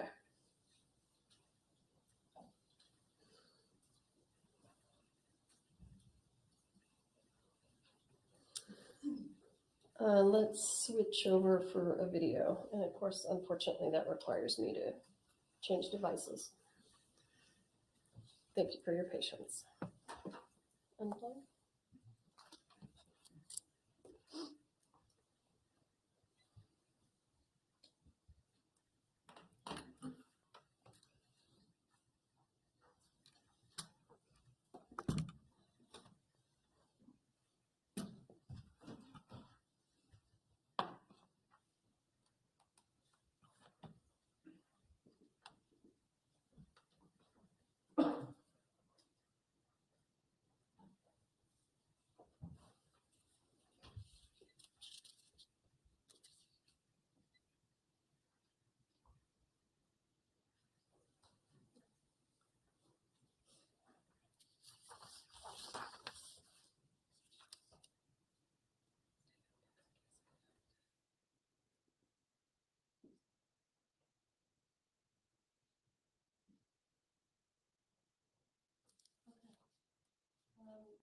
would like to play what has been marked as State's Exhibit 187.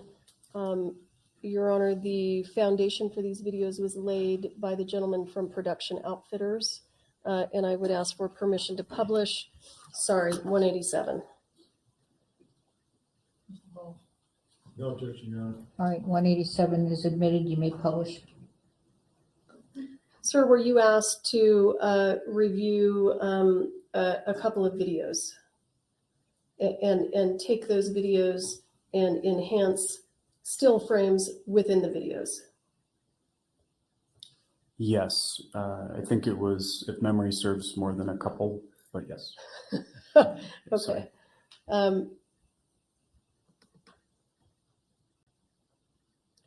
This is State's Exhibit 187. Do you recognize this video? I do, yes. And is this one of the videos that you digitally enhanced for me? That is correct.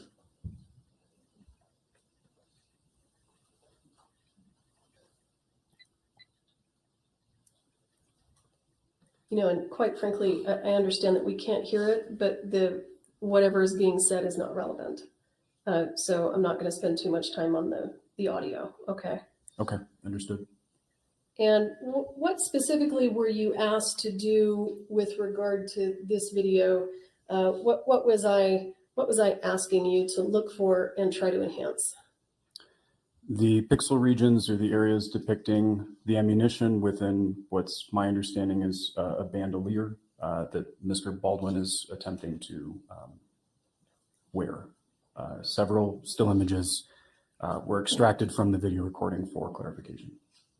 And can you see the ammunition with the primer side of the ammunition facing the camera in this still frame?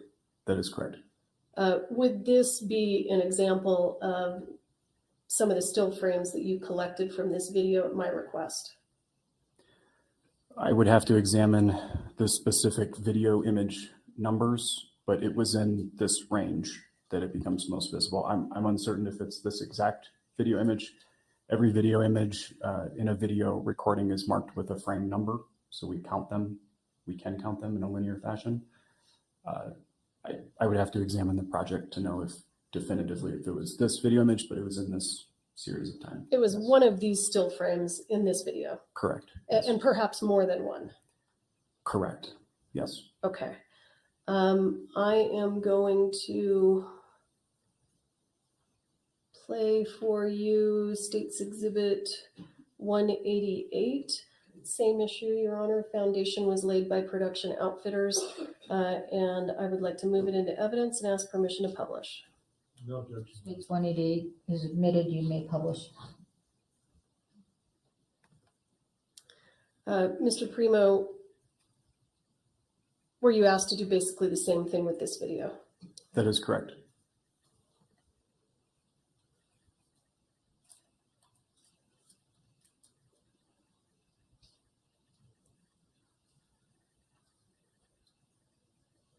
When the camera was zoomed in here at the beginning, were you able to collect some still frames of the ammunition in that holster? That is correct.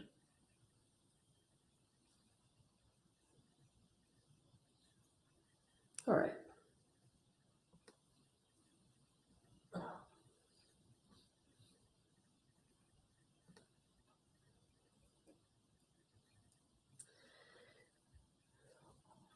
Because we have to switch devices, I'm going to show you another video from a different time frame. Okay. And then we'll move back to the images.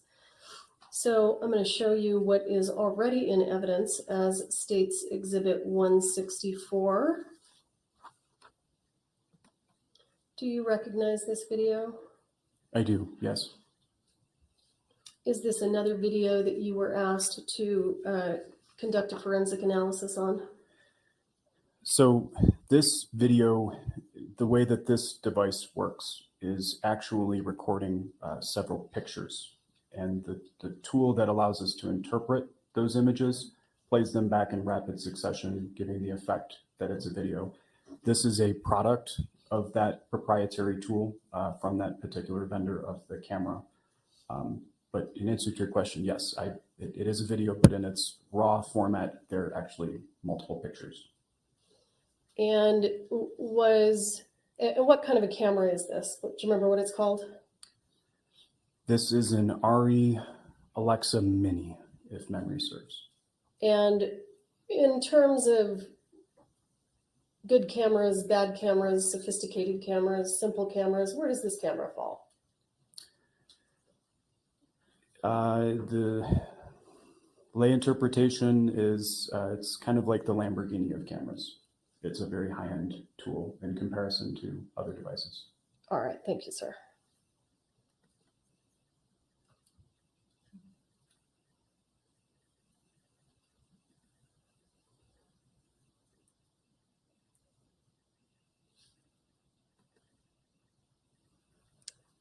Can you see the ammunition there on the left-hand side? Yes, I don't know for a fact that it is ammunition, but it's my understanding that those are casings of some sort. But yes, that's what it appears to be. Okay. And is it somewhere in this area where you were able to isolate some still frames? And I'll go ahead and play it for you there. That is correct. In preparation for my report from my investigation, 4 instances, 4 images were extracted from the tool in a raw RGB TIFF format. In preparation for testimony, additional images were extracted for review.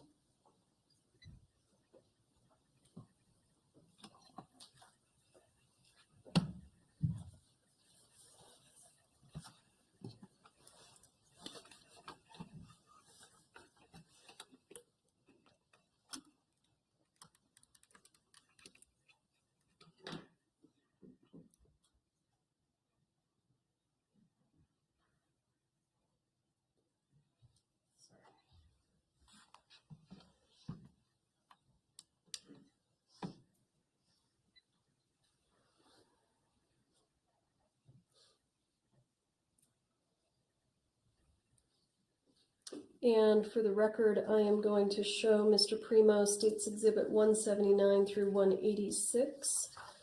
I believe there isn't an objection. I'd like to have them admitted and permission to publish. No objection. States 179 through 186 is admitted. You may publish. Thank you. Mr. Primo, I'm showing you what's been marked as States Exhibit 179. Can you describe to us what we're looking at here? This is frame 237 from one of the 2 of the digital video files that we saw that didn't have audio playback. That frame on the left-hand side of the screen is what's been cropped as the area of focus. And let me stop you real quick. As a point of clarification, I showed you 2 videos of Mr. Baldwin putting on his bandolier, and then there was another video of Mr. Baldwin with a young man. Do you remember those? Yes, the 2 with the putting on the bandolier is what I was referring to. Yes. Oh, their monitor isn't working. Sorry.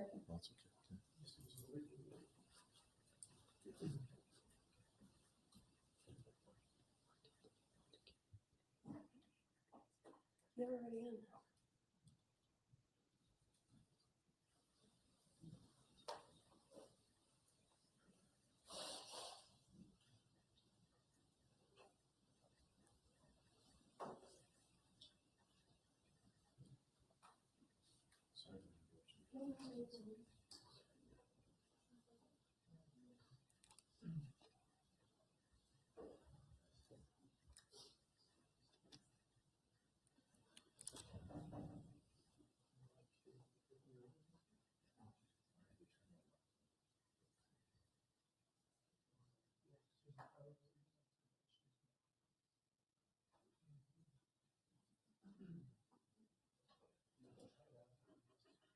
Sure, yeah. Sorry.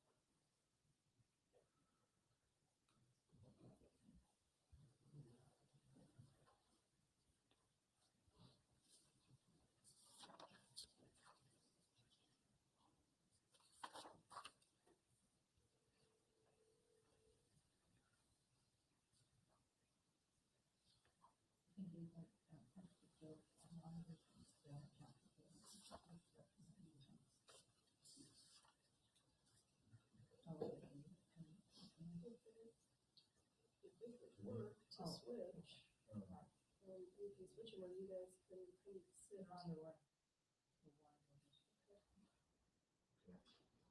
Okay,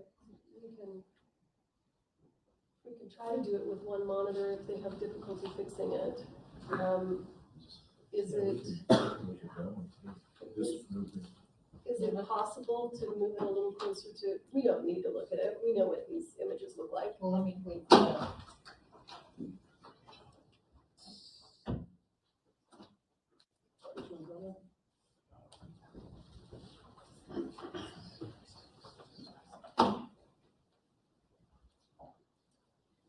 Oh, there, that one's enough.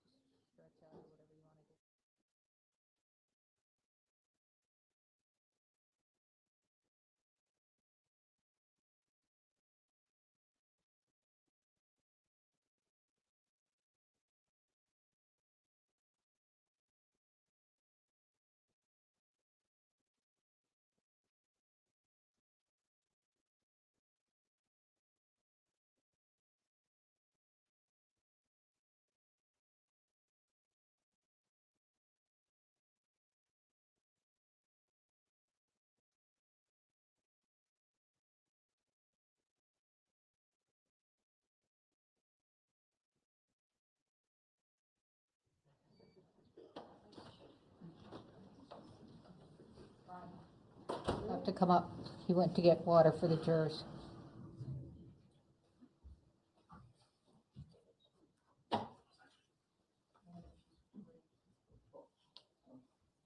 it up? Oh. Go ahead. Okay. Let's, let me stop for just a moment. Mr. Primo, the first set of images that we were looking at with the styrofoam insert sitting on a person's leg and the ammunition in the background that was blurry, were you able to determine the dates that those images were taken? Yes, the examination of the metadata, which is data about data from the photos, was evaluated in as a part of the enhancement process. And what was the date? The date that the metadata interpretation tool is reporting as the date time the original image was captured is October 10th, 2021 at approximately 9 a.m. 42:11 seconds. Okay. And just to be clear, the videos that we showed you of Mr. Baldwin putting on his bandolier, were you able to determine the date of those? I did not evaluate the date time created information from those videos, Okay. no. But the jury can rely on the testimony of other witnesses for the appropriate dates for that. And then we'll get to the next one in a moment. So let's go ahead and begin again. States Exhibit 179, what are we looking at here? This is a comparison of the specific region that was cropped, demonstrating the bandolier and the ammunition. At frame 237, I don't recall which video exhibit this came from. But as you can see here on the left, this is the original information that does not have any clarification, application of any clarification to it. The image on the right is a clarified version that uses resizing of that section to make it larger, light level adjustments, shadow and highlights, shadows, midtones, and highlights, and sharpening. And sir, in both images, but in particular in the clarified image on the right, are you able to determine that one of the supposed pieces of ammunition seems to have a silver coloring in the center? Visually, yes.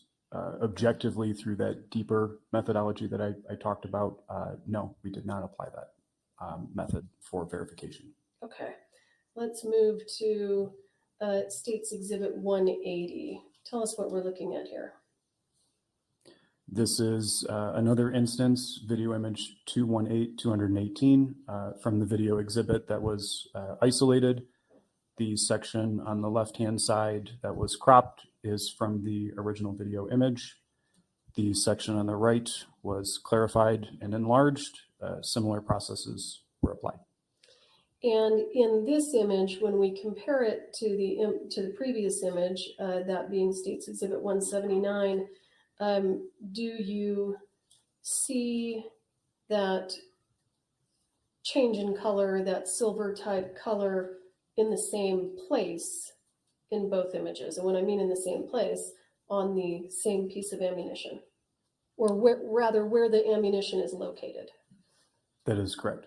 Yes, it's a lighter tonal value or representation, which is dissimilar than the other tonal values in chroma and luma, light and color, that appears dissimilar. I'm going to show you State's Exhibit 181. Tell us what we're looking at here. This is frame 237. Similar processes were applied. The image on the left-hand side is the original that has not been resized from the video recording. The image on the right is the clarified version that has been resized, enhancement processes applied. And then the entire image was actually resized, I don't think I mentioned this, to format the screen that you're looking at in an HD resolution. So had we not performed that, it would have been a little bit smaller on the screen, because this section was the smallest that we enhanced. Smallest that I enhanced, because the resolution, the picture size from these videos was much smaller than the RE, which is a very high resolution, and even the photos from the iOS devices, the iPhones that were captured. Okay. State's Exhibit 182. Tell us what this is. This is another representation of frame 218. So when the images were enlarged, two different resizing methods were used to verify that the information that was being enlarged was accurately being done so and wasn't an inaccurate representation when it was made larger. This appears to be the other enhancement version. As you can see, it's kind of like more blocky, pixely, and if that's a forensic term, on the right-hand side when it was enlarged. And in all of the images that we've looked at in this group of images, 179 through 182, do you see the lighter colored primer in the same position, that being what appears to be the third piece of ammunition from the top? That is correct. State's Exhibit 183, what's this? This is frame 175. If memory serves, this is from the other video recording because there's a clear indication of the front of the ammunition. I'm considering the front to be where the projectile is located. In which case, this exhibit on the left is the original section of the video image that was selected, cropped, enlarged. And the clarified version that has clarified processes applied. One particular process that wasn't included on the others is a process called deep blurring. So kind of refocusing that image that we're seeing so it's clearer. Can you see what appears to be that same silver coloring in the piece of ammunition that's third from the top? It's more difficult to see in this version, but there are slight, the pixel information is there. Yes. Okay. State's Exhibit 184, same question. Yes. Same to everything. The dissimilar, yes. So the section on the left is the isolated version, clarified version on the right that has been resized, and there is a dissimilar tonal value visibly between those. Specifically, we examined the two ammunition that were side by side. Okay, thank you. State's Exhibit 185, same thing, just different frame? That is correct. State's Exhibit 186, same thing, different frame? This is another version of an alternate resizing algorithm that was used to make the image bigger for verification that no additional information was added to the recording that rendered determinations inaccurate. Like nothing was added to the video that misrepresents what was originally there. Okay, thank you, sir.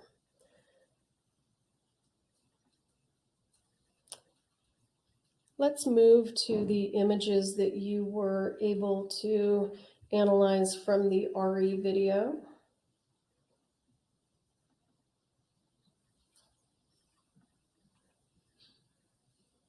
I'm not going to play the video on this device because it will cause the system to crash. So I'm going to move to State's Exhibit 189. I would like to have 189 entered into evidence and permission to publish. Is 189 this video? No, 189 is the digital image that he created from the video. Okay, no objection. Case 189 submitted, you may publish. All right, Mr. Primo, what are we looking at here? And if you recall, was there a date associated with the video from the RE? May I have a moment to look at my report? Certainly. Thank you.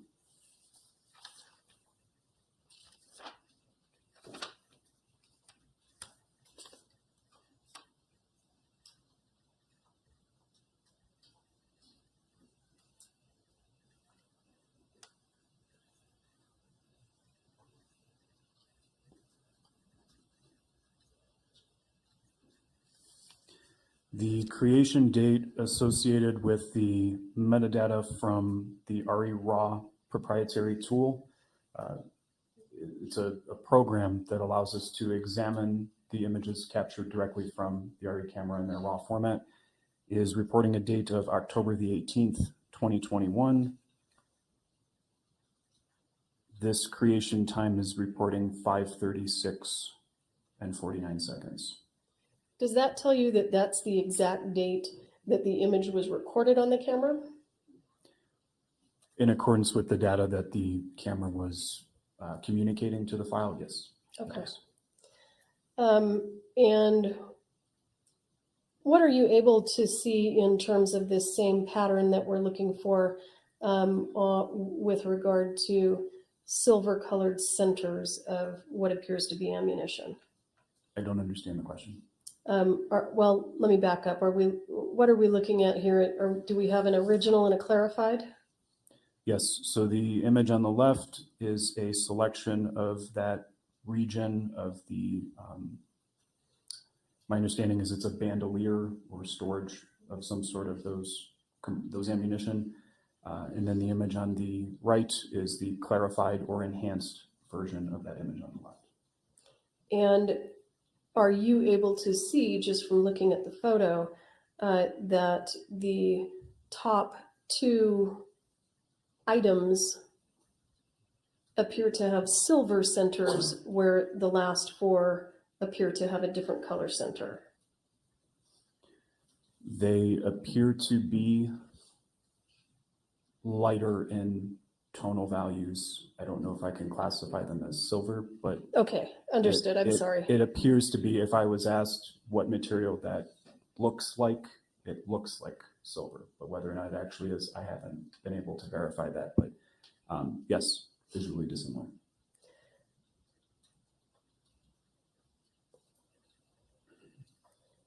And let me ask you, in terms of the date from the RE camera, does a date and time have to be set on the camera properly in order for you to receive that the proper information through the metadata for the date of the recording? That is how most camera devices work. I don't recall specifically if the RE was set, this particular RE, by the operator, but that's common for digital cameras like the RE. And were you, sir, able to do a tonal value analysis on this? Yes, I was. And again, the tonal value analysis is just a way of doing an additional verification. Is that correct? That is correct. And what were the results of your tonal value analysis? So with respect to the RE images, there were no artifacts due to compression. These images were captured in a raw format, which means when the light information hit the camera's components, which is called a sensor, it's going to capture that information in raw and communicate that to a digital file, with which it's not going to make determinations about what do we take away or what do we add to make this file smaller. An interpretation of that process was done using a filter within the AMP5 tool called channel selector.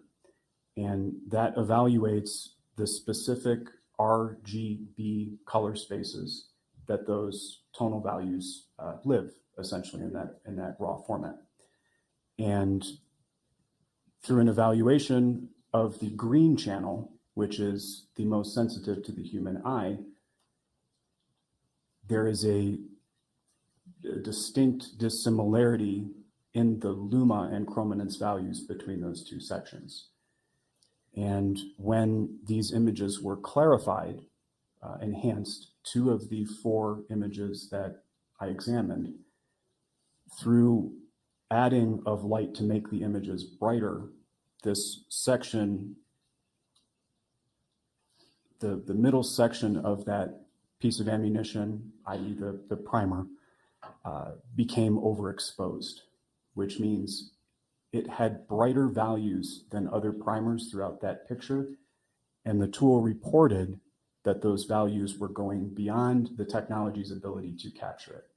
So what does that mean? It means that that section was documented by that device brighter than the other primers throughout the picture. Would you say that the use of the tonal value analysis did in fact verify that? It verified that it is brighter than the others? That is correct.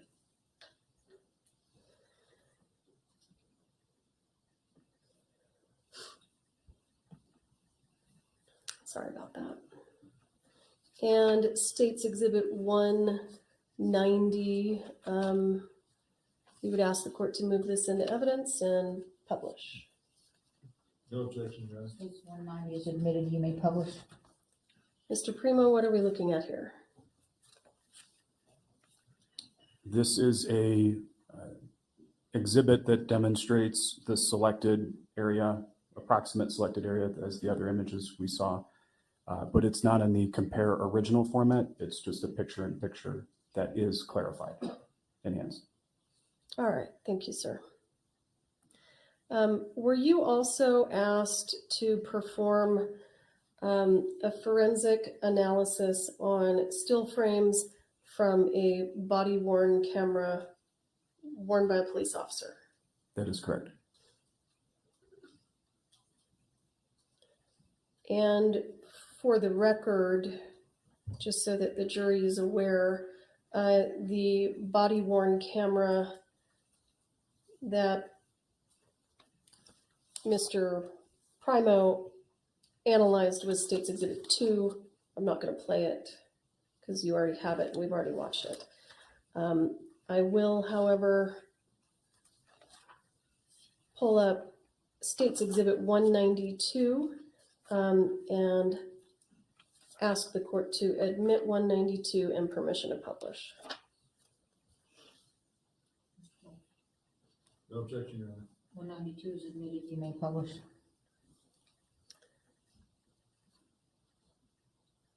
Mr. Primo, what are we looking at here? This is a video image that was selected from the BWC recording. I don't recall from the file title which particular frame this was, but it's a picture-in-picture process. Using Annotate, we can select that portion of the screen and enlarge it, resize it, add additional enhancement processes, including adjustments to the lighting, sharpening as well.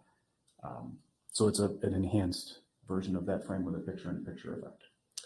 And the label of that box still appears to be pretty blurry and not legible. Were you not able to clarify it any more than that? That is correct. Okay. The compression artifacts as a result of the spatial resolution, the video quality was insufficient to enhance to make that kind of identification. And when you say the video quality was insufficient, is there a considerable difference between the quality of a police officer's body-worn camera, this type of camera in particular, and a camera such as the RE camera that was being used on the set of Rust? Yes, a body-worn camera, although effective, its design is to surveil. It's a surveillance camera that's worn by an officer, so they record for long periods of time. Significant differences in intended use between a cinematography camera and a body-worn camera. And finally, let's have a look at State's Exhibit 191. Looks like these aren't too different, but go ahead and tell us what you did. This is the original information that was selected with the enhancement tool on the left-hand side, and then a compare original filter was applied to demonstrate the clarified version with processes to enhance it. And why does it appear that there is actually less detail in terms of the label on the box in the clarified image as opposed to the original image?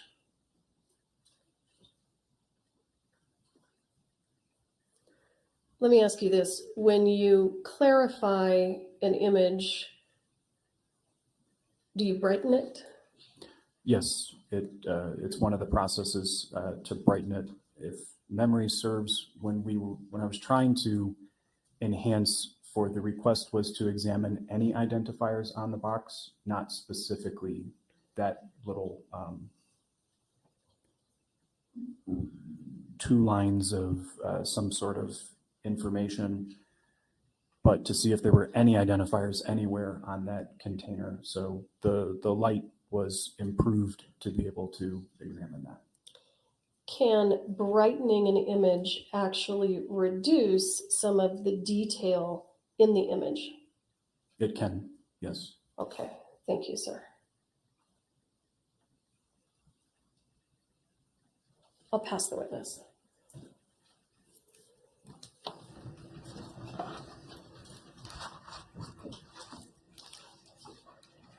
Cross-exam. Thank you, Your Honor. Good afternoon, sir. Good afternoon.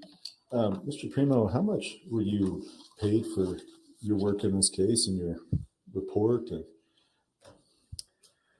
The firm Primo Forensics was compensated a value somewhere in the 10,000 range.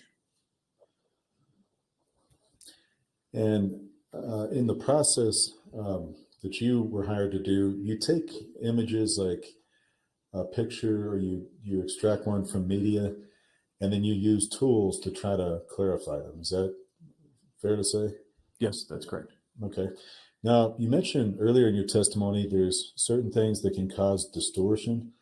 I think you said if something's low resolution, is that right? I don't remember saying specifically distortion. Okay. Yeah, just tell me, what are some of the things that can cause you not to be able to get that clarification? I don't understand the question. In some of the images, it looked like at the end, the ones we couldn't see anything. It didn't clarify it, so we couldn't see what was on the box. What, what prevents that? The resolution originally, or why can't you get that?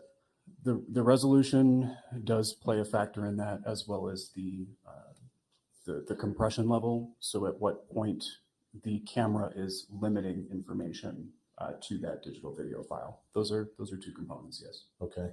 You also said in some of the pictures you could not verify tonal differences. And if I say it wrong, just tell me. But you did a verification process and you couldn't confirm?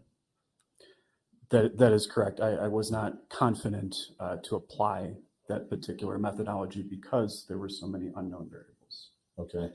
So given that there's so many unknown variables, some of them you can say that there were tonal differences, like color differences. Some of them you can't. Is that fair? I don't understand the question. Some of these pictures, you can't be confident that there are tonal differences. Some of them that you looked at, is that what you just said? I would have to evaluate the particular image to answer that question. Maybe we can show one of them. Sure. Yeah, there were some of them you said I couldn't verify. And we can go back to the number of that. But I'm just trying to get that basically what you did was you clarified and enhanced pictures. And some of them you can tell us the colors are different. Some of them you can't. Is that right? That is fair to say that the dissimilarities could not be verified in terms of how that technology was actually working when it captured those values. Yes. And your technology's got to be much more sophisticated, but it's like, you're familiar with iPhones, people can use filters, they can use edits, that kind of thing. I'm familiar, yes. Okay, but yours, I mean, basically you must be using a much more sophisticated tool, correct? It's a peer reviewable tool that allows us to apply methodology that is widely accepted. So it's repeatable, it's verifiable. It can be evaluated by people of similar qualifications to ensure that it was being applied correctly and effectively to accurately improve the information that's contained within them. I would say it's relative with respect to sophistication as to what we're comparing it to. To an iPhone? To a filter. Oh, to a filter. I think iPhone filter is what you had said. Yes, iPhone filter. Yeah. But yeah, to a one-to-one comparison, we'd probably have to evaluate which particular filter, but there's no magic in the tool if that's what I think we're trying to evaluate. Okay, yeah, that's what I was trying to ask. So it's similar to a filter. They are filters. That's correct, yes. The filters that are being applied. Okay, thank you. I have nothing for you. Redirect. Yeah, just very briefly. Sir, in the images from the videos of Mr. Baldwin putting on the bandolier, those two videos that you extracted images from, the fact that you see the same color difference in the primer of the piece of ammunition that is in the third position from the top, the fact that you are able to see that color difference repeatedly in different frames, is that some indication of reliability that that center primer is actually a different color than the others? Does that make sense? I think so, yes. So with respect to forensic image video analysis, we're evaluating things from an objective perspective. There are components to that methodology that evaluate context, and they are best practices. I was not asked to evaluate those things with this case. If I understand your question, I think I do. From a contextual perspective, yes, it does, because there are multiple instances across multiple frames with each of the devices that capture digital video files, which means more images than just one, like an iPhone. So yes, contextually, it does demonstrate that. Yes. Some additional level of reliability. That's correct. Okay, all right, thank you. I don't have anything else. You're excused, thank you. Thank you, Your Honor. The state rests. Okay, thank you.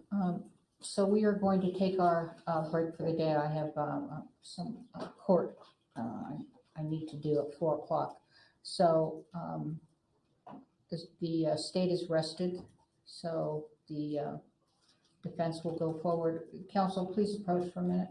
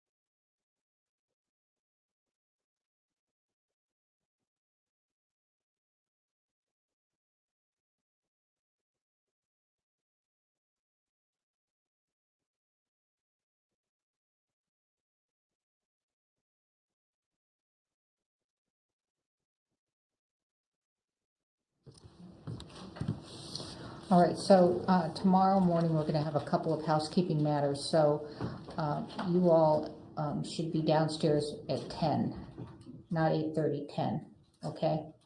So I see that's good news for a fair amount of you. All right, so please don't talk among yourselves or anyone else about the evidence received here in court. Don't do any research about the Rust Productions or the movie set, et cetera, and the trial. So downstairs at 10, okay? All right. Did I say the part, don't talk among yourselves? Okay, very good, thank you. All rise.